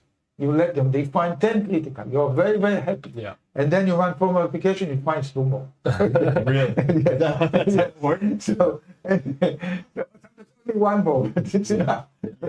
So, yeah, how that works is, okay, so they get formally verified, but crypto is incredibly competitive, right? You know, every single one of the top protocols is coming for the other. They're constantly innovating, releasing new features, building on that stack. Right. So every time a company releases a new protocol or some sort of new change in the code, does that change it from being formally verified to not? Or how does that work? It's completely changed it. It completely changed It's completely changed it. And one change of one line can break the whole code. Really? And what we do when we try to force our client, and some of them already, even the Solana do, we integrate into CI. So we integrate into CI. So every time you change the code, you run this formal verification. Okay. And it's actually sometimes we get a message from our client, you're breaking your CI. We say, no, we're not breaking your CI, you're breaking your own code. so they're running that. So that's kind of like the they are running before they release it. Exactly. Every time they change, they do a commit to the code, we run formal verification. That's actually the beauty of our tool. There are other tools for formal verification, but our tool is automatic. The human is not in the loop. So you have to write the spec, that's hard. And you have to, but once you write the spec, assuming that the spec at least did not change, you can rerun the formal verification again and again. Okay. So is it best to really have a two-pronged approach, and that formal verification works alongside human audits to ensure kind of the broadest view that you can have over audits? Definitely.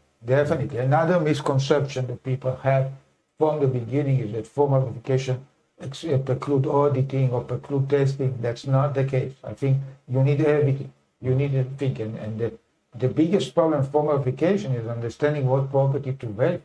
We have seen people doing formal verification and then the code get immediately hacked. If I formally verify that the code, does something which is not very interesting, they made the same mistake in the code as in the spec.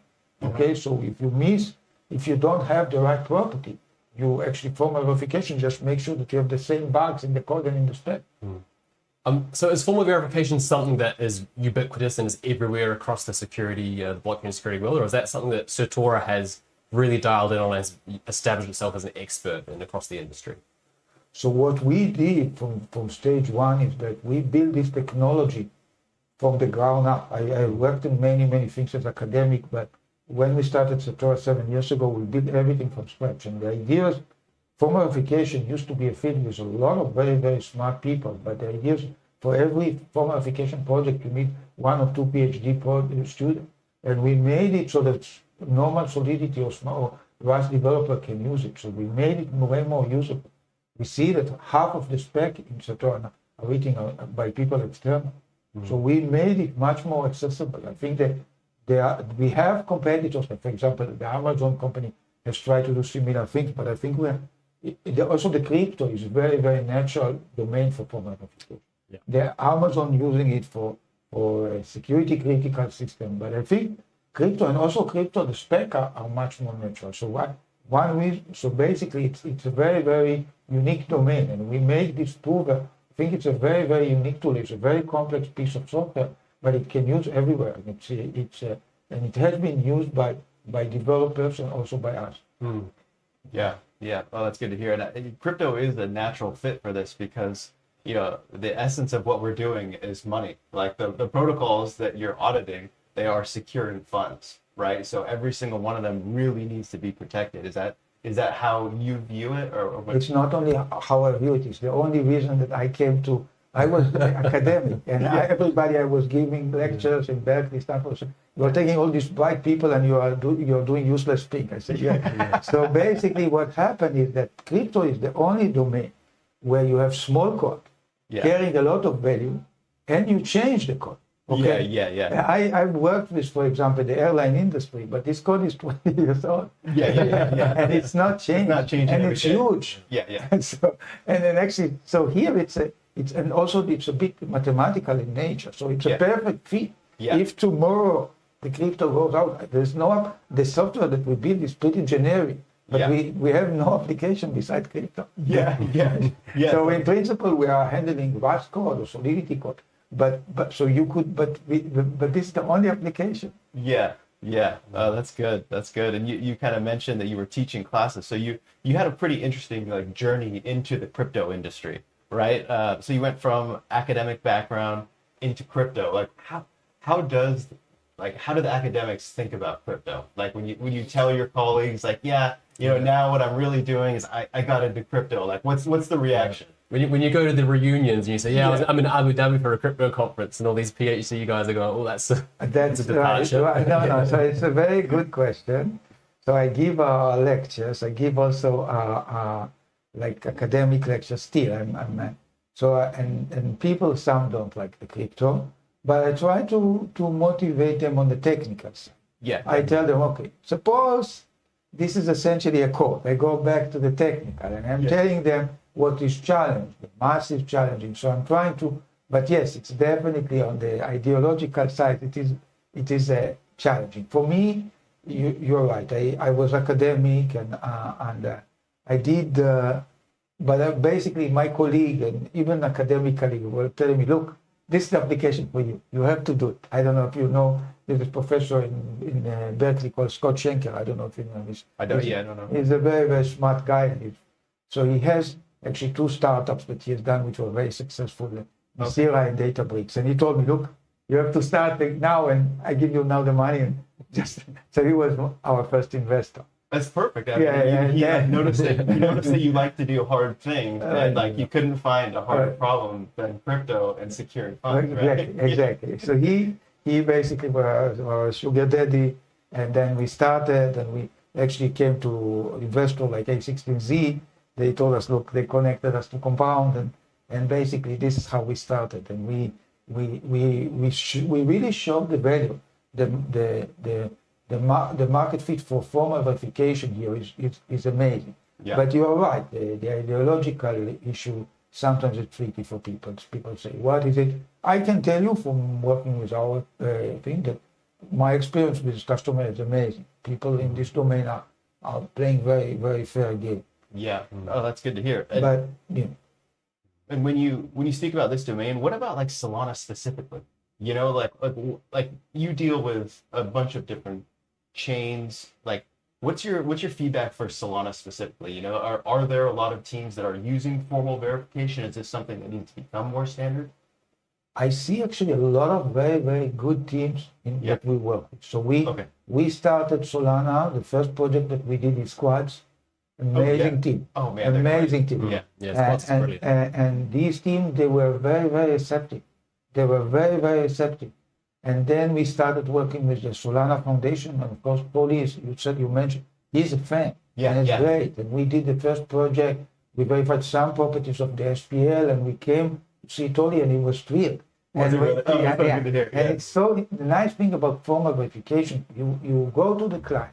The client tells you, we don't know what we did.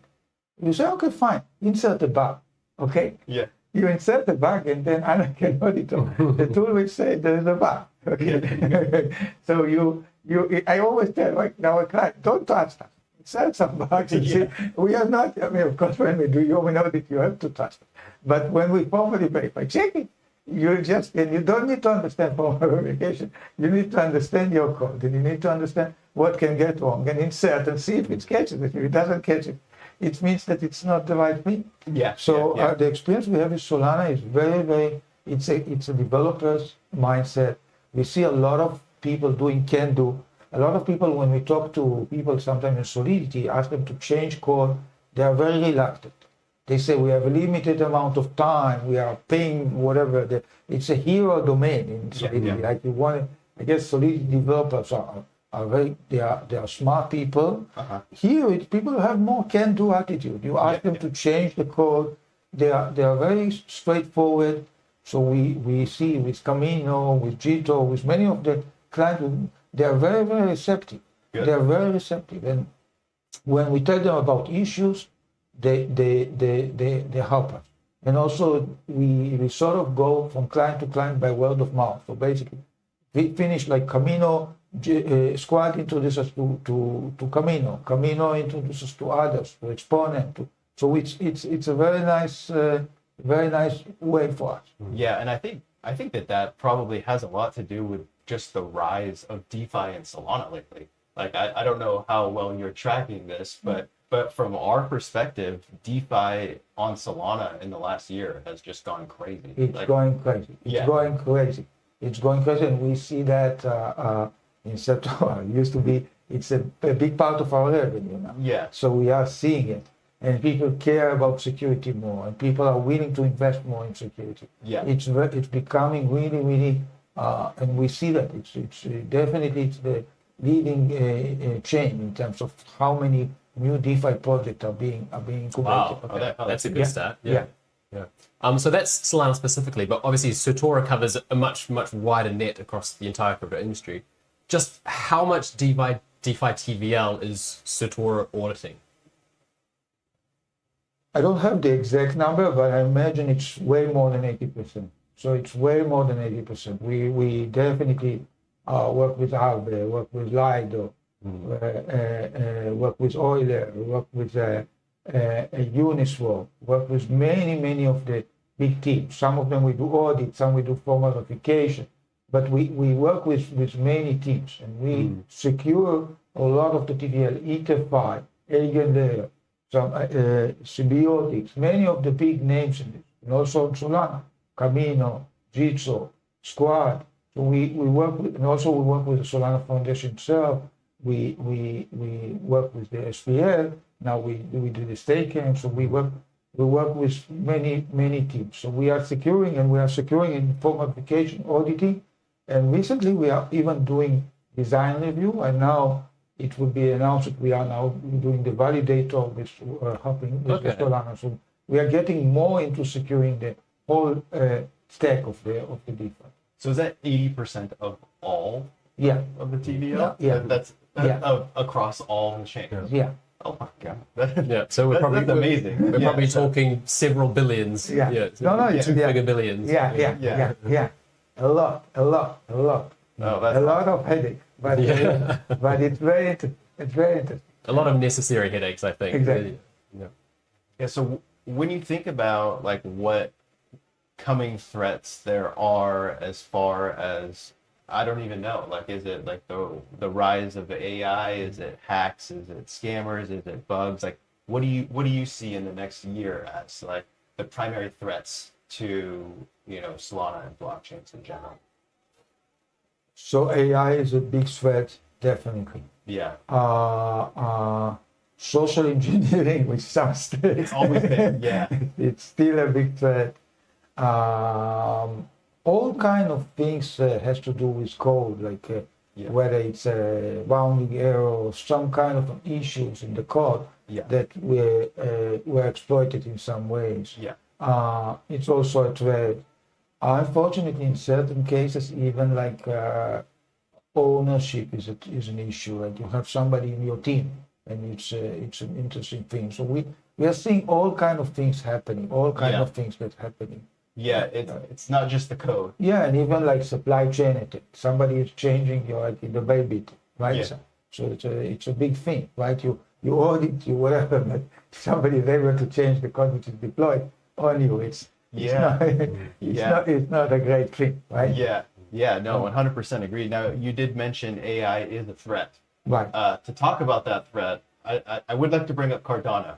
It's not our favorite chain over here, but recently there was a vibe coder that attacked the chain, and there was a chain split causing the chain to be down for about 14 hours. Right. And this was just one guy using AI vibe coding that was able to do this.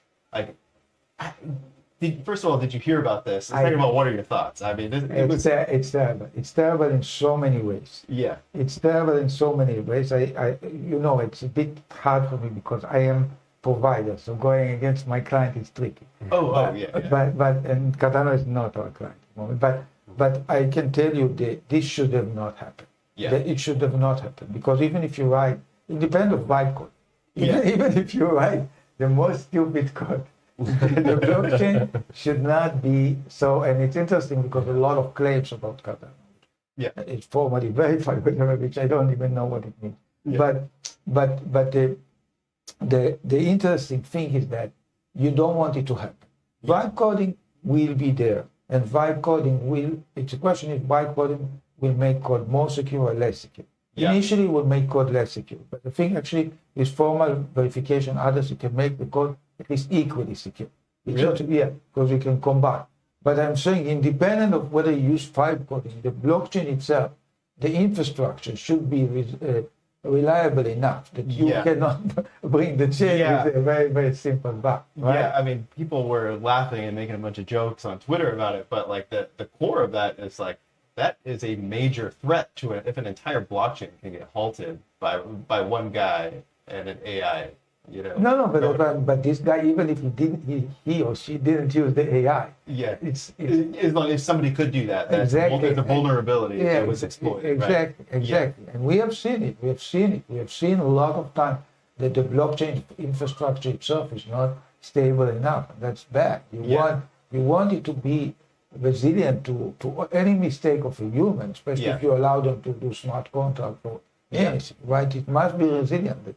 But if I write a smart contract, I should not be able to stop the blockchain, right? Yeah. Like, it's crazy that happened, and you know, I don't know the details of how that was done, but like, that's not coming to Solana, right? Never say never. Exactly. So it's tricky. I think the issues that attacks are always possible. The attacks that you are talking about, we are technical, I don't know, so it's denial of service and things like that. They are hard to prevent. They're hard to prevent. You can sometimes, with auditing or formal verification, you can identify the thing, but it's hard to prevent. I mean, we usually in security, we think of two kind of issues. One is called safety, that you show that something bad never happened, and liveness, when you show that something good will eventually happen. So this has to do with the second one. The second one is not always easy to prevent. So I think this is, so it could happen. It could happen, I don't say to Solana, but it could happen to a blockchain that somebody does something bad. And that's the reason why people try to use gas or use some kind of incentive that you would still have to pay enough to prevent it for you to do it. Do you think that that's going to be the biggest threat moving forward? I know it used to always be like, you know, people hacking, you know, different protocols or this or that, but like, is it going to be that AI is going to be the biggest threat moving forward? No, I don't think so. I think actually AI can do much better things than it. A lot of people, and I came too late to AI. I guess I work on my field in formal application, but I'm not bothered by AI. You're not? Okay. I'm not. I see that as an opportunity. I'm learning AI all the time, and actually I see initially definitely. It's like, well, you guys are, but for me, internet it was a big threat when I started. So AI, I'm not worried about it. In long term, it's a great thing. Of course, it has a lot of, because basically everything that the hacker can use, the security also company can use. So you can find bugs with AI. You can prevent, you find proof with AI. You find people are now applying AI to solve problems that they couldn't solve. So you can the bad guys could use AI, the good guys could use AI. So I see that like many technology, it's not so bad. It could be, of course, things like impersonation. I think the AI can do a lot of things that make it hard for us as humans. But I think AI is for modification. AI is definitely a blessing. There's so many things which is hard, and AI, of course, it cannot replace your smartest guy, but it can replicate this guy, or it can save some. I think we can agree it's an excellent tool. You know, it can be used for evil, it can be used for good, but ultimately it's a tool that we can kind of propagate to push crypto further. Unfortunately, Muli, I would love to have you on for another 10 minutes, but we've got with the lines getting along at the door. So thank you so much for joining us. It's been really wonderful speaking Muli with from you. Satora, we appreciate you. Thank you so much for coming on. Thanks. We'll see you at some side events later, I understand. Yes, you send me. Do you mind? Send me the names of these people. You're busy. Yeah, of course. This is mine or whatever. This is mine. Yeah, this is yours. So that was Muli Sagiv, one of the security researchers at Satora. Okay. Satora is an incredible security, blockchain security platform. They are, like you said, they are not managing the TVL, but they have audited the TVL and they're securing the TVL of billions and billions across the crypto industry, whether that's Solana, whether that's Ethereum. So yeah, tremendous work. Coming up next, we have Kian from Keel. Keel is kind of a subsidiary branch arm of Sky. Sky, as everyone knows, is one of the oldest names in DeFi across all chains. They began as MakerDAO, and Keel is a part of their branch into Solana. So, Kian, thank you so much for coming on. Thanks for having me. How's the event treating you so far? It's been good. It's been a lot. It's been a lot. A lot of positive. Yeah. A lot of positive. Fantastic. So we'll dive straight into it. Keel sailed. Yeah. We need more of those. You know, we've got to keep the wings on. Get some more airflow. So Keel, so Kian. We're still miking up. Still miking up? We're live here. We're still miking up. Thanks. Right. Fantastic. Keel sailed into Solana DeFi a few months ago. You've come with this big promise to inject $2.5 billion into the Solana ecosystem and really re-dynamize what's going on here. So let's start there. Why does Solana need a massive injection from some DeFi OGs such as yourselves? Yeah, I mean, look, Solana's been getting it on almost every front. The tech is there. Most of the products that we need are there. The core primitives are there. But all of this for the next stage of growth needs liquidity, and it needs kind of discipline and the kind of rigor that comes from a pedigree like Sky. So we're very much here to work with the existing teams, the existing protocols, but sort of trying to bring that liquidity at scale that really is only made possible by a stablecoin treasury like Sky. Fantastic. And how has that allocation been going so far? What's the process that decides which app to get some of that fund? Yeah, I mean, it's very early days. We announced 2 months ago. Most of our core infrastructure went live over the last couple of weeks. We got basically the pipe that plugs directly into Sky and Ethereum flowing through to Solana. All that kind of core pipe work was deployed literally in the last 2 to 3 weeks. We've got integrated with our first 2 partners, Camino and Drift. And OGs. Yeah, of course. And first dollars have started to flow, and we'll be wrapping that up gradually over the next couple of months. So a lot of stuff is to make sure we do this correctly, make sure we scale it in a way that's responsible and can handle this capacity. So it is very much a ramp up rather than a sudden, Yeah. As much as everyone would love this idea that you come in and you just pour in 2.5 billion, you need to be a bit more discerning and a bit more methodical with how that's distributed. Exactly right. And we want to do this in a way that's sustainable and can scale and can be done responsibly. And for that sort of scale of capital, in particular markets that are dynamic based on utilization, you will cause enormous shocks if you try to dump any sort of that sort of scale of liquidity. So yeah, it's about doing this responsibly, doing this the right way, and doing it the way we can continue to do it. Yeah, fantastic. So how can the listeners actually see that? So if they go on to Camino right now, are they going to be able to see this, or what does that look like from, I guess, a user perspective? Yeah, I mean, this is one of the questions we get a lot, right? Which is like, how do you actually interface with Keel? And we're sort of a step back. I guess most folks are used to having a product they can sort of touch and feel and connect with. Yeah. We very much are kind of the pipework behind this, right? It's on-chain infrastructure, it's the liquidity layer rather than a tangible product. So yeah. Really, if we're doing our job correctly, you almost don't even notice where it's coming from, right? You see it in the form of scale, much better liquidity over time. And one of the things we're most excited about is bringing more kind of rate stability. So a big part of a balance sheet like Sky's, the ability to be more elastic in the stablecoin supply, means that you see a lot less, sudden spikes where people need to unwind, looping, things like that. Yeah, but that's certainly how you'll see it in the DeFi space. And then, of course, I'm sure we're going to get talking about it, but the RWA side, that's going to be a much larger stepwise change as opposed to the kind of gradual we'll see in DeFi over the coming months. Yeah. So as you mentioned, the RWA angle, you're going for kind of 500 million specifically for RWAs. I understand it's the single largest placement that we've seen in Solana DeFi into the RWA space. So what's the timeline for how that's going to roll out? If you don't have any RWAs on chain right now, are you completely sidelined for this? Is there something that can bring in unlaunched RWA assets here? Yeah, so we kicked off what we call the regatta, which is a very public, very open RFP process to invite asset managers, issuers, tokenization platforms to present assets that already exist and are live on Solana today, but also assets that are either in development, on their way. We have split it into 2 tracks. Track A is very much focused on this first $500 million, and that is assets that are ready or can commit to being ready by the 31st of March next year. And then the second track is, I guess we're describing as like pipeline. So it's about opening up relationships and dialogues with guys that are building assets, may not be ready today, will be available over the next 12 to 18 months. Opportunity for these guys to promote what they're working on. And we're also working very closely with the Solana Foundation to help sort of almost do like a point in time snapshot or a census of what does the market look like in terms of readiness? Are there gaps? Do we need to work with organizations to get more transfer agents to be able to support Solana?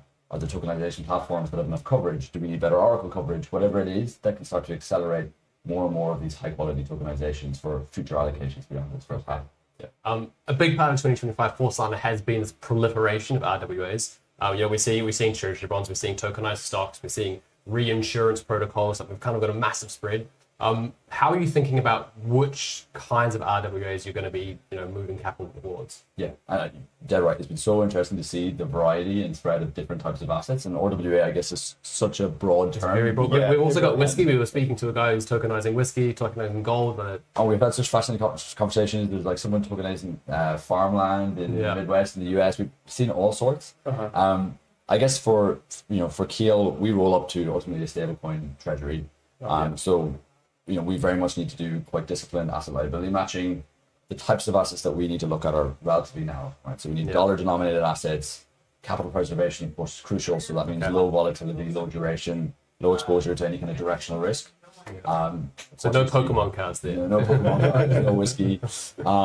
But yeah, so it's very much looking at kind of institutional grade, yield bearing, dollar denominated assets, highly liquid assets. And so there's just a whole bunch of terrific products out there in traditional finance. And so a lot of this is about working with those folks to find the right way to do it, a high quality tokenization of those assets and bring it on chain and bring the liquidity with it. Yeah, it's been surprising. We've been talking to a lot of those like more traditional finance players, and all of them are so bullish and just wanting to tokenize everything, put it on chain. So it seems like you're going to almost be part of that as well, where you're like, hey, we're going to help you. We're going to make sure it works. Like, is that kind of like the core of what this fund is for, or is that? That's a big part of it. So the way I would put it is, we've spoken to 40 plus institutional asset managers who all have had R&D departments or innovation departments, and they've been figuring out this tokenization stuff for the last 3-4 years. Yeah. But for a lot of these guys, they need something to get them over that ROI hurdle. Yeah. To actually commit and make the leap. And so I think almost everyone, certainly within crypto, but I think also within traditional finance, gets tokenization and gets the vision of why we want it. Yeah. But many of those benefits rely on network effects, right? The ability to do instant settlement is only advantageous if you've got counterparties to do that with, right? Yeah. 24/7 liquidity is only good if you've got actual 24/7 liquidity in deeper markets, and so that doesn't exist today. Yeah. So there's almost anyone in the world allocating meaningful capital has the choice to do it on chain or off chain, and right now there's nothing to justify doing it on chain. Yeah. Take a look at Sky. We have an absolute mandate where we must hold assets on chain and protocol. We're one of the few organizations that have no choice but to insist on on-chain tokenizations of high quality.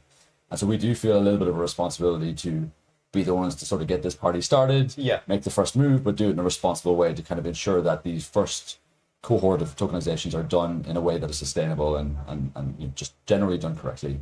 Very cool. And are there any that are already released that you can talk about, or any that are coming out? Or how? I'm going to deliberately try and avoid that one. Okay. I think we're trying to very much keep this a very competitive, open process, and we're considering definitely a lot of assets that exist today, but a lot more assets that are in the pipeline as well, and are hopefully going to be accelerated within some of the timelines we're looking at. So sounds good. So keep an eye out. Keep an eye out. Check it out. Yeah. And look, the exciting thing about this process is it's largely been running public, right? It's an opportunity for everybody to see what's out there in a structured way, in a way that is like comparable across these other assets. And we've done a lot of work to kind of figure out how can we actually assess these assets in a way that they're comparable. And I think a lot of folks are going to be surprised to see some of the names that have had tokenization projects in the quiet and are bringing these assets to the forefront now as part of this public RFP process. That's so awesome. There's been a big issue, I think, on Solana of just not having tokens that are worth holding for a long time, right? You know, we're starting to see stocks come on chain, gold come on chain, other options. So I think the more RWAs that we see, the more long-term holders that we're going to have. So I like this benefits everybody, right? So I'm really excited to see it. Like, what's your opinion on that? Is that going to be like what really like gets people going, using the chain more and holding it for longer? Yeah, I think I mean, a lot of these assets, you know, are designed to be held longer term, right? These are not assets you flip, like you said. So I think there's going to be an element of that where the main function is store value on chain for a period of time. Yeah. I'm personally a lot more excited about when these assets start to become a lot more composable, right? When you're seeing them playing a role in DeFi, when folks are using them as collateral in an exchange, you know, when liquidity actually starts to develop on chain, secondary liquidity for these assets, as opposed to just relying, excuse me, on primary liquidity from the issuer. That's a big part of why we're doing this as well, right? You know, Sky historically was very much in the, you know, over collateralized lending on chain was a big part of it, and you know, as we discussed, we're going to be doing a lot of that with Camino Drift and other partners. But that's a market today that can only scale to a certain extent, to, you know, low single digit, hundreds of millions. Yeah. For us to grow, to be able to allocate billions of dollars into on-chain stablecoin lending, we need new high quality assets that people want to collateralize in lending markets, and post that and get access to stablecoin lending. So a big part of what we're doing today is like importing yield from off-chain where there isn't basically sufficient demand for stablecoin lending. Yeah. But the second order benefit of that is the composability, the ability to grow lending as a result of having, you know, a new larger variety of these high quality collateral assets. Yeah. I think stablecoins are really so much at the heart of everything that's happening at the moment. And you know, 2025 has been the stablecoin year. We've seen a zillion stablecoins from every country. Every issuer seems to want their own stablecoin at the moment. Against that backdrop of, you know, TradFi and bank interference, how critically important are truly decentralized stablecoins to our on-chain economy? I think, I mean, there's a whole bunch of reasons why. I think, you know, there's been a lot of debate this year as well about, you know, the over-reliance of USDC. USDC, of course, you know, is the critical backbone. It's almost all the liquidity against other pairs is backed against USDC on Solana. There's a benefit to diversity, and we've certainly seen that in the fiat-backed stable space. But one of the things that originally got me super excited to work with Sky to, you know, to enable Keel to bring USDS to Solana in a meaningful way is the value of a collateral-backed debt token. You know, structurally, for whatever reason, there's been a few attempts, but Solana historically hasn't had a debt token like USDS or DAI. And it has a really, really impactful effect within lending markets that Ethereum has benefited from day one, which is this ability to have an elastic stablecoin that can expand its supply to meet demand for borrowing and contract whenever markets sort of contract as well. And that's really, really powerful in what we talked about earlier in rate stability, right? And the ability to avoid these like sudden shocks and spikes that we have largely today due to the over-reliance on fiat-backed stables. So look, all stables of all categories serve a purpose. They're important for different use cases. Yeah. But of course, we're very excited to bring, you know, the benefits that come from an asset like USDS. Yeah, I'm excited to see that too, because like, I don't know, when you talk about stables on Solana and you look at the volumes, it's all USDC, you know, and it's kind of a good thing and a bad thing, right? Like one, it's been very reliable. You know, people have been safe in USDC for a while, but then you look at the other side of that is, you know what, like a lot of those funds, you know, they're holding those dollars, they're getting yield off those, and that's ultimately, you know, funneling back to Coinbase or something along those lines, right? So there is kind of a dependency problem on that. So that's like, in my mind, you guys really coming out with a different, a better option is huge. So like, what do we do to get that really going on Solana? You know, like what's the next step? Yeah, I mean, look, by the way, don't get me wrong. We also operate in all of these other stables as well, right? We are not exclusively a USDS allocator, though that's sort of the secret sauce that enables us to do what we do. Yeah. I think in terms of like greater adoption of USDS, you know, Sky brought it sort of on its own with a bunch of incentives, working with partners to begin with. But actually the thing that makes USDS powerful is having the dynamic allocator behind it. So Keel is sort of that missing piece that makes USDS more effective by distributing it in through these markets at scale rather than relying on just individuals to do that. Yeah. The other piece of the puzzle then, of course, is the yield, right? And SUSDS exists on Ethereum. It doesn't exist on Solana today, but it is coming very soon. Okay. That's sort of what completes the circle, right? And SUSDS provides a stable, continuous, yield that doesn't spike up and down and short periods of time. That is sort of like some of the highest quality yield in DeFi. We see massive flights to that when you've got downturns in markets. We basically saw, I think, more than $2 billion flow out of assets like Athena into SUSDS over the last months since some of the issues back in October. Yeah. And that type of quality, risk-adjusted yield, that's coming to Solana as well. That sort of completes that kind of circle. So I think we're going to see a lot more growth in it with these parts coming into place. It's been one of the conversations that has been top of mind for us over the past few days. We're here with trillion-dollar asset managers, a lot of TradFi, a lot of suits. I'm curious to hear your opinion on this as a DeFi OG. Have we kind of sold our soul, in a sense, to the TradFi giants? Are we shirking away the original values of what made this industry so special and allowing this institutional capital to arrive? I don't think so. I don't think it's a mutually exclusive choice either, right? I think one of the beautiful things about public blockchains, which of course we're a huge believer in, is that you can have both, right? You can have interesting esoteric assets and experimental stuff over here and meme capital launchpads while still also having, AAA rated private credit going on over here. I think that's one of the things that excites me about DeFi, and I'm glad we don't have to make the choice. That's been kind of the opinion that has been returned to us most commonly. No one's come out and said, send all those guys home. It's been very, very collaborative, which has been very positive. It's fun to see. We've hosted a couple of events with some of these institutional asset managers of the week, and occasionally you have a conversation where they sort of pull out their phone and show you what their personal wallet in there as well. So what's the craziest thing they're holding? Go on. A very interesting basket of meme coins. So some interesting stuff there. Perfect. So obviously the energy here is hyper bullish. Everyone is Solana filled and convinced that Solana is absolutely the future. Let's put our feet back on the floor for a second. What is the biggest challenge that Solana is likely to face in 2026? Is it, contagion from 1010? Is there other skeletons lurking in the dark? What's the looming shadow that could catch us by surprise?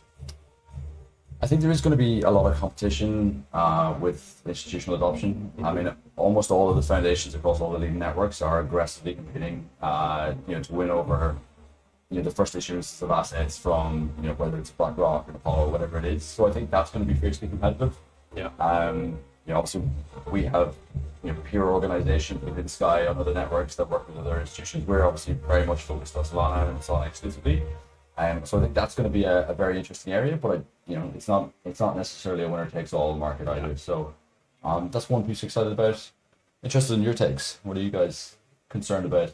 For me, it's still 10-10. A lot of people say no, it's fine. Like anything would have happened by now. In 2022, took a long time for a lot of that stuff from Luna to play out. So I think there might still be some bodies waiting to float down the river, but I don't know. It's anybody's guess. What do you reckon?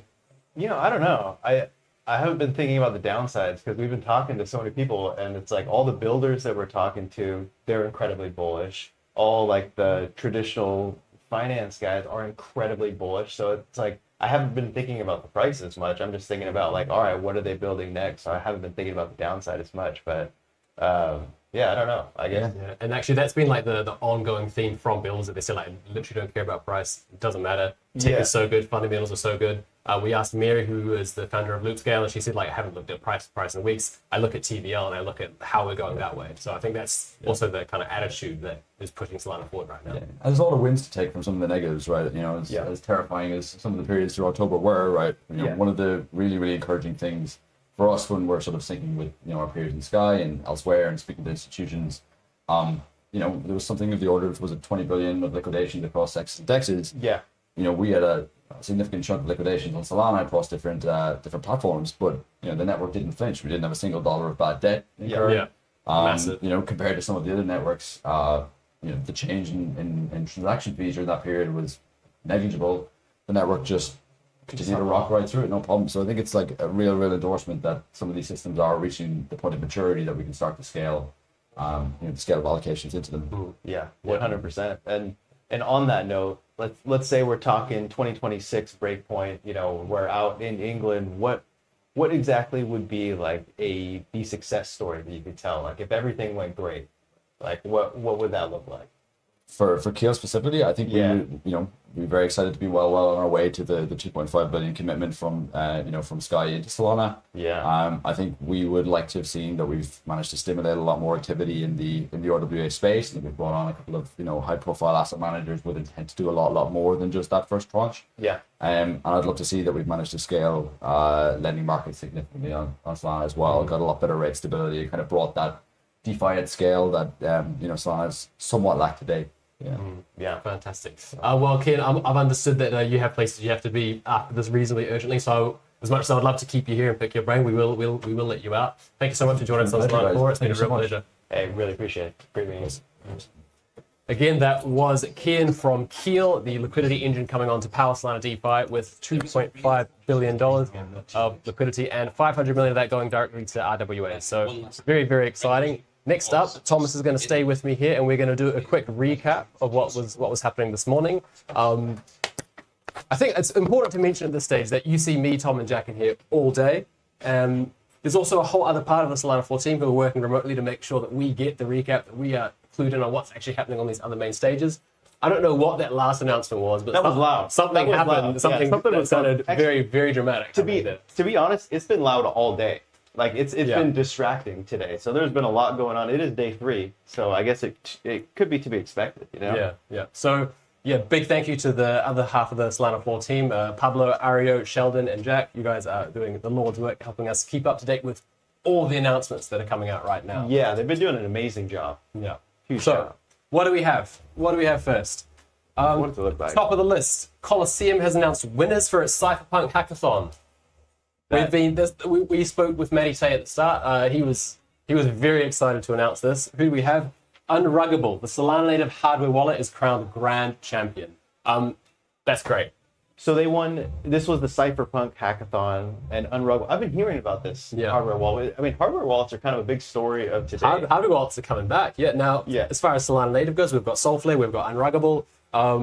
That's awesome. That's actually critical because Mooley was just here, a few guests ago, and he was talking about how hardware wallets are absolutely necessary for everyone, and we're actually not putting enough importance on this. 100%. I mean, he was making it sound like there was a significant amount of money just sitting on this guy's phone. Yeah. And I mean, that's dangerous. Lock it up. Yeah.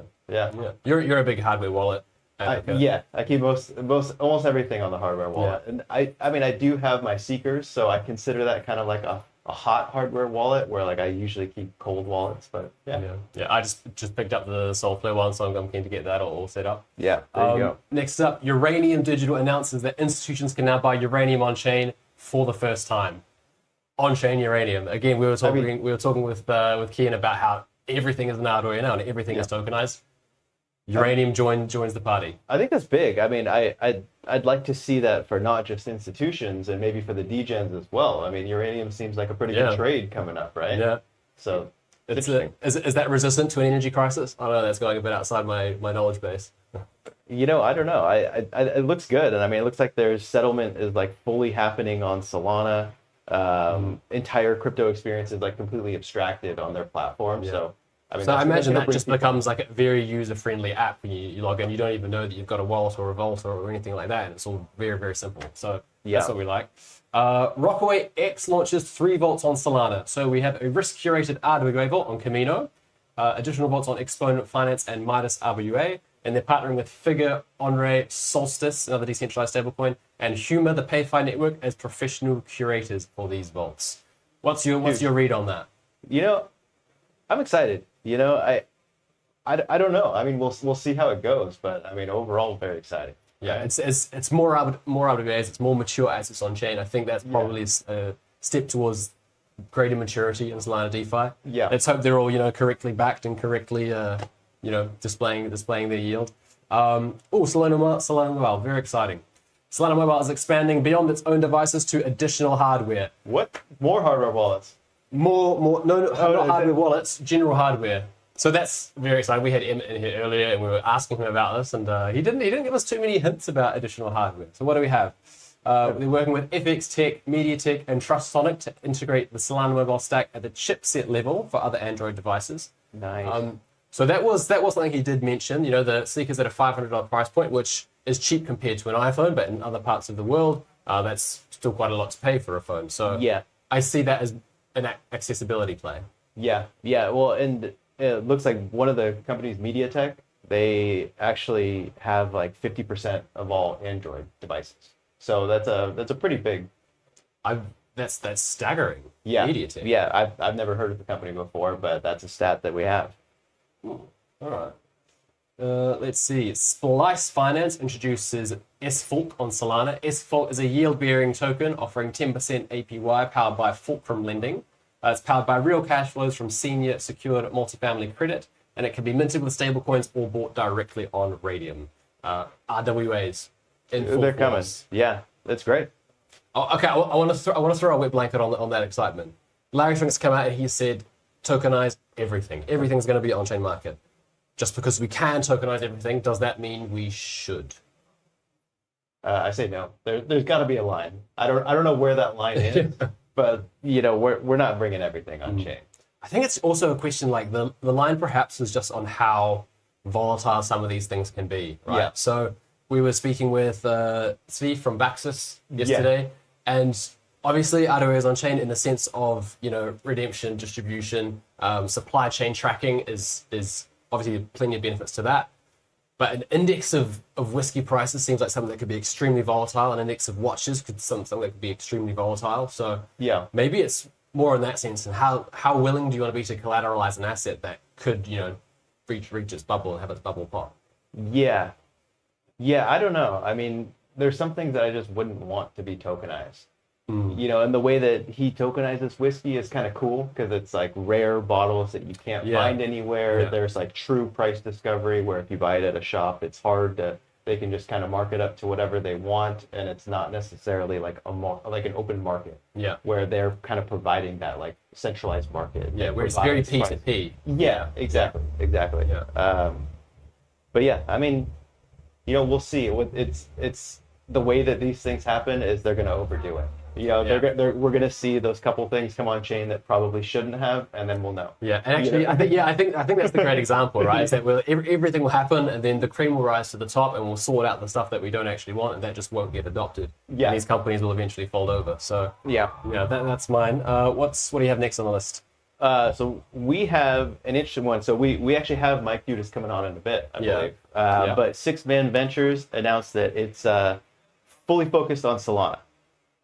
Interesting. I feel like they've been pretty they've had a big net. They've backed a lot of apps on Solana, but they haven't been Solana exclusive. Yeah. This for me doesn't say Solana exclusive, it just means focused on Solana. So we'll be able to ask Mike Lewis about that and pick his brain and see where that goes. Yeah. Interesting move. I get it from a sense of wanting to be as deeply ingrained as possible and as deeply trusted. Yeah.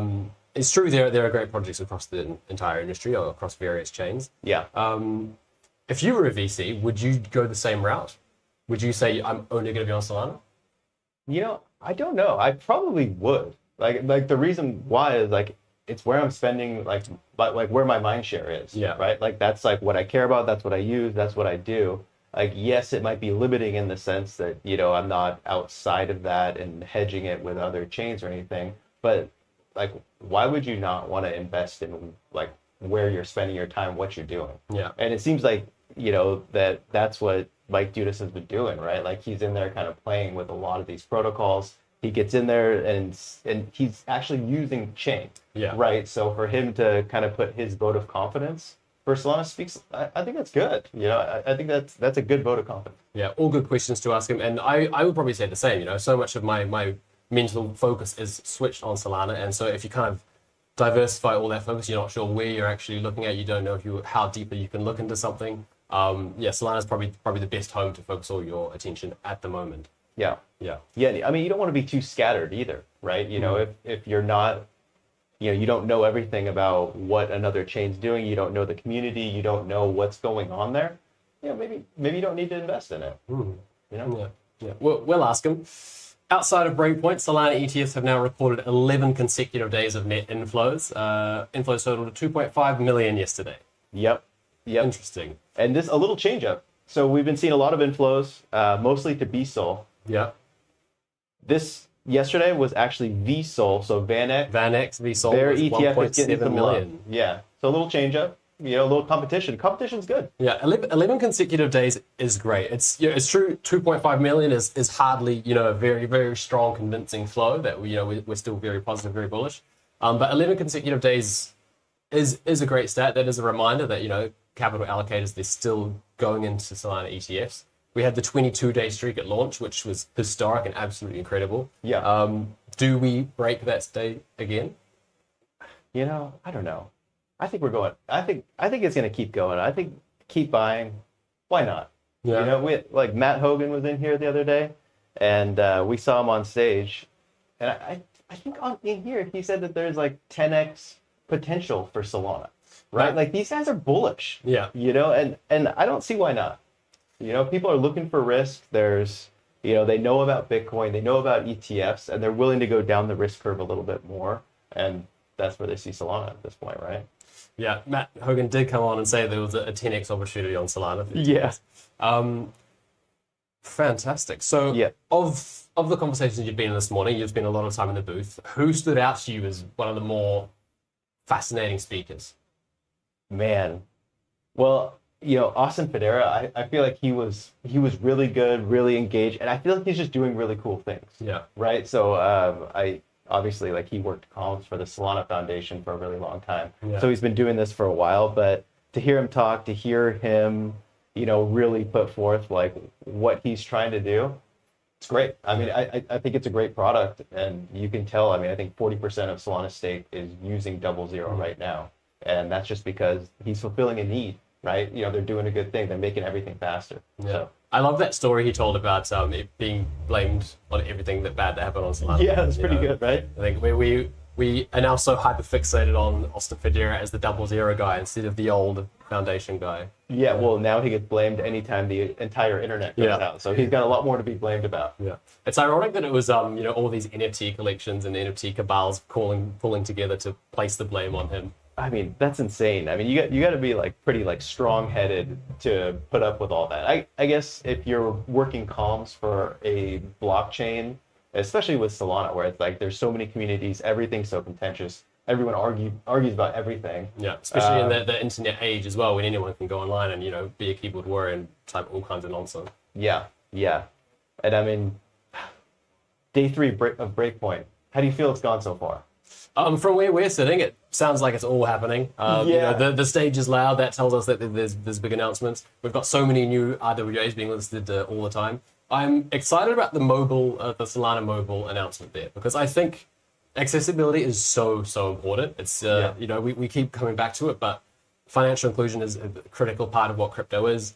Making cheaper phones means that everyone can actually join this Seeker ecosystem, and that's great for everybody who's already there as well, right? Yeah, completely true. So I feel like getting more people with the Seeker or Seeker adjacent Solana mobile stack in their hands is actually only going to spin that flywheel harder, and it's going to make it a lot more palatable to kind of keep using the Seeker, I think, after the airdrop, because that's obviously the goal, is to kind of keep the ecosystem moving, keep things moving, keep app developers building new apps for the Solana App Store, and keep them safer too, right? If they're using that stack, are they going to have?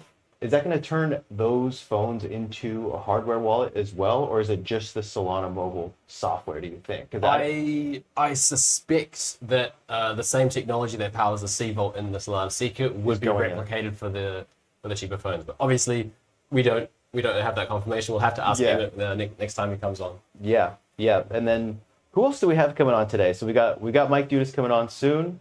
We got Hive Mapper. We've got Ariel from Hive Mapper. We've got the 2 deep in heavy hitters from today, right? Yeah. He had Helium on. Fantastic. Yeah. I mean, I like everything Helium's doing. I live in the US, so I have their mobile plan, and it's fantastic. It's a better product than other products for me. Yeah. So for them to do that on blockchain's great. Yeah. Something that I think is really kind of overlooked as far as deep in goes is that it's real world businesses solving real world problems with real world revenue. Yeah. And so bull or bear, Bitcoin goes to 10K tomorrow. People are still going to be using their phones. Exactly. They're still going to be connecting to Helium Mobile. They're still going to be transferring that data, and that flywheel is going to keep on spinning. Yeah. I think that's something that doesn't get talked about enough, because I think the conference opened with that big graph of how all the best revenue generating companies or crypto companies, that was very heavily skewed to trading and speculative apps for me. Yeah.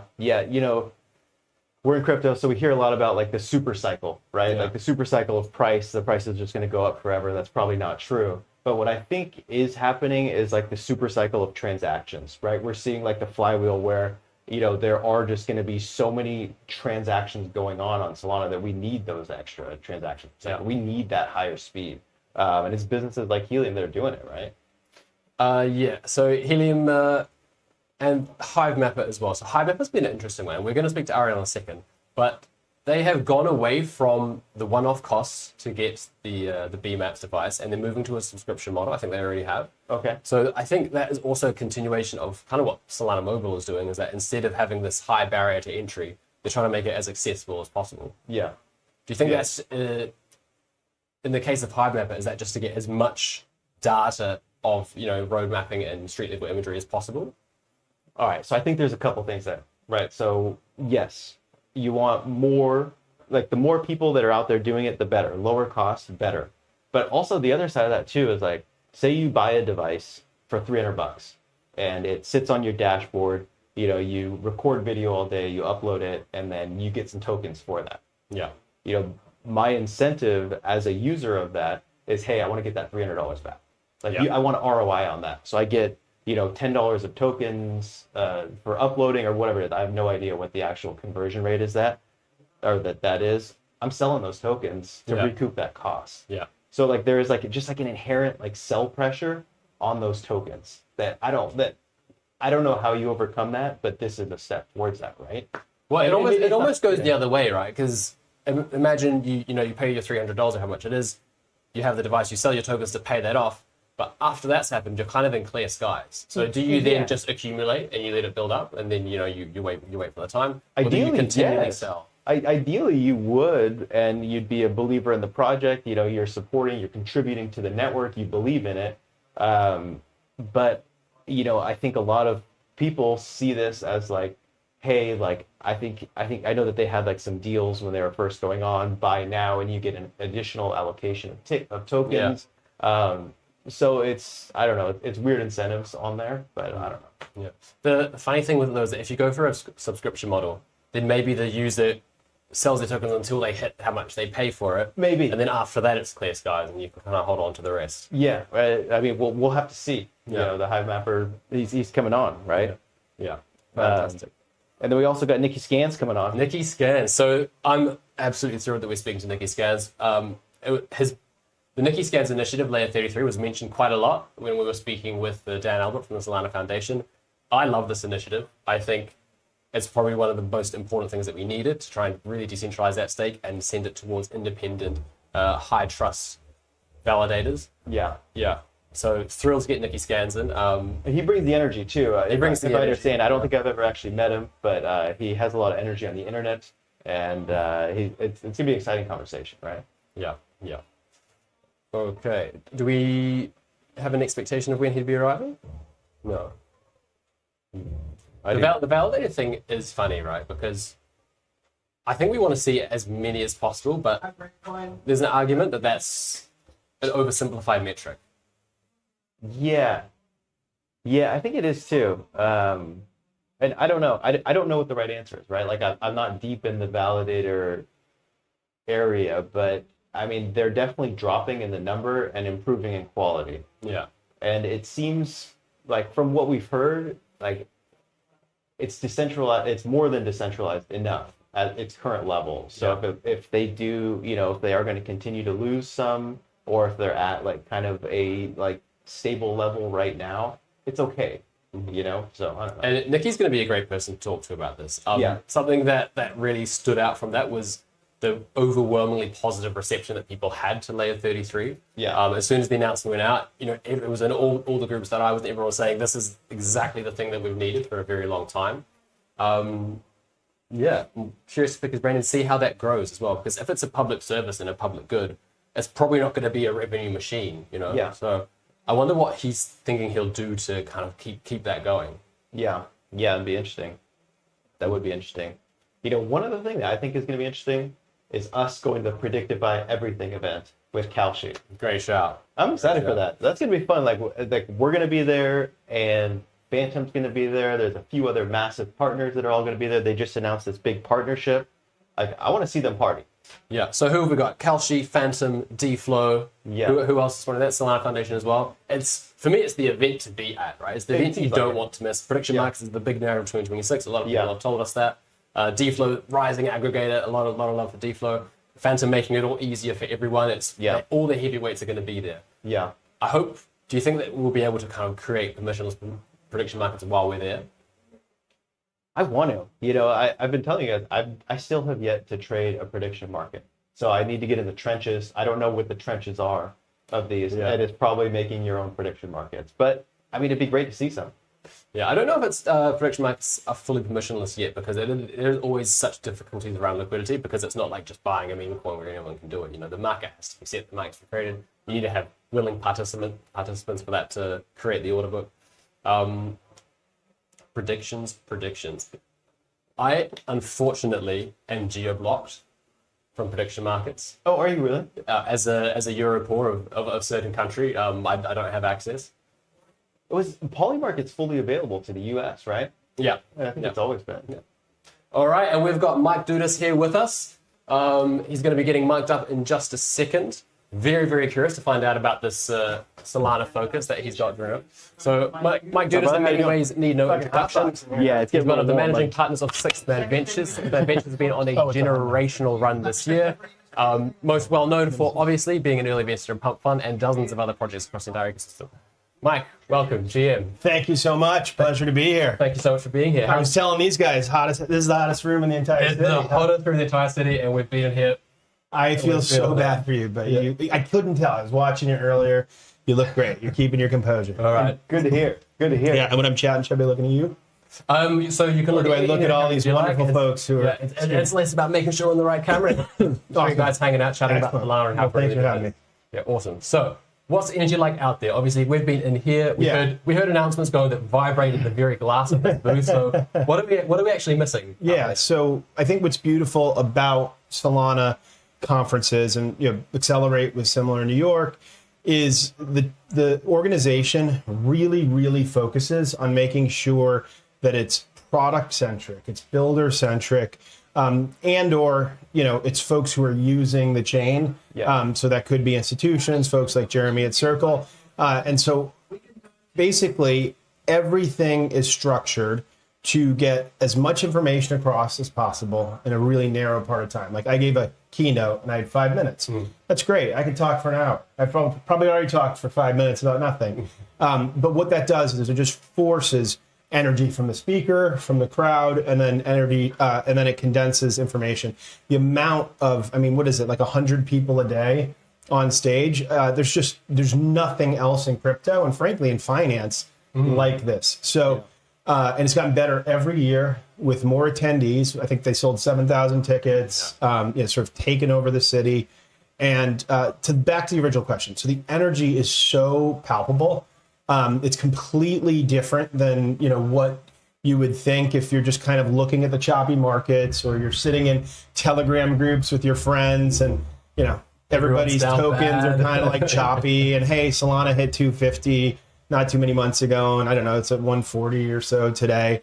But basically everybody here is taking a really long-term builder horizon, right? And that's across every vertical.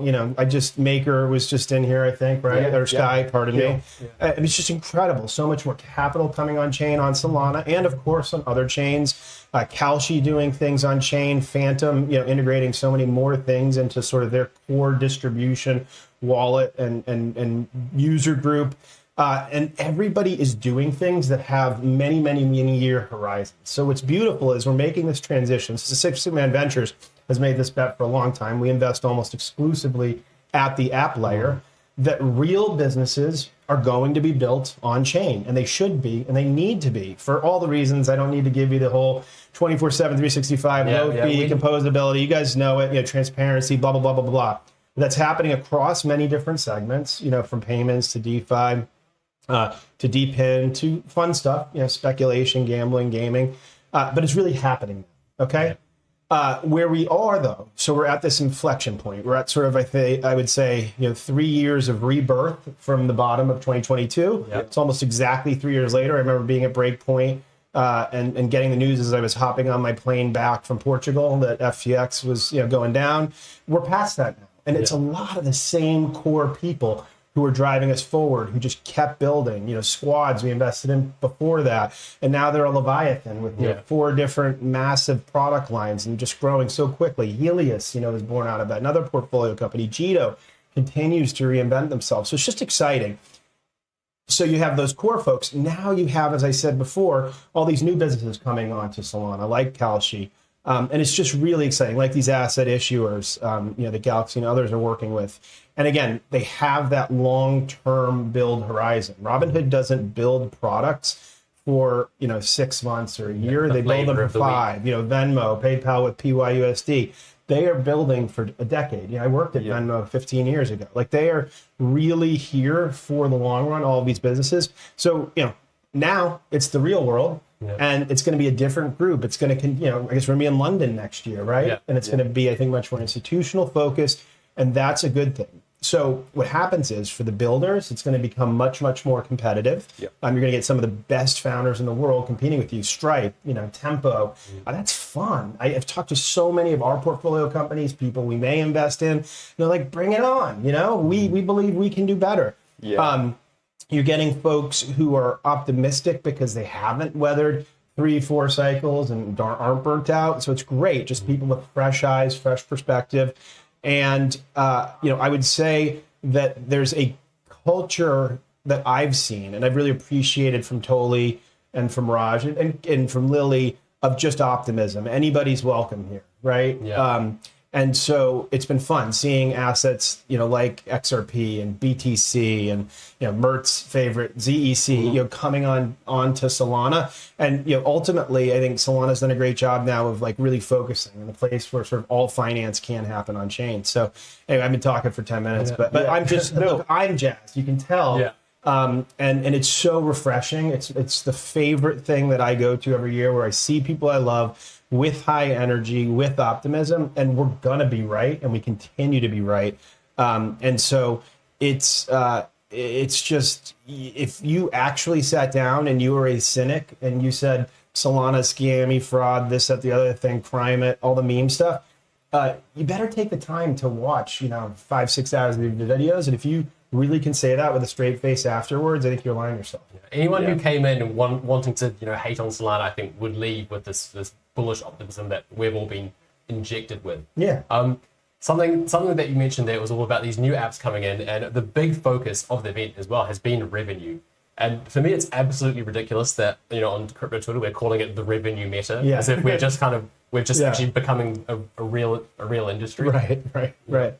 So I'm proud of the founders that we've backed, of Solana itself, for prioritizing a real business, prioritizing revenue, and frankly for basically designing everything from the lowest level block space, priority fees, how to land transactions, such that folks at every layer of the stack can generate revenue, right? From Jito, from validators, but all the way through to the app layer itself. So making the chain so performant that you can run really high velocity businesses, like Pump does. And then not frown. I think Pump's gotten some shit from a lot of folks for being quote unquote extractive. I think that's overdone and it's quieted itself down as people realize, wait, it's actually a good thing that on top of this chain, where the base pair is Solana in every trade that's done on Pump, so it's useful and it's using Sol as money. And basically are just printing, they're still doing 1.2 million yesterday, the day before, even though, the trenches are supposedly dead. And what's cool is I've seen the chatter sort of die off on, it's extractive to generate revenue. No, it's something to be proud of. And it elevates the ceiling of what anybody else can do. You don't want just, people coming out with $1-2 billion FTV chains and, protocols that have no revenue. And I think so. Seeing the success of of Pump has really helped a lot of other teams in the Solana ecosystem change their tokenomics now. Hey, are buybacks a perfect mechanism? Absolutely not. We can debate whether it's the most efficient way to drive value back to token holders, but unfortunately, given the regulatory landscape in the U.S., you can't just send money back to a token holder today. You'd be a security. So I actually think so. You use the methods that are available to you today, and then over time, can modify them. And you've seen a lot of teams experimenting and being rewarded for it. And what I really like about Solana is the revenue occurs on chain. I know they show Tether and Circle revenue on DeFi Llama, but it's not on chain revenue. It's all earned off chain. Solana is just a beautiful place where both app developers can make money, but also folks holding the underlying tokens can as well. Yeah, there was also a chart that they showed, like on the first day, that showed like businesses that crossed $100 million. I mean, Pump Fund, Axiom. I stole it for Frictionless and put it back up there in the speech. It was a great one. The quickest Good ever, job, the Legend. quickest in history, right? So it's the internet capital markets theory, like in practice. Yeah, they're it was showing beautiful. everything that you're talking about. Yeah, here, it was like Axiom, Pump, Jupiter, and there were a couple others that I'm sure I'm forgetting. Yeah, and it's just fantastic. So everything that you're talking about is like, hey, this is actually happening on Solana right now, and it's just the beginning of it. It's just the beginning. You're going to see it as Kalshi moves, more of what they're doing on chain. It's going to explode. I think when we look at these charts 3 years from now, I wouldn't be surprised, by the way, if there's like a transition phase. But what's interesting is that I also think you're going to see more people sort of be pleased because, and here's what I would say, the things that are going to get traded are going to start to be quote unquote serious assets. So you're going to be able to please the folks who like to have fun and do a little bit of degen stuff. But as all these RWAs come on chain, as I can trade Tesla stock, as I can trade maybe private company stocks on chain, there's going to be trading fees from that. So the apps are going to be generating revenue. There's issuance fees. There's just so many ways that you're going to be able to make money at the app layer in Solana moving forward. And I think part of that app layer, part of what's been so successful, and Pump is a great example of this, is this willingness to experiment and to try new things. We talked about the making $1 million a day in revenue in the midst of the meme coin bear market. I don't know how they're doing it, but they're just continuing to build on that and they continue to build it. And if they try an idea, maybe the traders reject it, maybe they don't like it, they say fine, they brush it off, they get back in the booth and they fire out a new idea. That's why I like them. And again, we'll continue with this case study. They're building for multiple cycles. They believe that they have a wedge, like Binance had a wedge with ICOs and the ICO launchpad in 2018. That meme coins are sort of that new asset, and they've done AI coins, some utility tokens. They're going to be doing more of those. They have some announcements coming on that front, so it's exciting for them. They don't view themselves as a meme coin launchpad, but as a token and capital formation protocol, and it's working. To your point, they've tried different things, creator capital markets. I think those were a little ahead of their time. Just figuring out the mechanics of how to make sure that, for example, if you guys had a token that it, didn't just like spike only when you're you're streaming. And there are a lot of things that they're going to do there in the coming years, but they don't rush to do it, like to change and modify every third day. That's where you confuse your customers. They're building on a very long-term horizon, and like they want to rival the TikToks and the others of the world. TikTok with money. Yeah, they basically set off like a whole new meta on Solana of meme coins, right? Solana's been called the meme coin chain by everyone for a long time, and it's because of the success of them. And it's like no matter how much other protocols or Jesse from Base want to mimic that, they just haven't had the success of it. It's actually like because it's authentic. It's not like, and I think Jesse is authentic, but he's also like, he's not like native. It just doesn't resonate with other people the same way. Like it resonates with him. But what's cool, so one nuance I think to what you're saying, what's so interesting is that I think I was reading that meme coins are only about 5%, maybe 6% of trading volume right now. There was a day where it dropped. There was a day where it dropped to 5%, which is the lowest since October 2023. But still, Solana was the most used chain that day. It's like so. It's, and I think Vib, marketing at Solana, talked about this. He's a founder. We backed a Drip, fantastic guy. It's a little feisty, like I do on X, but I think to the benefit of Solana in the long run. But it's just been really, really, really good to see, basically how we are getting more and more high quality assets that meet a different segment of person while still retaining the ability for the folks who just want to have a great time, want to punt a little bit, to do that. And it seems like you do that, right? So I do that personally. Yeah. When I think about like what a longtime follower, like I feel like you give a bunch of alpha out on Twitter, and I've learned a bunch from it. Some good, some bad. Some good, some bad. It's live. Like sometimes I get dunked on. Like everyone, but you know the way that goes, we get to learn a lot from what you're doing. You're out there playing with it. You're buying NFTs. You're checking out the coins, and so you have the perspective of a user. Like, what's a user going to do when they're on there? What are they going to think? Yeah, so it's exactly. Like you get the insight from that. Where I don't think that's a common thing. So it's not, and it was part of what I talked about in the 6 a.m. Mentors. They asked me to do a product keynote, and I was like, well, what's my product? It's giving people money.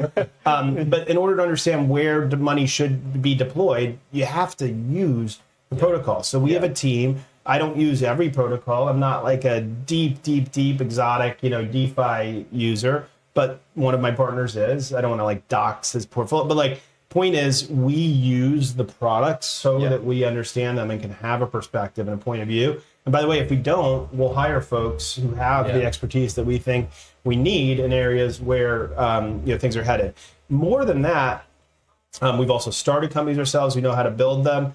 Moving forward, VC is not, it's not today in crypto. It's an active practice, right? Yeah. Like when we make an investment, the firms, the companies, the protocols, the projects we invest in, they want us either directly or through some of our strategic partners to be deploying capital into their protocols, and using them. And we have to believe that we'll do that. We won't invest in one if we don't feel comfortable, putting, $1, $5, $10 or more, $1 million to work either ourselves or through partners, because if I'm not willing to, who is?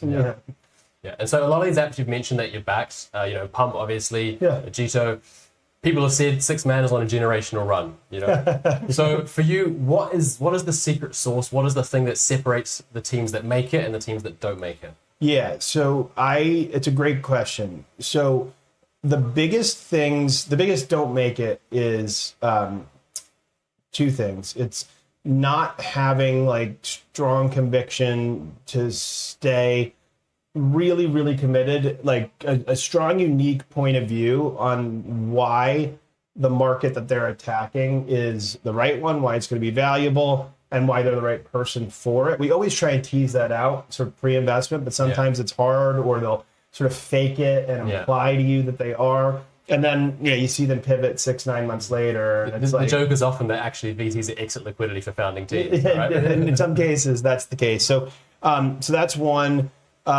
2 is we really like people who are crypto native. I know you can come from other industries, but usually the people who are like, I think a blockchain would be good for this, like the failure rate's much higher than it has been in our portfolio. And then the people who have stuck through the hardest cycle. So our best cohort of performers were investments that we did in 2021, 2023, and 2024, which were kind of some of the harder times where you were like coming out of, and then 2022 was so euphoric. And then honestly, this year we invested fairly slowly because there have been a lot of Me Too. We like authentic ideas. There's very few authentic ideas. So what we're deeply looking for is founders, again, who might bring domain expertise, somebody who understands, data center economics so much and understands why, for example, specific types of GPUs or other assets might, be great backing for a yield coin. But what really brings deep authenticity has actually, done things on chain in addition to that domain expertise. You're looking for these unicorns. There's very few of them. So what I would say is what we've gotten better as VCs, we've slowed down our pace to make sure that we found that founder persona that I've talked about, some level of like domain expertise, deep belief, crypto native, and just tells you, it's like I'm doing this, doesn't mention, I'm trying to launch a token within 1 year. An example would be football.fun. I've got a few football.fun accounts. It's so fun and it's working well. And the guy, ran, I think, Wolves DAO, which was like a soccer DAO. He was a big SoRare player. Like, he cared about this. He's like, I can make this game better. And it just exudes. Those are the people you dream of. Now, it's hard. Again, like I said, to deploy. There's just not that many of those people out there. But I think you're going to see more and more in the coming years. But what we avoid are, right now, prediction markets, hot thing. Seeing teams that we got pitched 2 years ago on something else who are now, doing prediction markets, aggregation, or terminal business. Like those are the types of things I don't get excited about. I want somebody who's, hey, maybe was writing papers about prediction markets, when they were in uni, and now is actually putting that into practice. Oh, and by the way, like they've also used them and are passionate about the product. So you're not like investing in like, hey, this is the hot meta right now. Prediction markets, like they're massive right now. You turn on the news and you see a prediction market, right? Yeah. So you're not looking at that. You're looking at what's going to be the next thing, or what are people building that could be the next big thing. That's generally what we're looking for. Exactly. And so, I don't know that there's going to be, many net new standalone generic prediction markets created, like if you just invested today. But 7 months ago, we invested in a company called Worm. Literally behind us in the next half hour, they're going to announce their a big product release. But it was a founder who's been working on the concept for a couple of years. It brings some new primitives, so AI created markets, AI created market resolution, and then adding leverage positions for more capital efficiency in prediction markets. So just had a unique point of view on some things that he believed could be either additive or even better than what exists in the market today, but not, like the next prediction market for fashion or something. It's just like, you're going to need the liquidity from the big markets to make that work, right? Think of it as like there's no moat on that. You can spend years building out the fashion prediction market, and then Kalshi puts that's a exactly feature it. and they go, have such a liquidity advantage. This is our fashion category. Like you're gone, you're out the door. Yeah. So we are excited. Same thing's happening in stable coins. Like if I hear the word stablecoin orchestration one more time the next 3 days, like honestly, I might. That sounds good. So you kind of slowed down a little bit in 2025. The pace. How do you categorize like 2025 as a year for Solana? It's an interesting year. Right? It is. So it's been a transition year, and I think people right now are painting it as a, what I would say is like I've seen a lot of these like nihilism one and the casino, and I'm cynical and I'm this and I'm that. And honestly, it was the same people who I was having a blast. They were having a blast with that, 6-9 months ago. So it's total revisionist history. It was as fun as like the NFT craze, at the peak. It's things can be a little bit different now. So anyway, point is, I think Solana has done great so far this cycle. If the cycle's over, which I don't generally, think is the case, I think that where we're at is cycles will be more muted. I could be dead wrong. I hope I'm not. I've seen Chris Bernitzky's probably a little more bearish, and but basically, I think it's been a wonderful transition year where the overall value of assets has dropped significantly, not just at Solana. I think we've lost $1 billion worth of total crypto market cap, since the October high. But a lot of that is healthy. It's, infrastructure, crappy L1s, some apps that were wildly overvalued. And, I think we'll hit all-time highs in market cap most likely next year again. And then we'll be much, much higher, 10 trillion, a few years down the road. But I think a lot of that value will be in Bitcoin. I do think Ethereum. I think Solana, and not too many other like infrastructure or money, or L1s. I think it's going to be at the app layer. And it's not going to be like tokenized, like not just like Tether and USDC, but other like really interesting, risk assets, yield coins, like I said. And then protocols like, Jupiter, like, I don't want to name any of our portcos that don't have tokens yet and get in trouble, but some will, that have, again, real business models and real revenues. But that transition is painful. You have to write down the trash before, sort of rising from the ashes. And this happened in, from 2022 into 23 and 24. You saw some of that stuff, and then some of it got too overvalued and corrected. But Solana has just some incredible primitives that I believe, there's going to be great opportunities. Because I'm an SEC registered investment advisor, I can't name specific There's ones. no financial advice. It kills me not to be able to do it. But like, there's going to be some great opportunities, both of existing tokens and then a lot of new ones. Like we encourage Football.Fund to do their public sale on Kraken and Legion at a 60 million FTV, so that, which is higher than where we invested, but not crazily so, such that people can, retail can participate and make a lot of money if they execute the business well and get credit for that in the token. Yeah, and I didn't give financial advice, as you just saw. I said if. Yeah, no, and you mentioned like how bullish you are earlier and those reasons why, and like we've been feeling that in this booth. Yeah, every person we talk to is building long term. They're planning on tokenizing. We brought Galaxy in. Thomas from there, head of tokenization. He's like, we have $5 trillion that we're looking to tokenize. Yeah, and I asked him, I was like, so what percentage of that are you really going to tokenize? All of it. Yeah. Oh, they're not short. And I worked at Paxos for a bit, and same thing. They're seeing so many partners coming in and telling them that, and actually starting to do it. So it's been exciting. The numbers are real. They're massive. And then even when many of these traditional assets are issued on chain, it's going to benefit DeFi because you're going to have more collateral on chain. You're going to have more real assets. People are going to be opening the wallets more often and managing them. Have a reason to keep their money in USDT, USDC, PYUSD, and the crypto native coins because there's a bunch of different things to do. That's the one thing that I think we're also looking for as investors is, hey, how do we make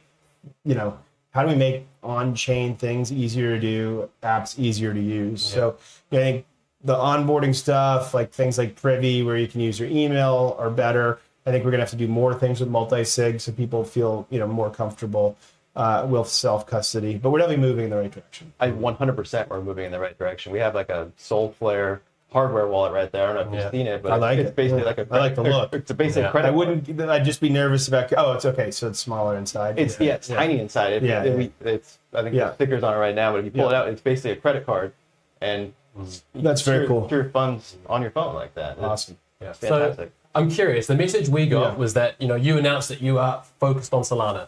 That's I would say half of what we do is on Solana. Right, and then, because I imagine that all of a sudden all these builders on these other chains go, the sixth man is out. No, and I think we're like Multicoin in many ways, where we'll suggest to somebody who's generically deciding where to build, hey, we think Solana is a great place. So it's like we're generic in how we we're opinionated, but not like forceful. But we'll say, hey, I think Solana or maybe Base, will work.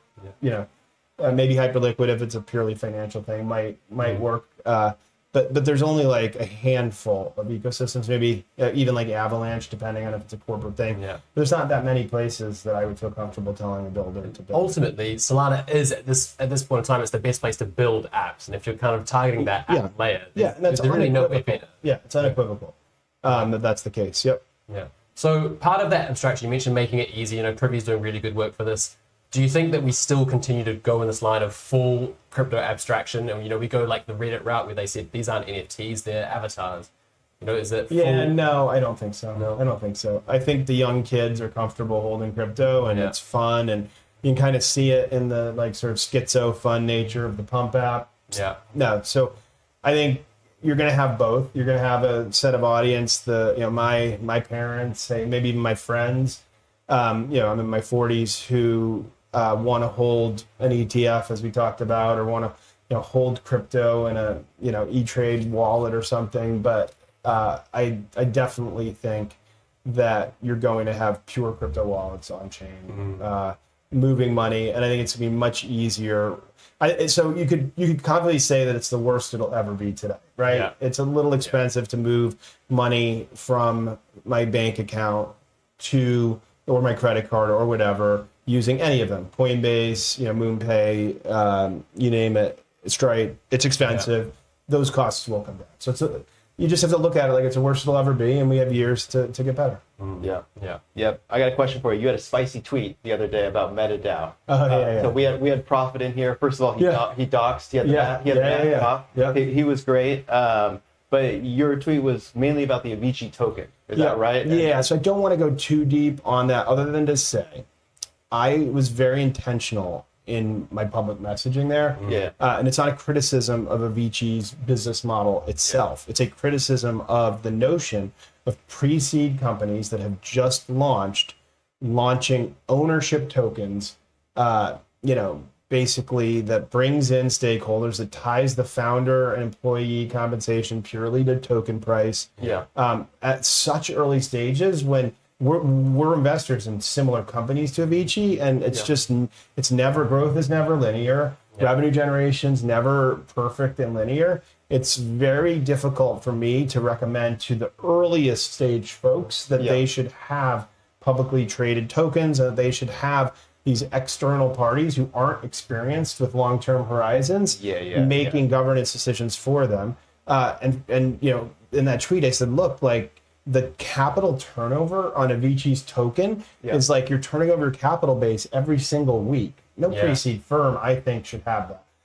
Profit had very good, and the Coliseum guys were wonderful investors and supportive, had some good pushbacks. I'll let them, give their arguments because I still am hesitant. But I think it's a really cool mechanism. What I love about Profit and MetaDAO is that they improve so fast and so relentlessly. Oh, yeah. Completely different mechanism 6 months ago, and will be much more powerful in 6 months. And I think you'll see things like, I don't know.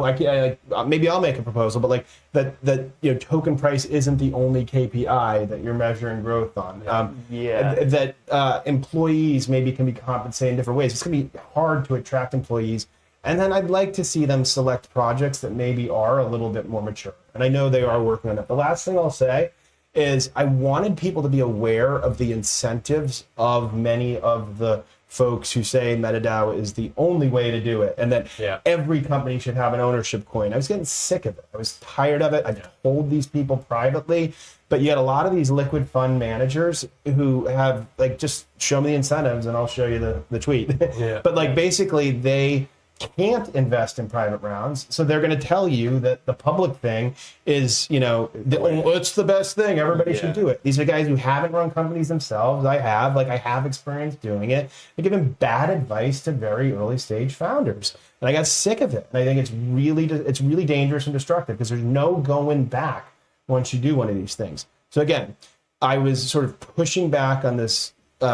There was too loud a voice coming from some of the liquid traders about how this was the be-all, end-all, the solution to everything, to all these other tokens that are governance tokens, or that don't give you equity rights. Which, by the way, I don't think the average random person should get equity rights in a pre-seed business. It's a challenging thing to do.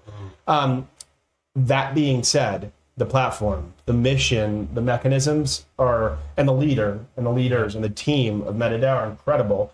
And we're making a big long-term bet. And frankly, I bet you we'll be holding that token longer than many of the liquid funds who are their loudest proponents today. I bet. Yeah. So you've seen a lot more early stage companies. So would your advice there be hey, they didn't have quite the full product yet to be bringing in that much money? So I don't even say that. I say more, this is a no turning back decision for you. Once you change your capital stack, such that you have, everything is tied to an ownership token and your treasury, and every holder has a claim on it legally.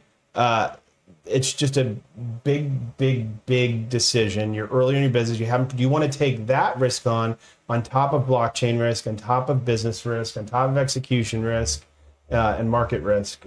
I would say to many, wait until you have a little bit of a cushion, perhaps, but the counter to that is Avicii, for example, the sign up spiked dramatically after they did the launch. Big marketing event, exactly, much, right? Exactly. Sign up spiked, revenue spiked, and a lot of things did work really well for them. So honestly, and I mean this genuinely, I'd love to be wrong in 12 months and see, the 6 to 8 largest MetaDAO launches of very early stage companies succeed at a rate higher than traditional VC. If that happens, I'll I'll eat my words, and we'll go from there. Yeah, we like MetaDAO too. I mean, it's a cool platform, and they're attacking a good problem. I think, right? Yeah, unquestionably. I mean, to bring they're fixing something that needs to be fixed. Yeah. My point is, you can also you could recognize there's problems in the world. This isn't the only solution, but I think it's one of the best experiments in the world at solving this problem. Yeah,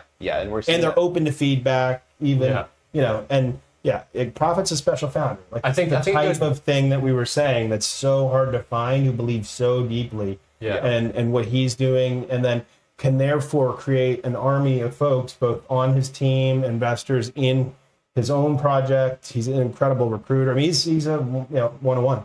I think it goes back to what you said as well about just having authentic, original ideas. Yeah. So that's why they're succeeding so much. Mike, I love having you in here. We could keep ripping on this for an hour, but I can see you're in long sleeves. I don't know how you're doing it. I don't know why I brought only 3 VC vests.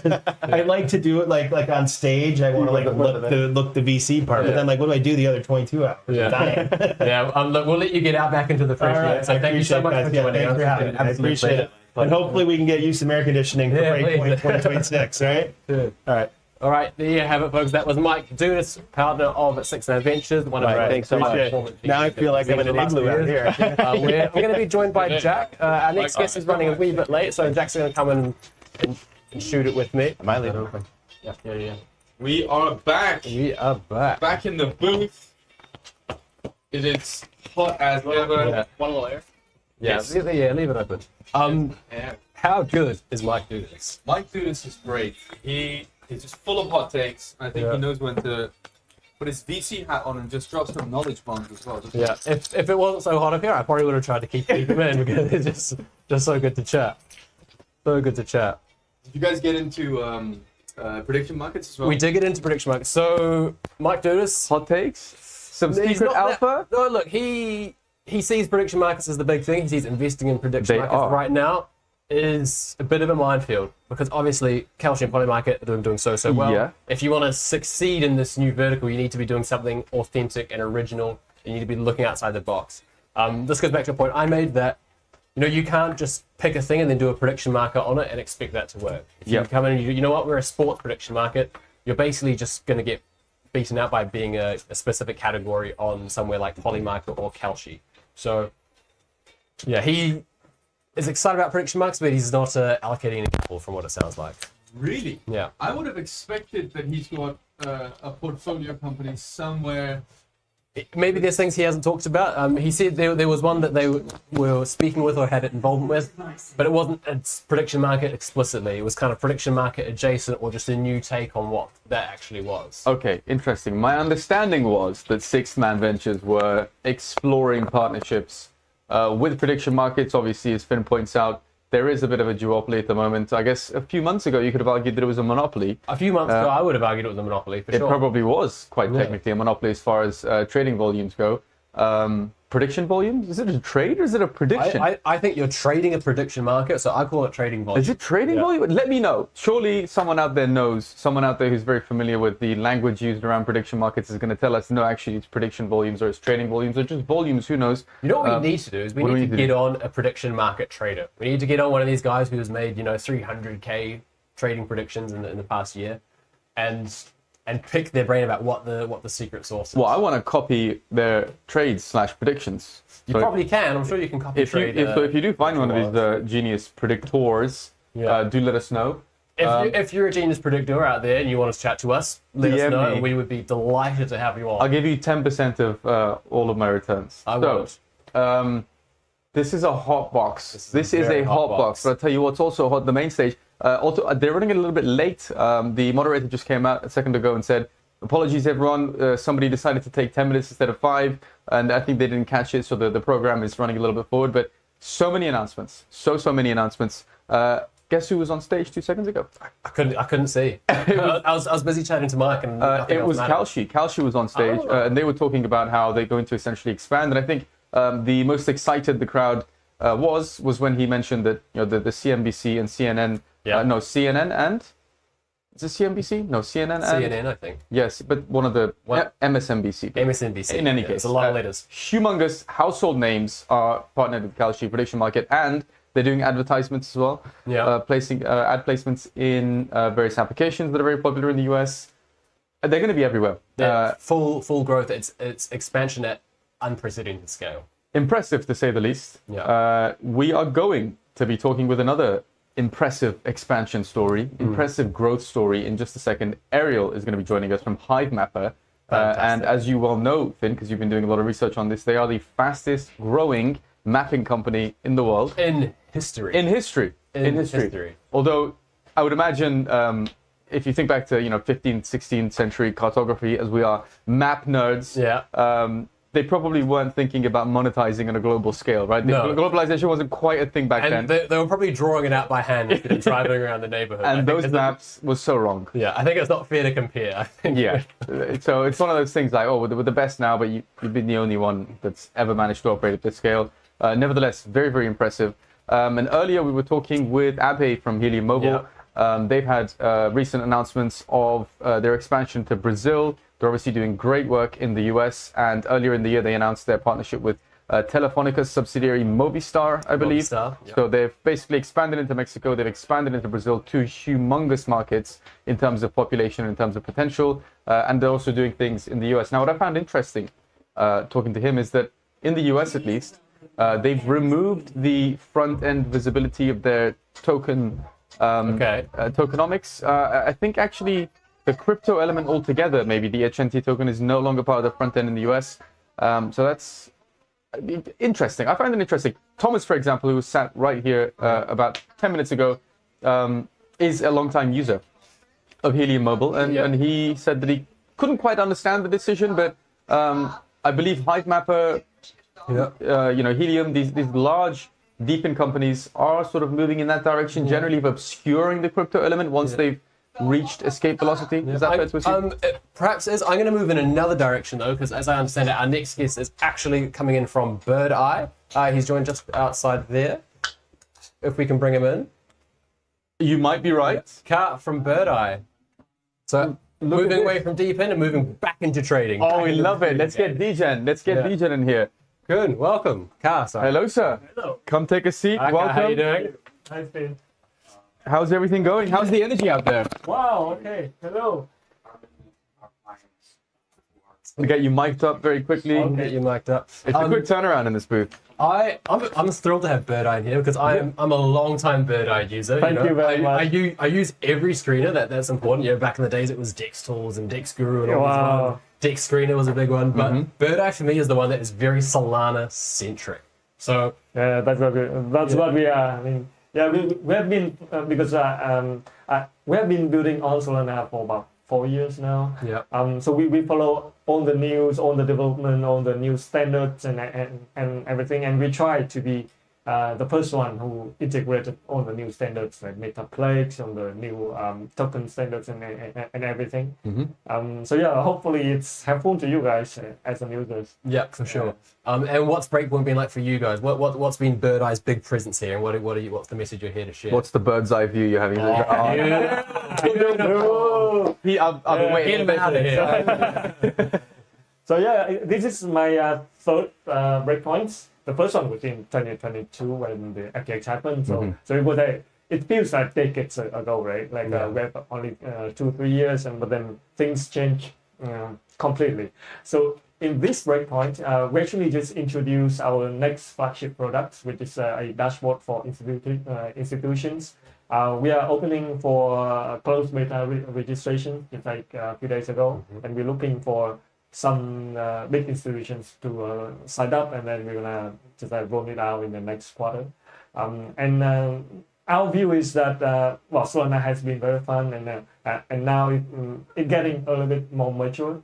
And we can see that there's a wave of the TradFi guys going into Solana. They're putting millions and some putting billions of dollars into that one. So probably they're gonna need some kind of tools, some data tools, so that they can do some analytics. Yeah, like what's different about a Bird's Eye institutional platform as opposed to the ones that we have access to? Like what can these people expect will give them that extra edge?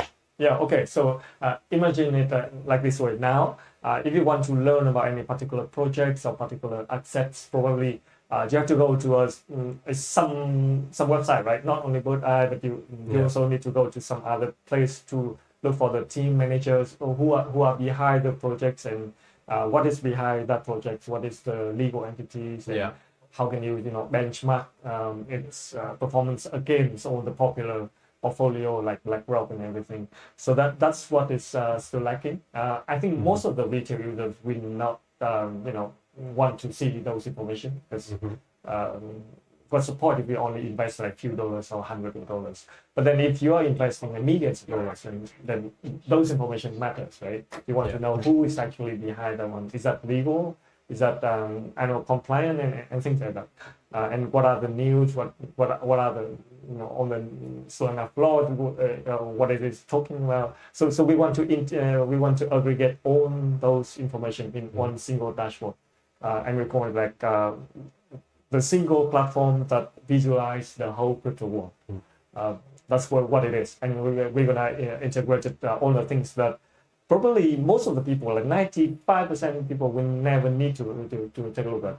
But on the remaining one, on the guys who's investing a lot of money, they will value on those kind of information. Your typical user base in that case, or the target audience, let's say, would they be DAT issuers, ETF issuers, DATCos in general? Yes. These are the types of clients that you'd look to bring on, or just maybe whales. Exactly. Also whales. Yeah. So we are talking about fund managers, investment bankers, family offices. Okay. All the whales, on the project leaders who want to see the competitions at real time. We have a lot of dashboard that compare projects. Like we have all the metrics, how many users you have, how many users that you have historically. And what is the trend going on, and so those are the type of information which is like take a very, very long time to index and to arrange. But then I think we think that it's very helpful. Definitely. I mean, if I think about my time as a consultant, boring Web2 jobs, these are the types of reports that companies pay huge amounts of money for out in the real world. Let's call it the Web2 companies. They need specific types of data collection, aggregated forms of data for market research. Maybe they want to think about, operating in a different environment. They've got the capital, they've got the expertise, they've got the know-how, but they don't know what the sort of risk parameters are, who they'd be competing against, who they'd be operating with, what kind of partnerships they can find. So this is a very real business model that most companies out there need, and it's interesting that I guess nobody's done it yet. Why hasn't anyone done it yet? Well, because it is difficult. Well, we've been working on this one for nearly a year now, and I think we're just touching like a tip of the iceberg. Because firstly, the on-chain data, especially on Solana, is super fast. So you actually have to get the data in real time and then aggregate it and then rearrange it, organize it in real time. That's a challenge. And then you have the off-chain data, right? Like you have the data coming from the centralized exchange, from the news. Like it is everywhere. So it really takes serious time and effort to integrate one by one, and then we can have like hundreds or even thousands of data sources. And then we have to integrate it in one single thing, and we have to organize it very scientifically. I mean, it must be almost impossible to offer daily, even like hourly reporting because of the sheer volume of data that's generated, right? Would you start then offering, weekly reports, monthly reports, quarterly reports, and then slowly get more and more granular? Exactly, because now when we take a look at the traditional financial world, we see that there's a lot of analysts, a lot of people doing like analyze all the data things, and then if they do the same thing on crypto industry, probably they cannot do that like as frequent. Right. So we think that we won't be able to save their times, and that's what we think. There's a lot of assumption there. We don't know whether it's gonna work like beautifully as we think or not. But that's what we're gonna do. Data's a messy business sometimes. It is. Well, just the sort of the range of clients that you'd be looking to bring on, and the types of organizations that need this type of data already. They're all right here in the capital in the UAE, right? These types of fund managers, TradFi institutions, the $1 trillion asset managers are all here. We were at Abu Dhabi Finance Week earlier in the week, and we saw multiple $1 trillion asset managers and family funds and all that kind of stuff. So were you there also at that conference? Were you at some of the other conferences that have been happening this week? I know we had Binance Blockchain Week, Bitcoin Mena, a bunch of these crypto conferences, but also the TradFi side of reality was also here on the ground. Yeah, unfortunately, I wasn't there. I'm only come here for Breakpoint because partially because we are still like, building. Yeah. You know, but I think like gradually we will have more people that go into those conferences on the TradFi things, and then going to more conferences around the world. Especially when we release our public version. Because currently we are still in the building phase. We are doing the closed beta version. And probably in the next 1 or 2 quarters, we will focusing on giving limited access to some people, to some potential clients, and then we're gonna revise and then perfect our tool before we have the complete public release. Well, I wish I was a soul whale and I could volunteer myself to test your product, but unfortunately, I think we're a bit too crypto. I don't quite fit the bill yet. Maybe in a few cycles. No worries. I mean, like that's our next product. But still, we still have a major investment of time and effort into our current product as well. Our current website, and so that's not going anywhere. It's still there, and it's gonna get much better because you see in this conference there are so many things coming up. Props AMM, you have the prediction market, you have the perps. So we are looking at all those, and we're gonna just selectively put those into our platform as well. Awesome. It really solidifies that thesis that we've been hearing a lot, that Solana is for everyone now. So whether you're a meme coin trader or a perps trader, or no matter what you're doing in DeFi, institution players can also come into play. And Bird's Eye sounds like it's going to be a hub for getting all the information, regardless of what you're interested in. Yeah. That's the goal. And we honestly thinking that like the different group of audience gonna need different products, like data products. So if you go into Buddha.so, you're gonna see a different vibe. It is very lively. Like we track every small things. Like all the tokens is there. Then if you go to our next products, you're gonna see that it is much more clean. Like we actually have to manually clean some data sets. Because that's what the professional and institutional users expect. So those will be like different approaches. And so we have to put different teams, different people into working on those. Is it on-chain data or off-chain data specifically that needs to be cleaned and parsed and presented in a sort of human readable way? Yeah, mostly on-chain data. Mostly on-chain data, yeah. because it's permissionless, right? So there's a lot of people just putting up whatever they want to do. A lot of them test on production. So. Okay. Yeah. So you're gonna have to cut through the noise, offer only the signal. Yeah. I don't envy you. It sounds like like a lot of people that are a lot smarter than me are gonna have to work very, very hard. That's true. What's the timeline you're looking at then? By the time it's let's say November next year, I think mid-November is gonna be Breakpoint 2026 in London. By the time we get to London, are we gonna be able to sort of test this, have some product demos? I really hope so. I mean, our current timeline is that we're gonna have the closed beta being released in the first quarter of 2026, and then we're gonna have I think probably 3-4 months before we release it to the public. So it's like anybody who wants and willing to pay for it gonna be able to access. And then I believe that it is an ongoing thing because it's so huge. We have to keep building for several years, I think. But then by Breakpoint next year in London, then I think we're already there. So how exciting is the prospect of this $1 trillion institutional bid that's meant to be coming in? We've been speaking with these asset managers all day for the past 3 days. We've had Franklin Templeton, State Street, who wasn't in here, but Galaxy Digital is tokenizing I think a $500 million fund. What does that indicate to you as far as where Solana DeFi is going to be heading next? I think there will be a lot of change. I mean, because the whole ecosystem is quite huge, and there are so many people, and even start to categorize itself. Like there will be people really like the crypto space for the aspect of it's being free. There's people are really fun. We can throw very wide parties and things, and even it's still there. Like it will not go anywhere. But then there will be the category where people want to be because it is so advanced technology and everything, and it can actually make the traditional finance much better. then those people are going to focus on different type of products and community, and I really hope that Solana going to be able to host everybody, and then that's my. Well, it certainly looks like, at least from our vantage point here at Breakpoint, that the degens, the Solana DeFi OGs, the asset managers, the DACOs, the giant trillion-dollar asset managers are all indeed in the same place, being hosted by the Solana ecosystem. And they merge very well. For some people, and I think there is still a bit of a discussion. So you guys obviously started serving retail, serving them very, very well, understanding their needs, going where they are, and providing the right types of data and an amazing product to them. But you're also clearly very aware of the fact that Solana is moving in this direction. It's becoming more mature as an ecosystem. The industry is maturing as an ecosystem. That is undeniable. Otherwise, we wouldn't be sat here with $1.6 trillion asset managers, Franklin Templeton. To what extent do you think, and from your conversations with other founders and builders in the Solana ecosystem, to what extent do people feel that this is net positive?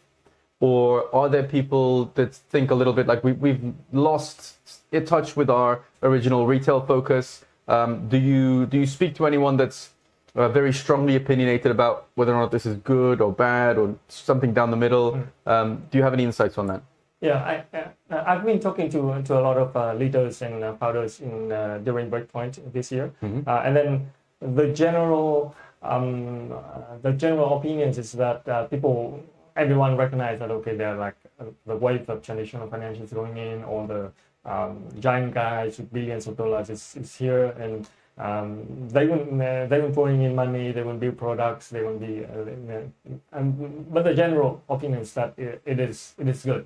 I mean, because as long as you got the recognition from those guys, then you got the recognitions of the society as a whole. Because now you're serious. All the smart guys in the world is taking it seriously. The big money is here.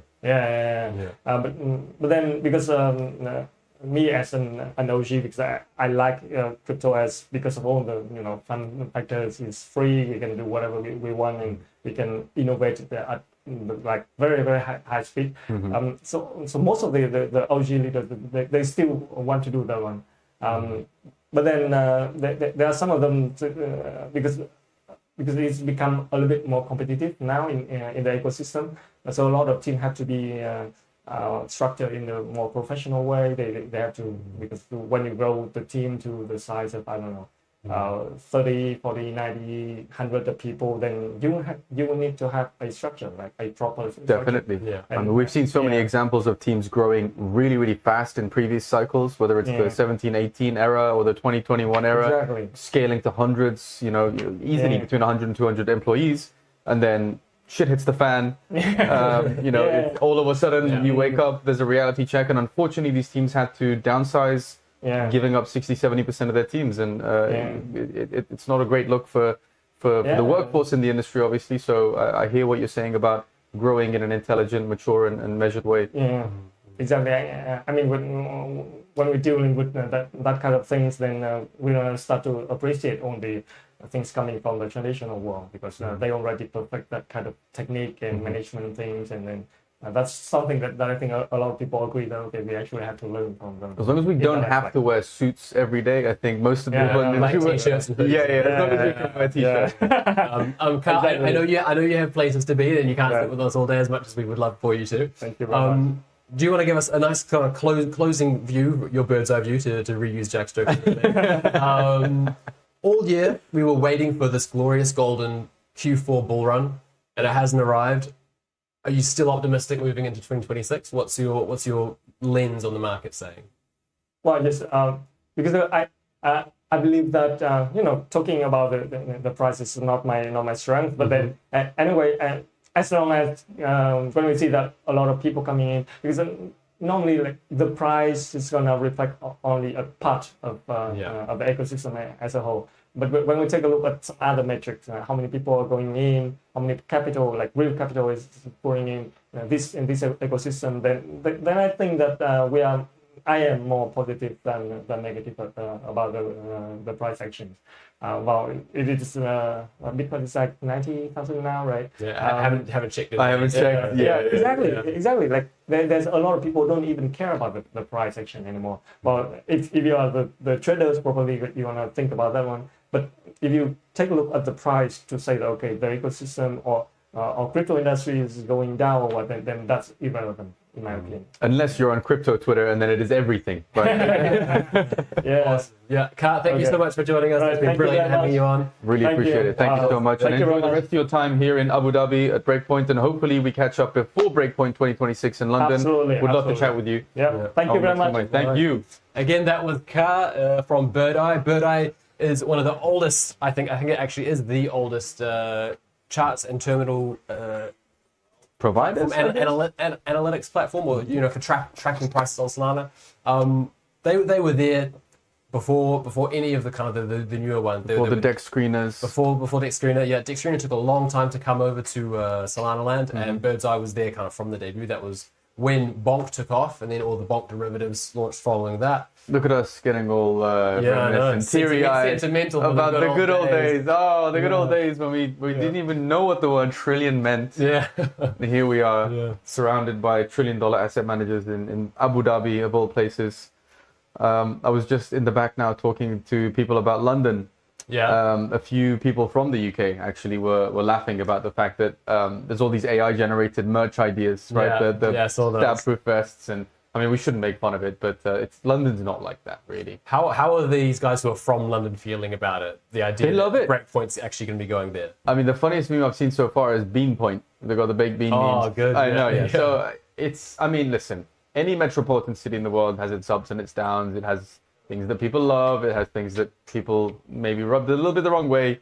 I think for all intents and purposes, a Breakpoint in London will be extremely fun. So many places to hang out with people, drink, have fun, chat, make new friends. It's a very social place.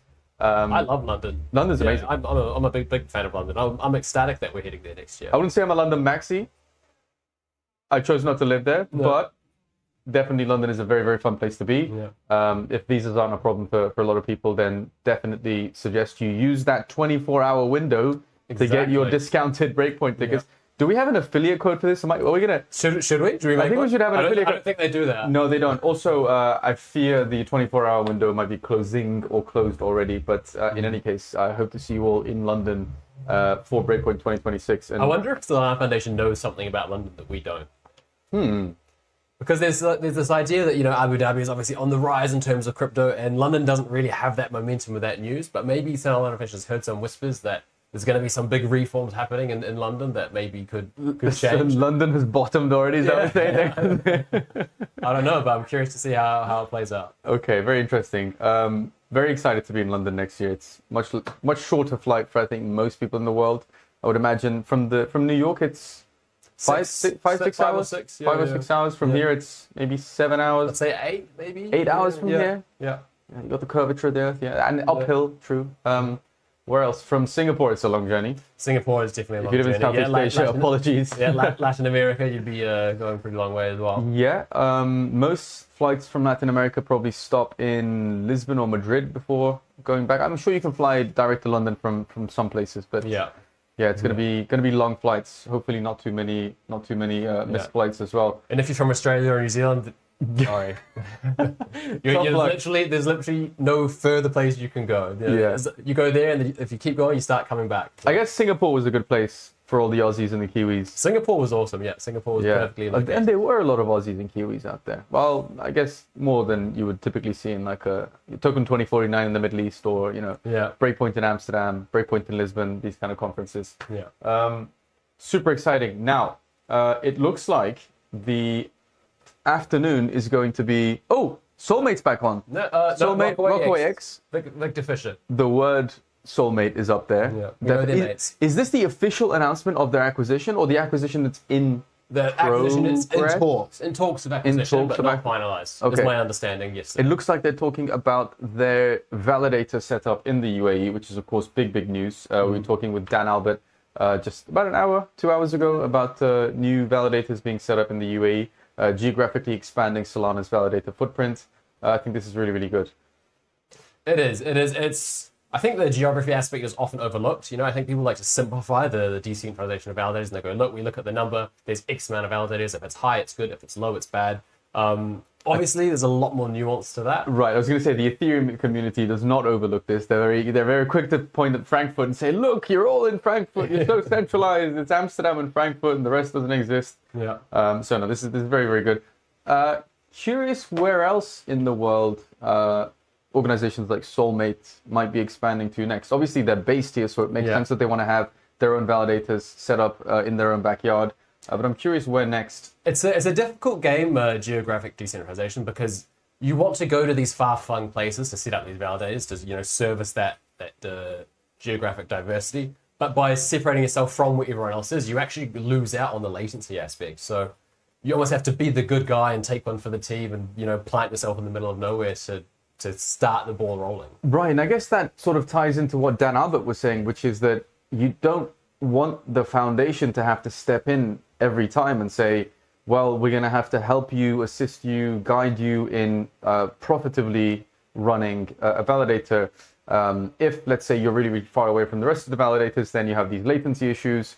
Then somebody essentially has to subsidize to a certain extent the profitability of those operations. And it seems through innovations like 00 and, drumroll, Layer 33, who we're going to be talking to very, very shortly in about 10-15 minutes. It seems that reality is improving, that we have more grassroots node operators that can come in, and they don't need 500 SOL or these large numbers to profitably run validators. I'm not sure they use the word profitable. I think they use something like economically viable. Yeah, right. That sounds reasonable. Yeah, I'm cutting straight to the chase. Why use two words when you can use one? Profitability over economic feasibility. But very valid argument to use their words. Would you want to run a validator in Australia? Apparently there's one gentleman that tried to. Okay, let's break it down into a few different angles. Are you talking from an ideological perspective, an economic perspective, or a geographic perspective?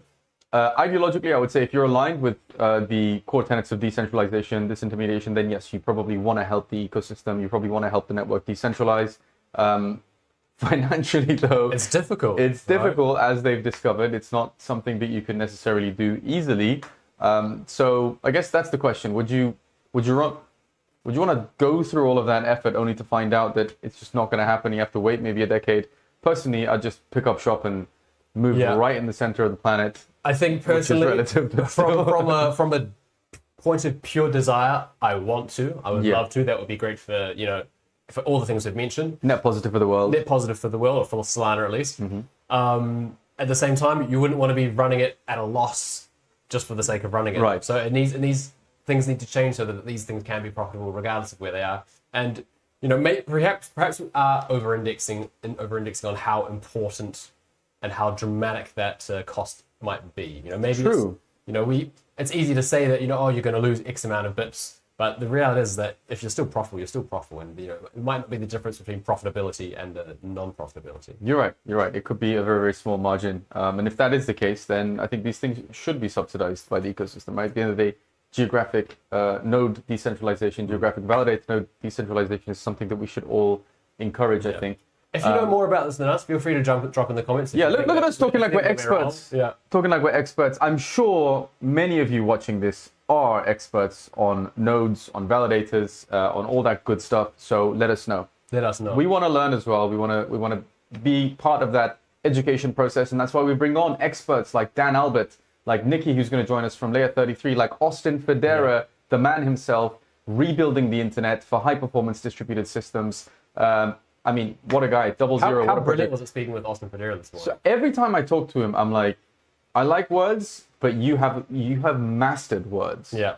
Right? He's very clever. He's a very, very polished communicator. Absolutely. And the way he weaves in analogies and gets back to being super technical and answers the question perfectly and then says, but here are the other scenarios in which even the premise of your question is irrelevant. Yeah. Genius communicator. He's a great storyteller, and I think that's why so many people have just picked up the idea that 00 is rebuilding the internet, because that's kind of how the easiest way of breaking it down. What is a deeply complex mission? Deeply complex. And I only, for the first time, understood why they have this mouthful of a slogan, if you will, rebuilding the internet for high-performance distributed systems.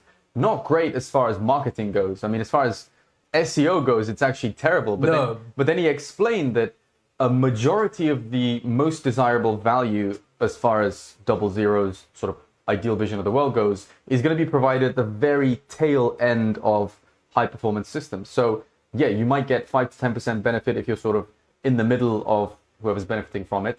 But as soon as you go into high frequency trading where milliseconds can make the difference between profitability and not being profitable, that's when 00 really becomes an extremely desirable innovation. And then through him explaining this, I was like, okay, that's why you bother saying high performance every single time.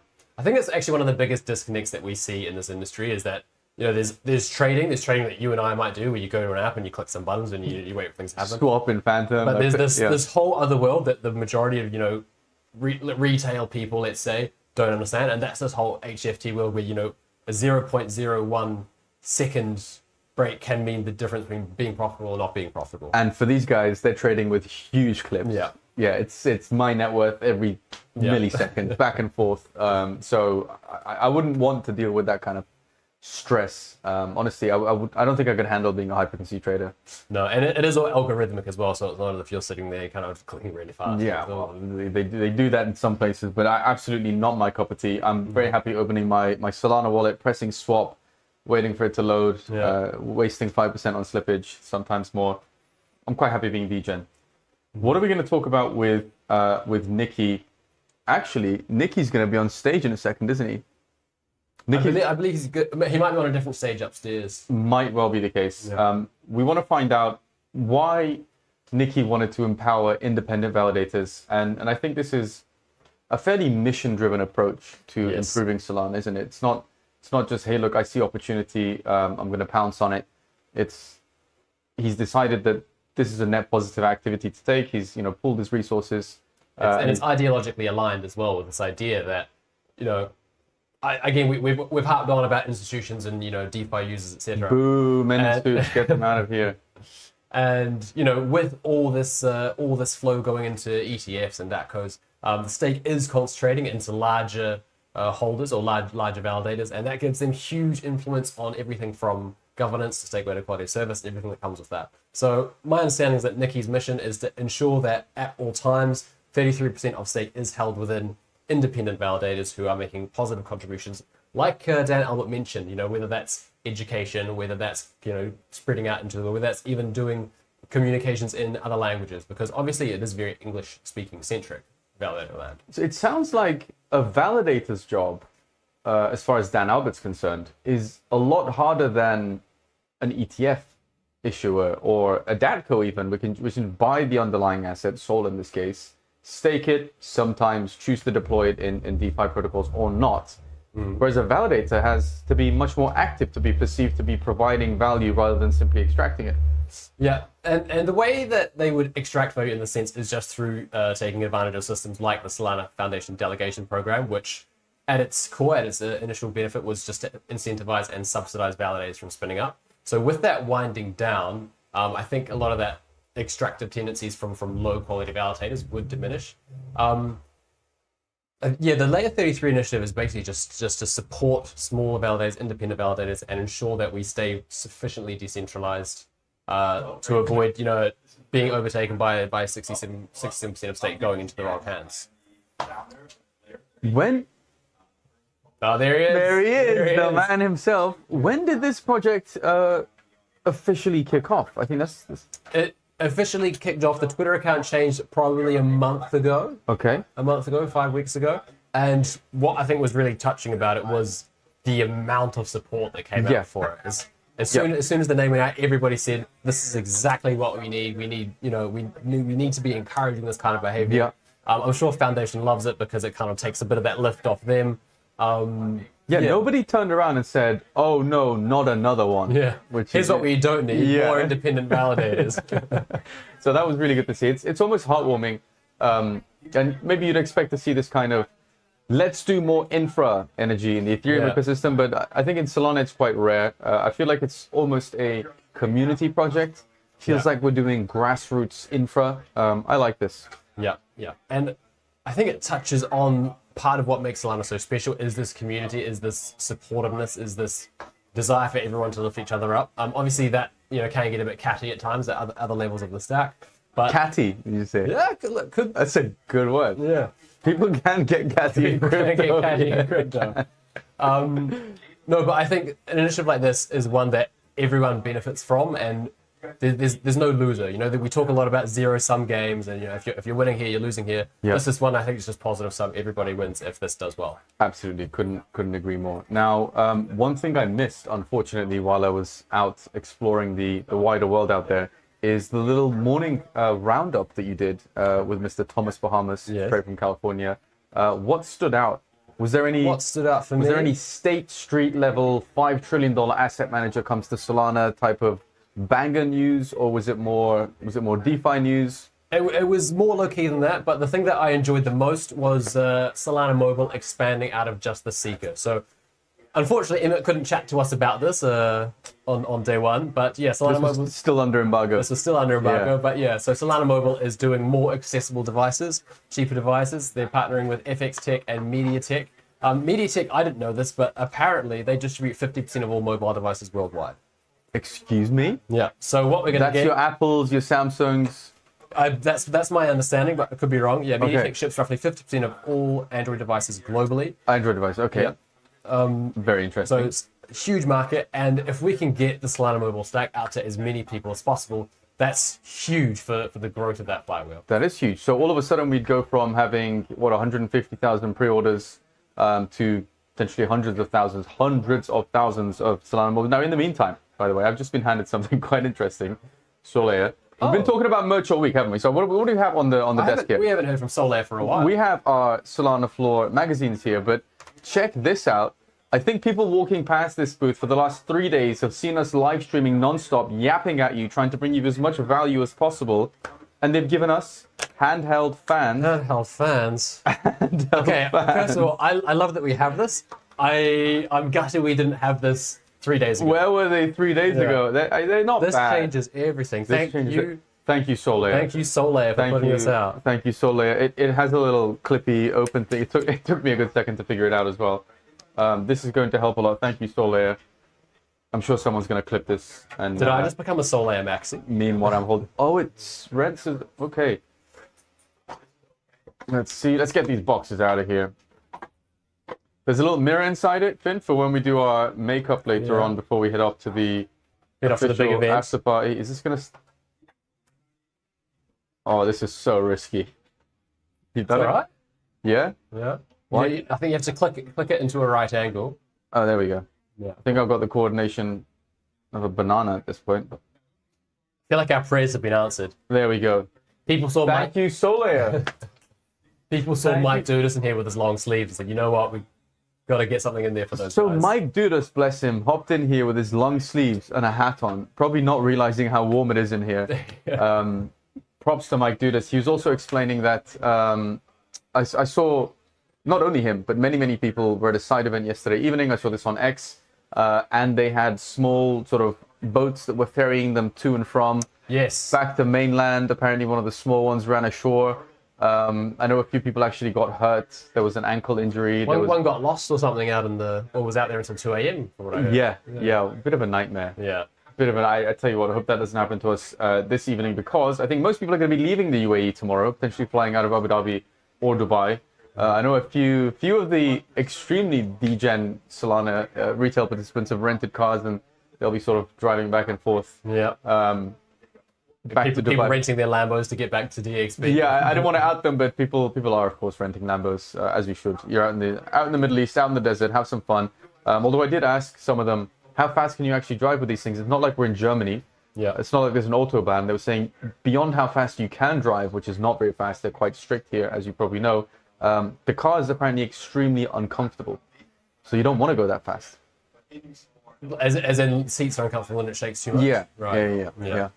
Well, there you go. Let there be a disincentive and stop me from ever renting a Lambo. Yeah, I don't think you and I are ever going to be struggling to decide whether or not we want to rent a Lambo. I'll rent something comfortable. Thank you very much. Let's get back into that morning list of updates. Yes. So I wanted to get your take on the immensity of being able to distribute cheaper Seeker devices, because this is so important. $500 is it's cheap compared to an iPhone, but compared to what a lot of people are able to afford for a phone, it's still a barrier to entry. It is. If you can reduce the cost, that's excellent. Not just for the end consumer, but also for whoever's doing the distribution. And in this case, it is a DeFi project. Yes, it is Solana Mobile. We've spoken to Emmett multiple times. Yep. We've spoken to other DeFi founders multiple times. We had Abe here earlier. Scale and the ability to profitably distribute physical hardware around the world turns out is very difficult.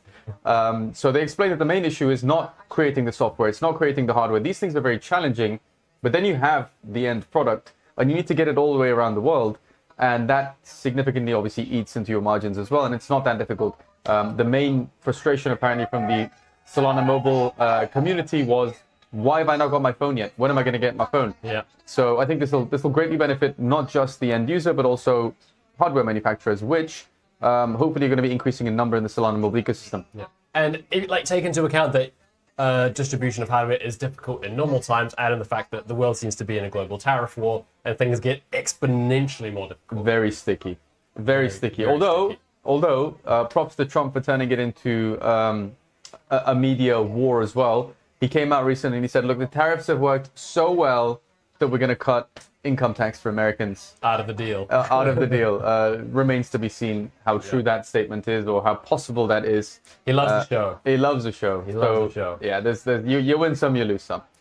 We need a prediction market on the odds that income tax disappears in the States. Kalshi, if you're watching this, we need a prediction market on the odds of income tax disappearing in America. It seems ridiculous. I'm confident it's probably already. Just saying it out loud makes me think it's not going to happen. The fact that mention markets get created every single day for Donald Trump, I find it highly unlikely that we wouldn't have an income tax related. There's got to be one. And I wonder when the SolanaFloor live streams get to a point where every one of the live streams we do get so many views that, you know, someone comes out with an outrageous hot take and we instantly see prediction markets around it. That'll be hilarious to see. But fun game. If there was a mention market for the SolanaFloor live stream in this booth, what would be your word and what would be my word? Oof. I'm gonna go with trillion. I want trillion. You want trillion? For the last 3 days, $1 trillion asset manager as a phrase. I think we've said that so many times. It feels weird to say it at Breakpoint, so I'm trying to normalize it. Yeah. I've said it a bunch of times. What do you think yours would be? It's low hanging fruit, but institution. Oof. Or decentralization. I feel like that's kind of been the recurring topic that we've come back to quite frequently. We have. Yeah. These are definitely. It would be very interesting to see from a transcript if we get like a word bubble. Yeah. TradFi would be up there. Leverage would probably be up there. Degen would definitely be up there. DeFi would be up there. But yeah, the whole ethos conversation. Datco would be up there. Capital, the capital of capital. Every time you say it, you got to say it twice. Yeah. That would be a good one. What else might we have? Hot. Hot in the booth. The hot booth has been mentioned a lot.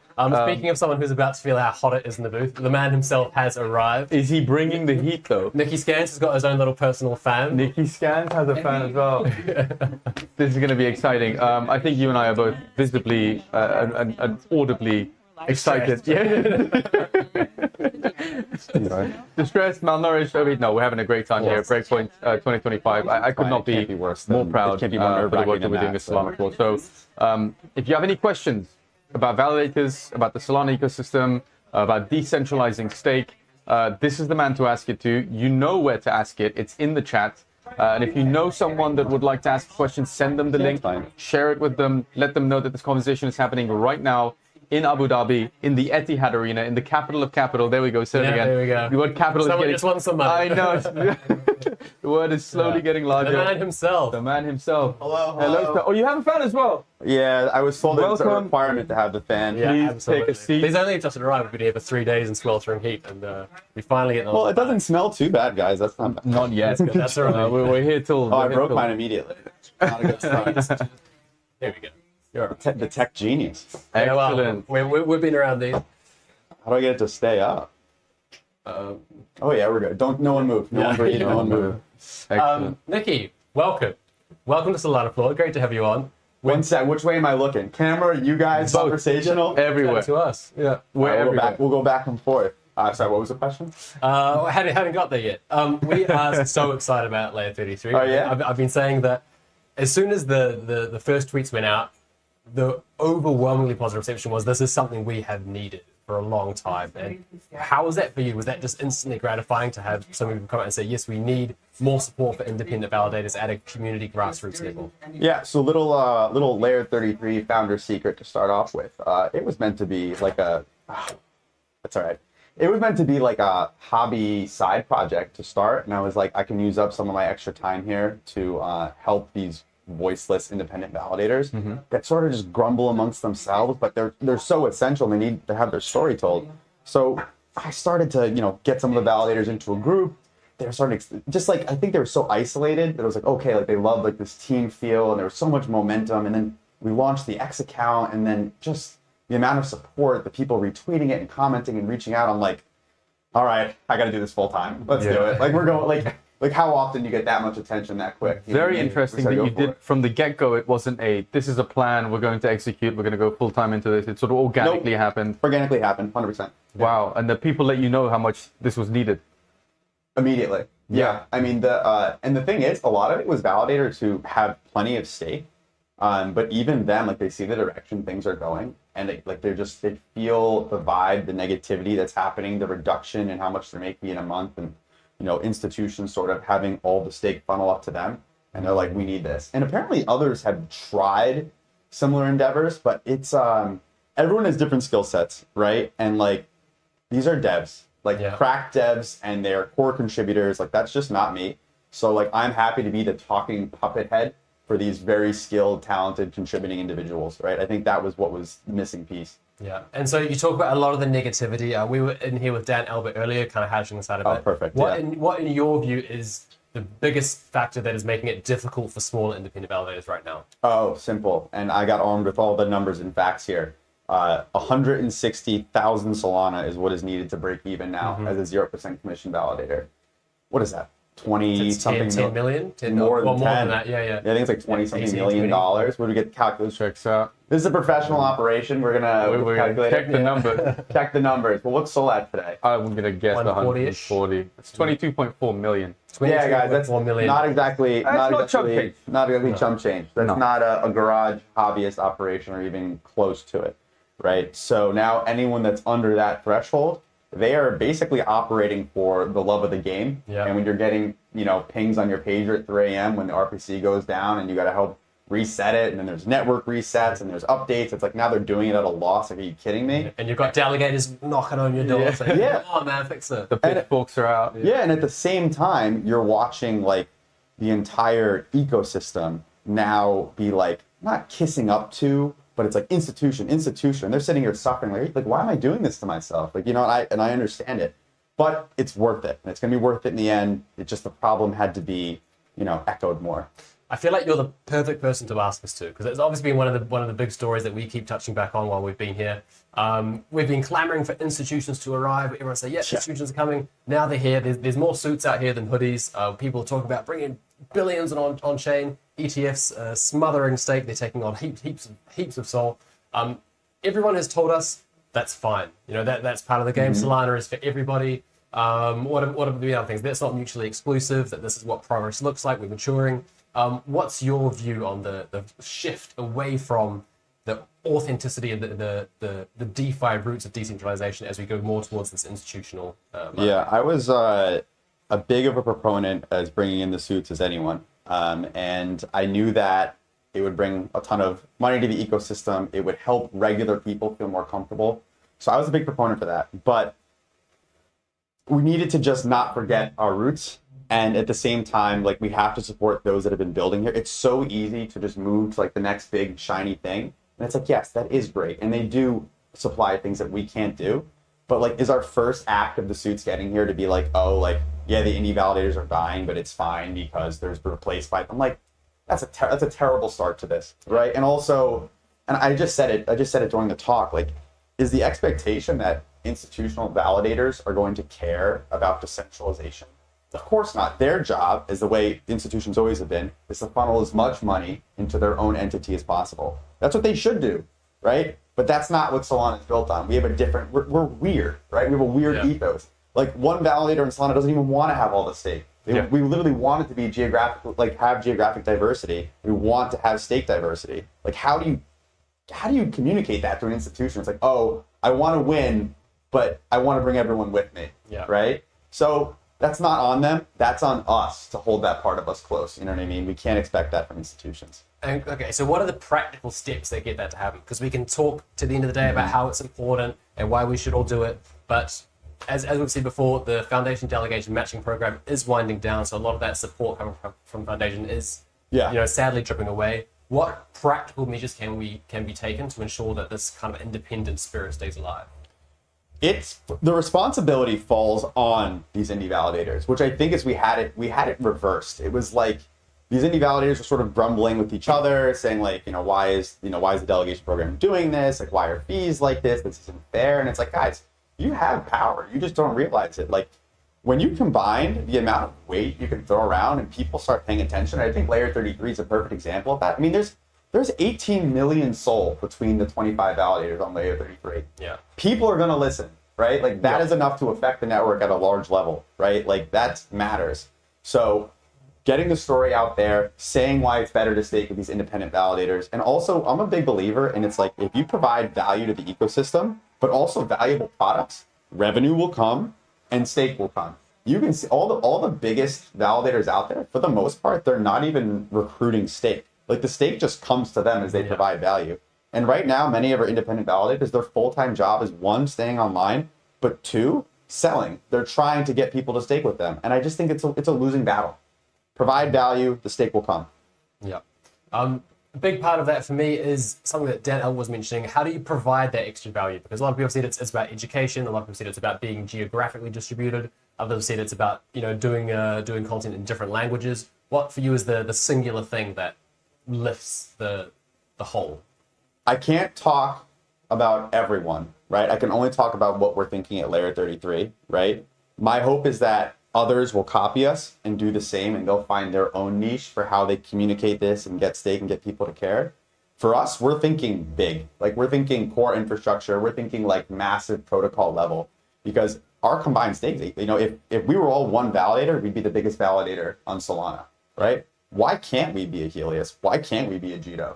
We have 25 Chad validators run by people who've been here for 4+ years. We have the dev chops. We have the infrastructure. The funding, we'll see. Work in progress. If anyone wants to help out with that, let me know. But like, there's nothing that a group like this can accomplish. And as you see, Helios doesn't have any trouble finding stake, right? Yeah. Jito doesn't have any trouble finding stake. There's a reason for that, because they provide value to the ecosystem. They're a known commodity. People feel safe and trusted with them. Why can't we do the same? Is that cap set at 25? Like, if I was running a validator and I wanted to be a part of this, what would be the best way to do that? So I have had probably most of my time spent at Breakpoint was talking to indie validators that want to join, which is unbelievably like humbling in the coolest way. I've got like people like trying to schedule meetings with me. I'm like, do I need an executive assistant? Like, am I important? Like, I've got all these people like, how can I get in? But it is the coolest conversations. These people have been building here for so long. They want to join, and we're now in a position where, and I can't believe this, a month in, we have to be picky, right? I give them all the same spiel. I'm like, how much stake do you have? And then it's like, first of all, let's be clear, that's not all that matters. We have validators at less than 100K SOL. I'm just asking the question. And it's like, these are the things we're building. I can't mention all of them now. What can you contribute, right? Do you have design chops, right? Do you have marketing chops? Do you have partnerships? Do you have networking? Do you have money? We've got like 2 or 3 crack devs now. Could you support them, right? Because they come to me and it's usually like, okay, we want to get in because we think that you guys will eventually get delegation. It's like, first of all, we don't even have the delegation yet, right? So it's like, but to get there, we need to actually provide the value first. So I gave them all the same homework. And if you're out there watching, the same homework to you, I don't need a 1-pager, right? It's not that professional. Just some bullet points. What are you best at? What value can you contribute? What stories can you tell? And if you get rejected by us, like, beat us at our own game. Make your own coalition of validators. Get your own 10, 15, 20 together. And maybe you don't need 18. There was a group I was talking to today. I was like, if you can't get 18 million SOL, worth of validators together, get 10 with 100K SOL. Then you have 1 million. I promise you have 1 million SOL within your coalition or group. You can start throwing some weight around. People will start to take you more seriously immediately. So please do copy this. Please do the same. It's the only way, we can have some weight and leverage against these institutional powers that we're up against. So this grassroots movement that you're describing, obviously, it's inspiring, and this is what we want. We want decentralization, but specific to the entry barrier, let's say. I saw a post. I think it was this morning. Totally had reshared something. It was a picture saying that someone had met a plumber and an electrician, and they were running a sort of an indie validator. And I think either yourself or someone from the team commented saying it is absolutely critical that we lower the entry barrier to way below 500 Sol to do this. So is the same thing still a present real danger problem in running nodes as well? Yeah, so funny enough, the problem is that people think that solves the problem. So I know exactly what you're talking about. Yes, I big surprise, I run the layer 33 account. And also not saying anything to interns out there, but someone that deeply believes and is incentivized in the project should be running the X account. That's the secret to a good X account. So yeah, we were going back and forth. Basically, he was talking about Alpenglow, which goes, we don't know when it'll go live. It's supposed to be May, but who knows? Sometime next year. Sometime, yeah, mystery next year, which is great, right? But the idea is to replace these voting fees. Voting fees are 1 Sol a day, right? It has to do with how long the epoch is, but whatever. On average, it comes out 1 Sol a day, which is a lot of freaking money. And that's getting replaced with VAT. VAT is going to start at 1.6 Sol per epoch. Yep. So 0.4 Sol less every 2 days. Pretty negligible. And Tolly was responding saying, hey, just lower the VAT. Okay, like a lot of, like, first of all, this isn't even launched yet. And then it's like, we can try to get the VAT lowered, but like, that's not up to us. We can vote and like petition for it and all this, but this isn't even launched yet. Like we can't, this can't be assured, right? And how much could we lower the VAT? Like there's so many questions there. And then institutions who have stake could maybe vote against lowering the VAT. Like there's a lot that goes into that. We can't take that for granted. But why that's important is because a lot of the communication that's come from the top, and I am a massive fan of Tolly, obviously. He's been retweeting our posts. He's reached out to me directly. He cares deeply about indie validators, more than I think anyone else like at that level. It's really wonderful to see. But there's that bit of like miscommunication going out there where I've had multiple people reply like, oh, once VAT comes out, this problem is fixed. And I'm like, guys, I'm talking to some of the best, been here for 4 years validators in the ecosystem, and that is not what they're telling me. So someone's wrong, and I trust my guys. Yeah, we like Dan L wasn't here earlier, and I asked him the same question. I said it's been painted as this silver bullet that solves all the problems. And he said, yeah, it's not quite there. It's a lot more than that, and something that actually will help a lot is just more DeFi activity. More people using the chain, more transaction fees, more priority fees going through. How integral is that to kind of keeping the ball running? Yeah, again, we don't want to rely on it, right? Like, yes, more on-chain activity, there's more fees, which helps pay the bills and can make these validators profitable again. But we want to go in with the impression that the expectation is going to be that they run at basically a net zero, right? Yeah. So how can we create value elsewhere? And that's where you throw your weight around, you make businesses, you do public goods, bring in more stake that way, and then also, hey, build a company and earn some revenue, right? Like make it so you're not reliant on anyone for your success but yourself, right? That's the direction we want to go to. And my theory is eventually, the fees will come down, eventually more activity will happen, and then they'll be making money on the validator as well. But we're not going to rely on that. So what becomes the revenue generating arm for layer 33? Ooh, I have some alpha on this that just came in, by the way. Did you announce just a second ago on stage IndieSol, or was this done earlier in the day? I did say IndieSol on stage. So IndieSol has been live. We haven't mentioned it. That is one, but that's still just staking. Okay. Don't get me wrong. You want to support us, swap to IndieSol. We are excited about it. Drew from the ICE staking team, what an absolute Chad, spun that up for us quickly. You can swap to it right now on Jupiter to support us. But yeah, that's still staking. How can we really earn? It's RPC services, gRPCs, transaction landing. We have, 4% of the block space, right? Like we're gonna mod. Honestly, this conference is absolutely wild. Yeah, there's every 5 minutes it's an entirely different set of frequencies. You're getting blasted this box. But sorry, continue. Yeah, well, we can just vibe for a second. We can vibe for just vibe for a second. It's a rock concert. Who even is this? What do you mean, who is it? It's a rock concert. We're just vibing. Is the music for me? I think so. It's for IndieSol. It's for IndieSol. Yeah.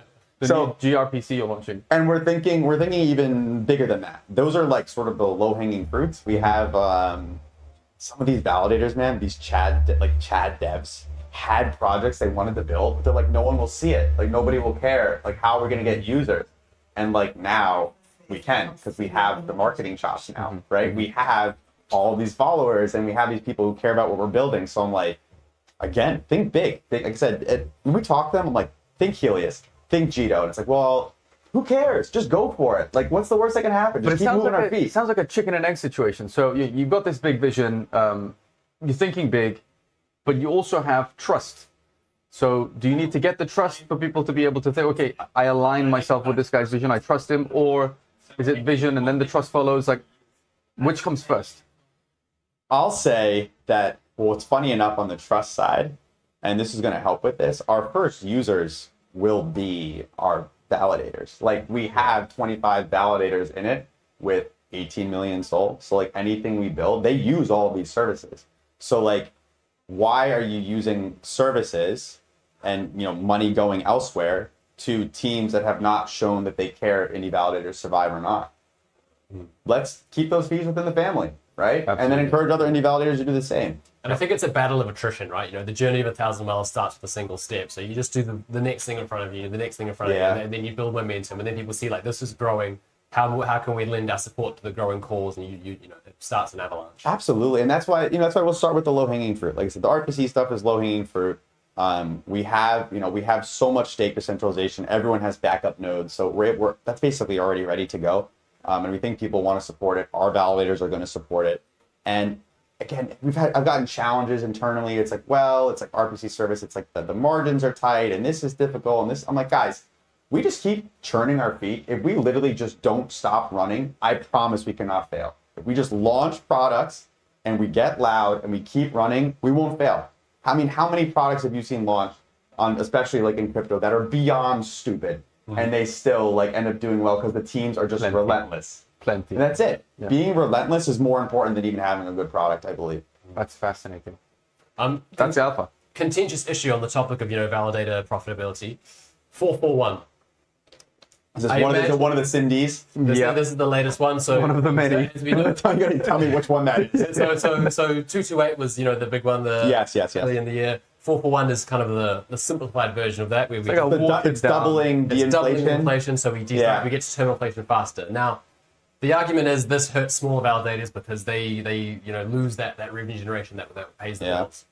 What's your bird's eye view on the situation? I don't mind that at all. I think anything that drives up the price of the underlying token is good. So it's like if you're removing fees from the validators, like that's different. But something like this, in theory, right, should drive the underlying token price up. Because at the end of the day, for a validator, the number they're looking at is how much money they're making in USD. Sorry, it's just the reality. Yep. So this should, with less inflation out there, it's less sell pressure, should drive up the price of the token. They'd be making, in theory, more money than they're making now. And that's all we care about. Okay, if I was to play devil's advocate on this, could you argue that staking rewards as they are is just a Cantillon effect, where validators receive the incoming SOL that gives them more purchasing power, so they're getting the rewards. People who aren't staking the SOL are not getting the rewards. So validators are actually winning in this kind of zero-sum game, whereas people who hold their SOL on exchanges or don't stake are basically getting debased while validators earn well. So arguably, validators are actually winning in this race if we kind of keep inflation high. If we keep inflation high, that they're winning in the race. Well, it's like the asset is inflating without people that are staking. Keep in mind, everyone is willing to stake. If you're choosing not to stake, you're literally choosing to have it. They would be like, imagine if you could stake like the US dollar, for instance, why wouldn't you do it, right? Because it's literally inflating without us. So now it's like, imagine if you could inflate with you. The validators, yes, are earning that inflation. The stakers are earning that inflation. The only ones that are losing in that scenario you're giving is people just not staked. Yeah. So what's the argument you're trying to make? The argument is that it's a zero-sum game and that validators benefit from having the higher inflation because non-stakers lose that game. Yeah, but I'm okay with lowering inflation. Okay. I think the underlying asset going up is most important for everyone. Plus, it's good for vibes. It's good for vibes, yeah. It's a lot more fun when candles are Speaking of vibes, if you look at crypto Twitter, sentiment was, at an all-time low. We saw extreme fear. People were shouting at each other nonstop for hours on end. When you come here, it's a very different vibe. Everyone's building. Everyone thinks, price is a 2024 discussion. Institutions are here. Obviously, we spoke with Matt Hogan from Bitwise, and he's saying, listen, institutions don't really care about short-term price volatility. They've got a much longer investment horizon. Are we still in a bull run? Does it matter? Do you care? Do you think about these things?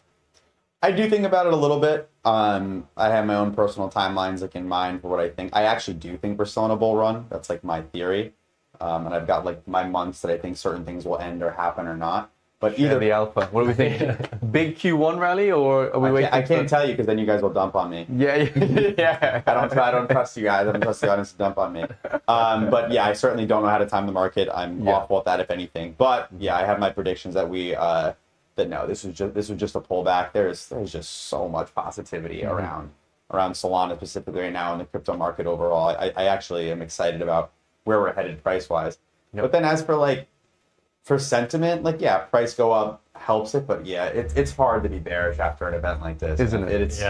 And the quality of people that you talk to, like the combination of, and I know I was being mean to institutions earlier, but like institutions that are here, and then you see them in the same room as like talking to this guy earlier. I don't know if you heard of like that post where the guy's a plumber, but he's been running an independent validator for 4 years. Amazing. Like that's incredible. That's really how can you be bearish on that? Absolutely, it's amazing. And another thing that to your point about we shouldn't necessarily just blindly shit on these institutions. Turns out the guys that they're sending and the people who are running the DeFi digital asset shops within these trillion-dollar asset managers are actually kind of degens. Yeah, they care. We spoke to Mike Reed, and I mean the guy's got a Seeker, he's got a Kudis ring. He speaks very passionately about DeFi and decentralization. He just so happens to be working for a trillion-dollar asset manager. So, that was a sort of eye-opening moment for me as well. Matt Hogan, he considers himself a DeFi OG. He's been in the industry for a long, long time. Speaks extremely positively of Bitcoin and Ethereum for as long as I can remember him talking on the CNBCs, the MSNBCs of the world. And now he's out there pushing Solana very aggressively. So, maybe these trillion-dollar asset managers and the TradFi institutions, at least the side of them that we see and get to interact with, we shouldn't just blindly push them away. The crypto teams are good. The crypto teams are usually people that wish they were working even deeper in the ecosystem. They don't want to because they see how much fun we're having. I agree with that, but there are bigger powers at play and there's stuff that's outside of their control. True. And again, not even asking them to change. Like their nature is their nature. It's what makes the global economy go, right? I would happily, in another life, I'd be in those shoes, right? I'm just saying that it's on us to maintain enough value that all the stake doesn't funnel up to them because they'll take it, right? That's their job. Right? Their job is to win, outright win. What does Solana still need to do to win in an undeniably, undeniably be in a winning position by the end of 2026? So let's say, fast forward to November 2026, we're in London for the next Breakpoint. What's it going to take? Is it going to be indie validators being supported? Is it going to be more TradFi activity on chain? Is it going to be sort of a shift back to the roots, back to the ethos of decentralization and disintermediation? What is it going to take for us to get to a point where the XRP armies of the world and the ETH communities of the world, the .ethers also say, okay, fine, you guys are winning. This is undeniably where you guys are at now. Oh, I think just honestly, and this is not like that's exciting of a take. I believe Solana is an unstoppable train at this point. It does it every year. I think the market share will continue to grow more and more for Solana. Versus the others. It's just undeniably the best technology.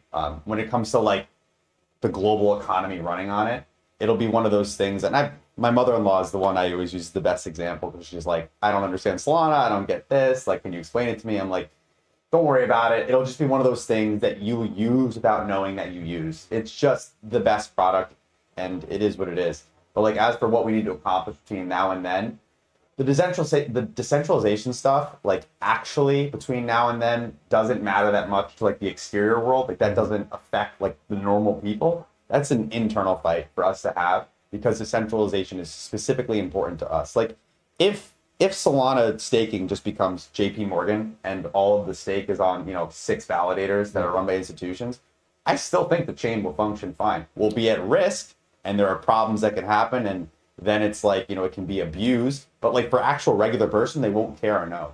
The people who will be affected are the ones that have been here, the ones who deeply understand and care about the technology. And also, it'll scare away some of the best talent who do care. Because the most talented devs who want to work in crypto, they want to work in crypto because they care about decentralization. That is a good take, I would say. And we've been sort of getting back to this theme quite frequently this week. You know, the TradFi giants and the DeFi OGs and the degens all rubbing shoulder in Abu Dhabi, the capital of capital. There is a certain irony to that, right? Yeah. And I think it's important that people come out and they position themselves as proponents of these values. And if we don't do that, then we do sort of run the risk of being co-opted by the corporations, no matter how degen the TradFi giants, crypto representatives are. At the end of the day, they have a legal obligation to maximize profit. And that is, in my mind, an ideological risk that we face. For sure. No, yeah, well put. It's not their fault. It's just what they're supposed to do. That's what they're there to do. We could talk all day, but we don't have all day, unfortunately. It is coming to the end of the day. I don't want to steal much of your time. I'm sure you're busy. You want to talk to indie validators as well. But one thing I would ask very kindly is that you leave us with some bullish optimism, some hopium. Give us something to really, really look forward to in 2026. With Solana as an unstoppable force. So beyond the extremely bullish energy that you gave us, be super specific about something that we can look forward to. Other guests that we've asked the same question to have said, look, there's going to be regulatory changes coming sometime in April. Raoul Pal, for example, said, the business cycles are elongated, and we can look for, the market sort of pricing these things maybe in Q1, very early Q2. It doesn't have to be price, obviously, but what really gets you excited when you think about the next 12 months? Oh, for me, and I think it'll be the full 12 months, it'll be starting to see like my loved ones and friends start to like use stablecoins on like a daily basis. Because I know that I think that is becoming a real reality. Mm-hmm. The first time that like a family member or friend gets like some sort of pay or transaction in a stablecoin on their own, I mean, I'll be giddy. And I think it's only like 12 months away. You think it's 12 months away? Yeah. All my friends are like such degenerates. They love all the sports gambling apps and all of that, and like just to be able to pull up a Phantom wallet, which has now it's Kalshi's on Phantom now, right? I believe so. As of yesterday. Yeah, and we're going to a side event, and it's Solana Foundation, Kalshi, Phantom, and the D-Flow. So yeah, they're obviously very much integrated. I cannot wait to send my degenerate friends like 10, 20 USDC. Again, tell them to download a Phantom wallet and just say like, here, do some sports bets. Bet on anything you want. Yeah, like that's the perfect way to onboard. So real proud of those teams for getting that done. Yeah. Absolutely. Cannot wait for that to be a reality as well. Who do you guys have next? We are going to round up all the updates. We're going to go through the most exciting updates as far as we see them, because I think there's about 600 items on this list. 3 days of updates. We've had, the $5 trillion asset managers with Sweep. We've had the Galaxy news. So much has happened. So we're going to do a quick fire round of all the most exciting updates. Then we're going to wrap up the stream. And then we're going to go to the Kalshi event. And we're going to continue creating content from Kalshi's event. Nice. I don't know if I got an invite to that one. Nikki, we'll get you in. Thank you so much for talking to us. Really, really appreciate it. Looking forward to all the bullish news and hopefully the stablecoin adoption news as well from next year. Yeah, maybe next year with all the success, guys, they'll give you a bigger cube. What do you think? That's the dream. We're asking them to double the cube for next year. That was a Nicky scam from Layer 33. If you believe in independent validators, go get some indie soul. Go learn about Layer 33. Jack. What a guy. What a guy. What a guy. I love the bullish energy. Listen, I mean, so bullish on the grassroots adoption narrative, so bullish on stablecoin adoption, so bullish on prediction markets, and so are we. Seems to be just the right level of concern about institutional adoption as well. Yeah. But not shutting the door.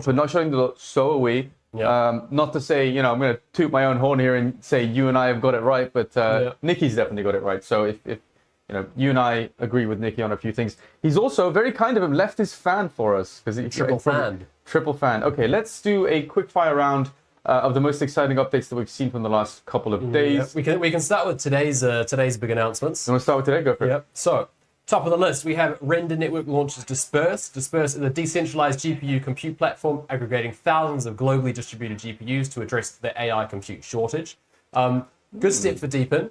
Very. Yeah, you had Abe in earlier. We did. Doing Helium Mobile. And we had Mike Reed yesterday. This is an interesting anecdote from the conversation we had with him as well, is that when he talks to people that don't really understand crypto whatsoever, the easiest way to explain it to people is through deepen analogies. Yes, So we like and to I see heard the same thing from Solana Policy Institute as well. Not when we spoke with them yesterday, but in interviews past. Oh, you're having secret chats with SPI now.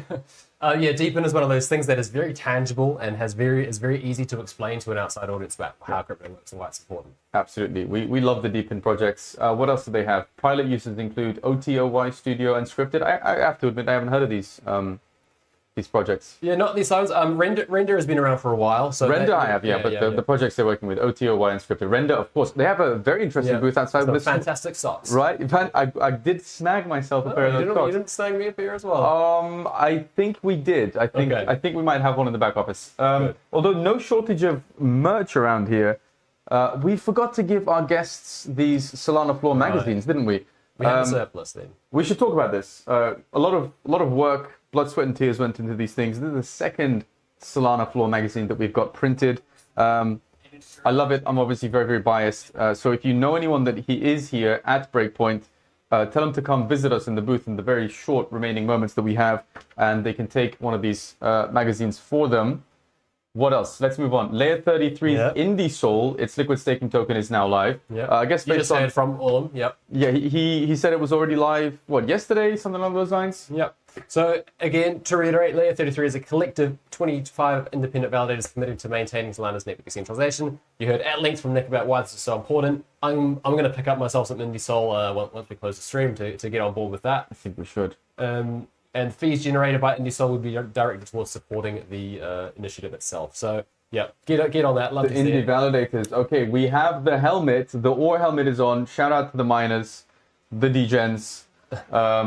OR price. Do we know where it is? No idea. Yesterday on the stream. So I was wearing this on day one of the stream to shout out to the miners. Day one of the stream, I got day two. Sorry, I got a notification saying OR is up by 11%. But I was like, we can't really be talking about price on the stream. No, we're not here to talk about it. 10%. No, we're not. So shout out to RMJ for the helmet. We love it. Coming in clutch. Next up on the list, so Solflare introduces Magic AI. This is brilliant because we had Philip in here on day one. I asked him for the alpha on what the announcement could be because Philip had been Vidor had been teasing it. Yes, he had. And all that Philip would tell me was that it's going to be magical. It's going to change the way that you use crypto. So what do we see up here? Magic AI. Solflare is calling it Magic AI as a decentralized, intent-driven assistant that understands plain language commands and executes on-chain actions. With Magic, you can simply describe what you want, i.e. swap all my USDC for Sol when Sol falls below 150. Magic turns these natural instructions into precise, secure on-chain actions. That's fascinating. This is the Siri of crypto. Did they tell you to say that? No. And how much are they paying you to... By the way, this was also recently given to me. Okay. It is a Solflare shield for you. For me? Okay. Solflare I've probably got about 3 of these now because I've been saying I didn't have one. You can't say that. Okay, you can't say that. No, but we'll hand them out. Solflare shield for anyone who wants to add it to the stack. We have another one over there. I think this is fascinating. We had Ian Rogers from Ledger talking to us about the evolution of product design, industrial design, product innovation, and how they think about different users and how they simplify the process without compromising on security. Shout out Ian Rogers, fascinating character. And go back in the stream, watch the stream from yesterday if you want to learn about Ledger and how they think about products, how they think about innovating, and the user experience. Ian Rogers, super smart guy. I wanted to pull one of these out, but I didn't in the end. I wanted to ask him if this is sort of the final evolution of hardware wallet design. I just caught a glimpse of myself there, and I'm struggling to take myself seriously. But this is super simple. It is literally a debit card-shaped hardware wallet. Yeah. So bullish on innovation like this. Well, and all you have to do is tap. There's no tapping on a touchscreen. There's no kind of Bluetooth. No fingerprint scanner. No iris scanning. Yeah. Very, very simple. Keep it simple, stupid. Yeah, keep it simple, stupid. And I think also, like, if somebody sees this, they're probably not going to think it's a hardware wallet. They might try and put it into an ATM and it's just going to spit the card back out. So at least you have enough time if you get, if you end up in trouble, you can probably move your funds around. This is fascinating. What else do we have? With Magic, you read through this. You simply describe. Okay, so Moonbirds. What did you describe this as? I think we need to read this. The theory of crypto. Done. Imagine you double tap. You say Well, like their example, swap 150 USDC into Sol when it goes below 130, and then your wallet's just going to remember that and it's going to execute it for you as soon as that happens. No, you can't poach Finn. He's working. How about after that? Instead, you have a little address book on your wallet, and you say, "Siri, send $10 to Mum for dinner." Yeah, you could set up a DCA. Yeah. Right. You could set up monthly transfers to your younger siblings. Yeah. It could be as an automatic savings account. Yeah. You could say, you know, if you're paid in crypto, you say, when I get my salary, stake it directly to a validator. Or you could say, when I get my salary, full port, 10x long. Don't do that. That's terrible. This is really, really good. I like this. I wonder who they developed this with, actually. I wonder if it's a fully in-house project. And to be honest, it wouldn't surprise me. I just want to say, shout out to the SolanaFloor team.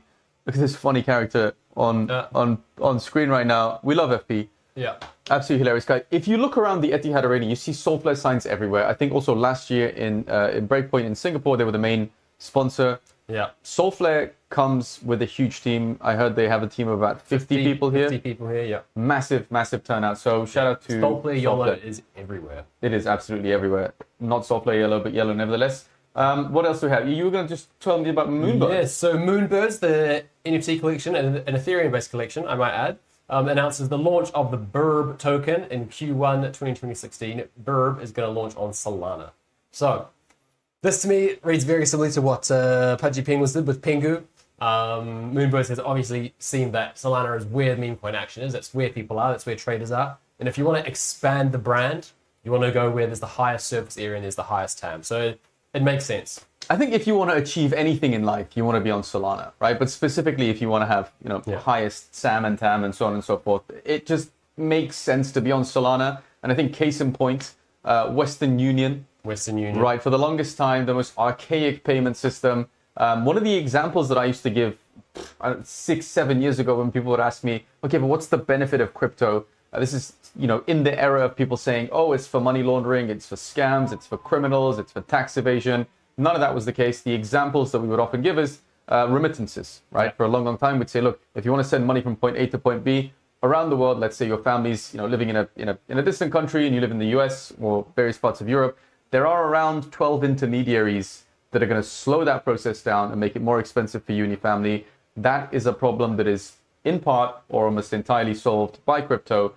So we love the idea of remittances, and this is the direction that we're moving in. And Western Union finally buckled under that pressure. They caved finally. I almost swore. They finally caved, and they came to Solana. And obviously this angered the XRP army, the XRP community, who, for right or wrong, have a sense of thinking that that's what the use case of XRP built by Ripple was supposed to be. So for many years, XRP was the remittances blockchain. Correct. I mean, I know Stellar is doing some very interesting things there as well. There's a very interesting documentary by Stellar actually on remittances to the Middle East and let's say war-torn parts of the world, but parts of the world where the government doesn't necessarily function in that moment the way it should do. So interesting innovations are happening as far as remittances go across blockchain, but obviously Solana is the place to be. Ipso, Doto, I think we're winning. We're in a good position. We are absolutely in a good position. And we're on the rise still. Thank you, Western Union, for caving under the pressure. I want to go back to yesterday's recap. This is an interesting one. We had Erbil from Huma Finance on stage earlier. Now, they announced a new partnership, a trade finance liquidity partnership with Obligate.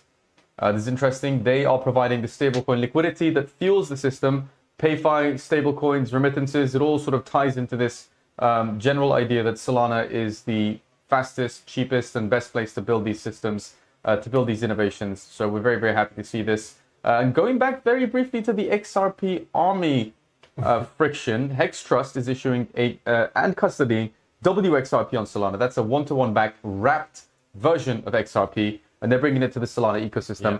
So I think animosity seems to be dying down. Yeah, and what this says to me is that it confirms the thesis that Solana is where everything gets traded. We saw that very, very clearly on the day that the Monad token launched, where, Monad is its own network, but the highest on-chain trading volume across Monad, Hyperliquid, and Solana was based on Solana. So that's where the users are, that's where the traders are. If you want to get tokens in front of as many people as possible in the most liquid on-chain markets imaginable, Solana is the place where all of that happens. The degens, and the TradFis, or the TardFis as they've been called many times this week, are all on Solana. It's the place to be. What else?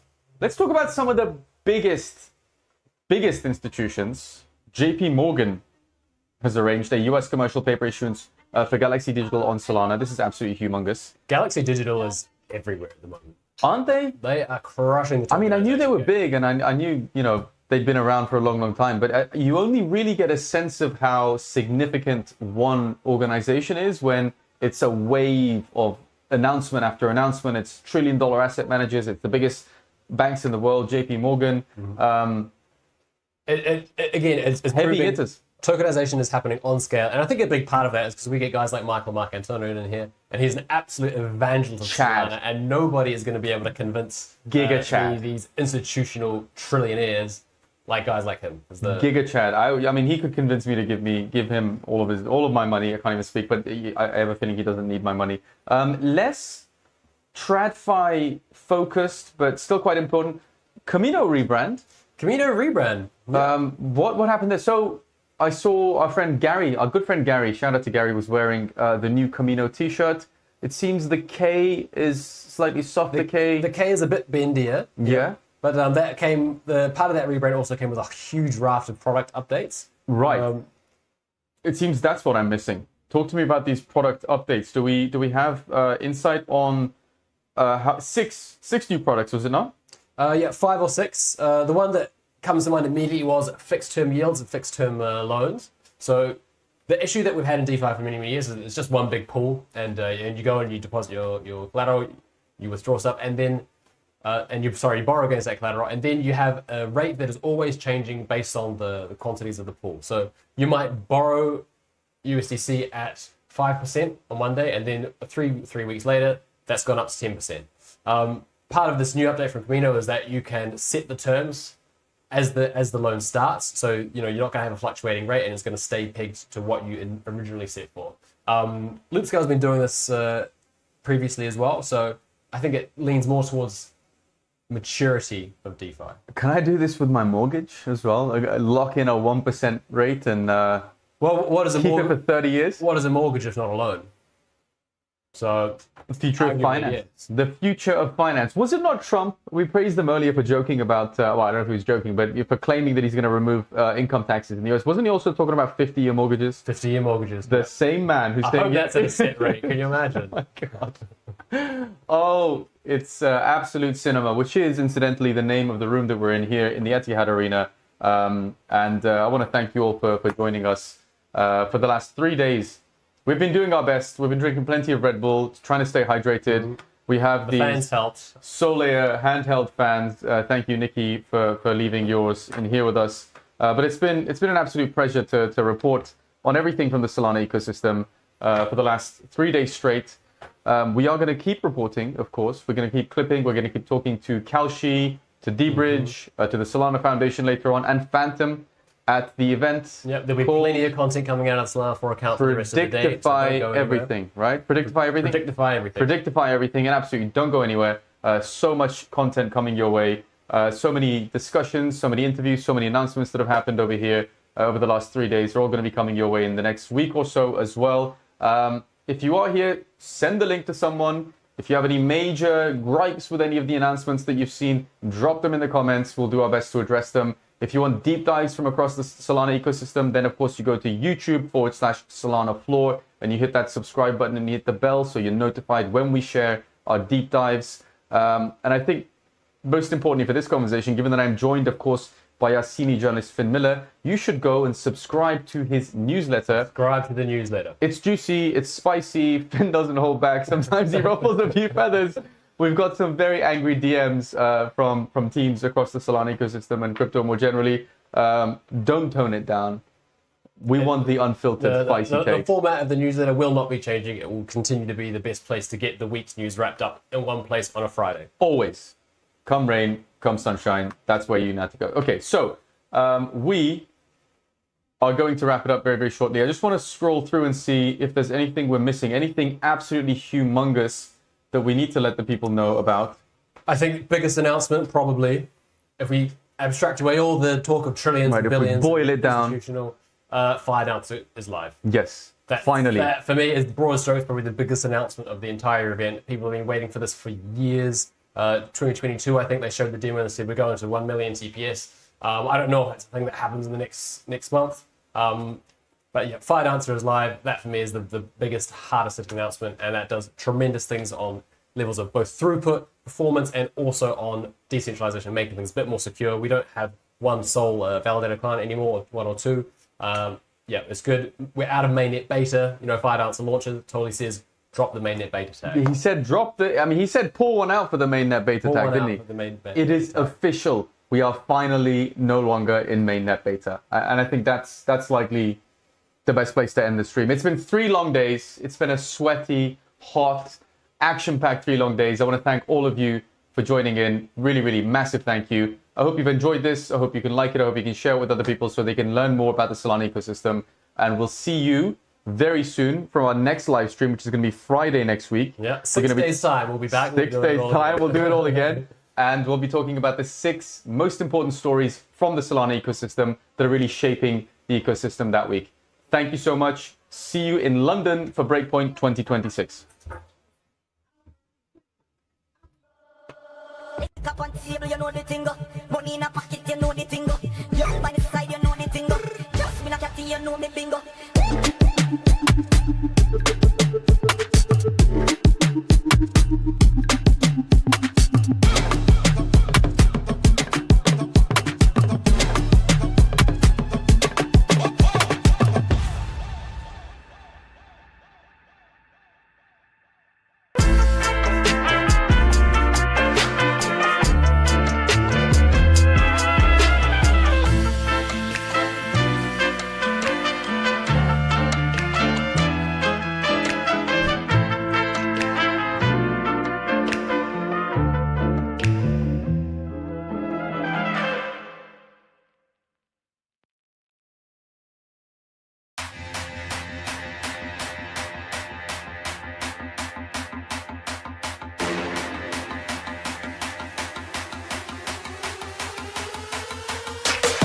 Stop.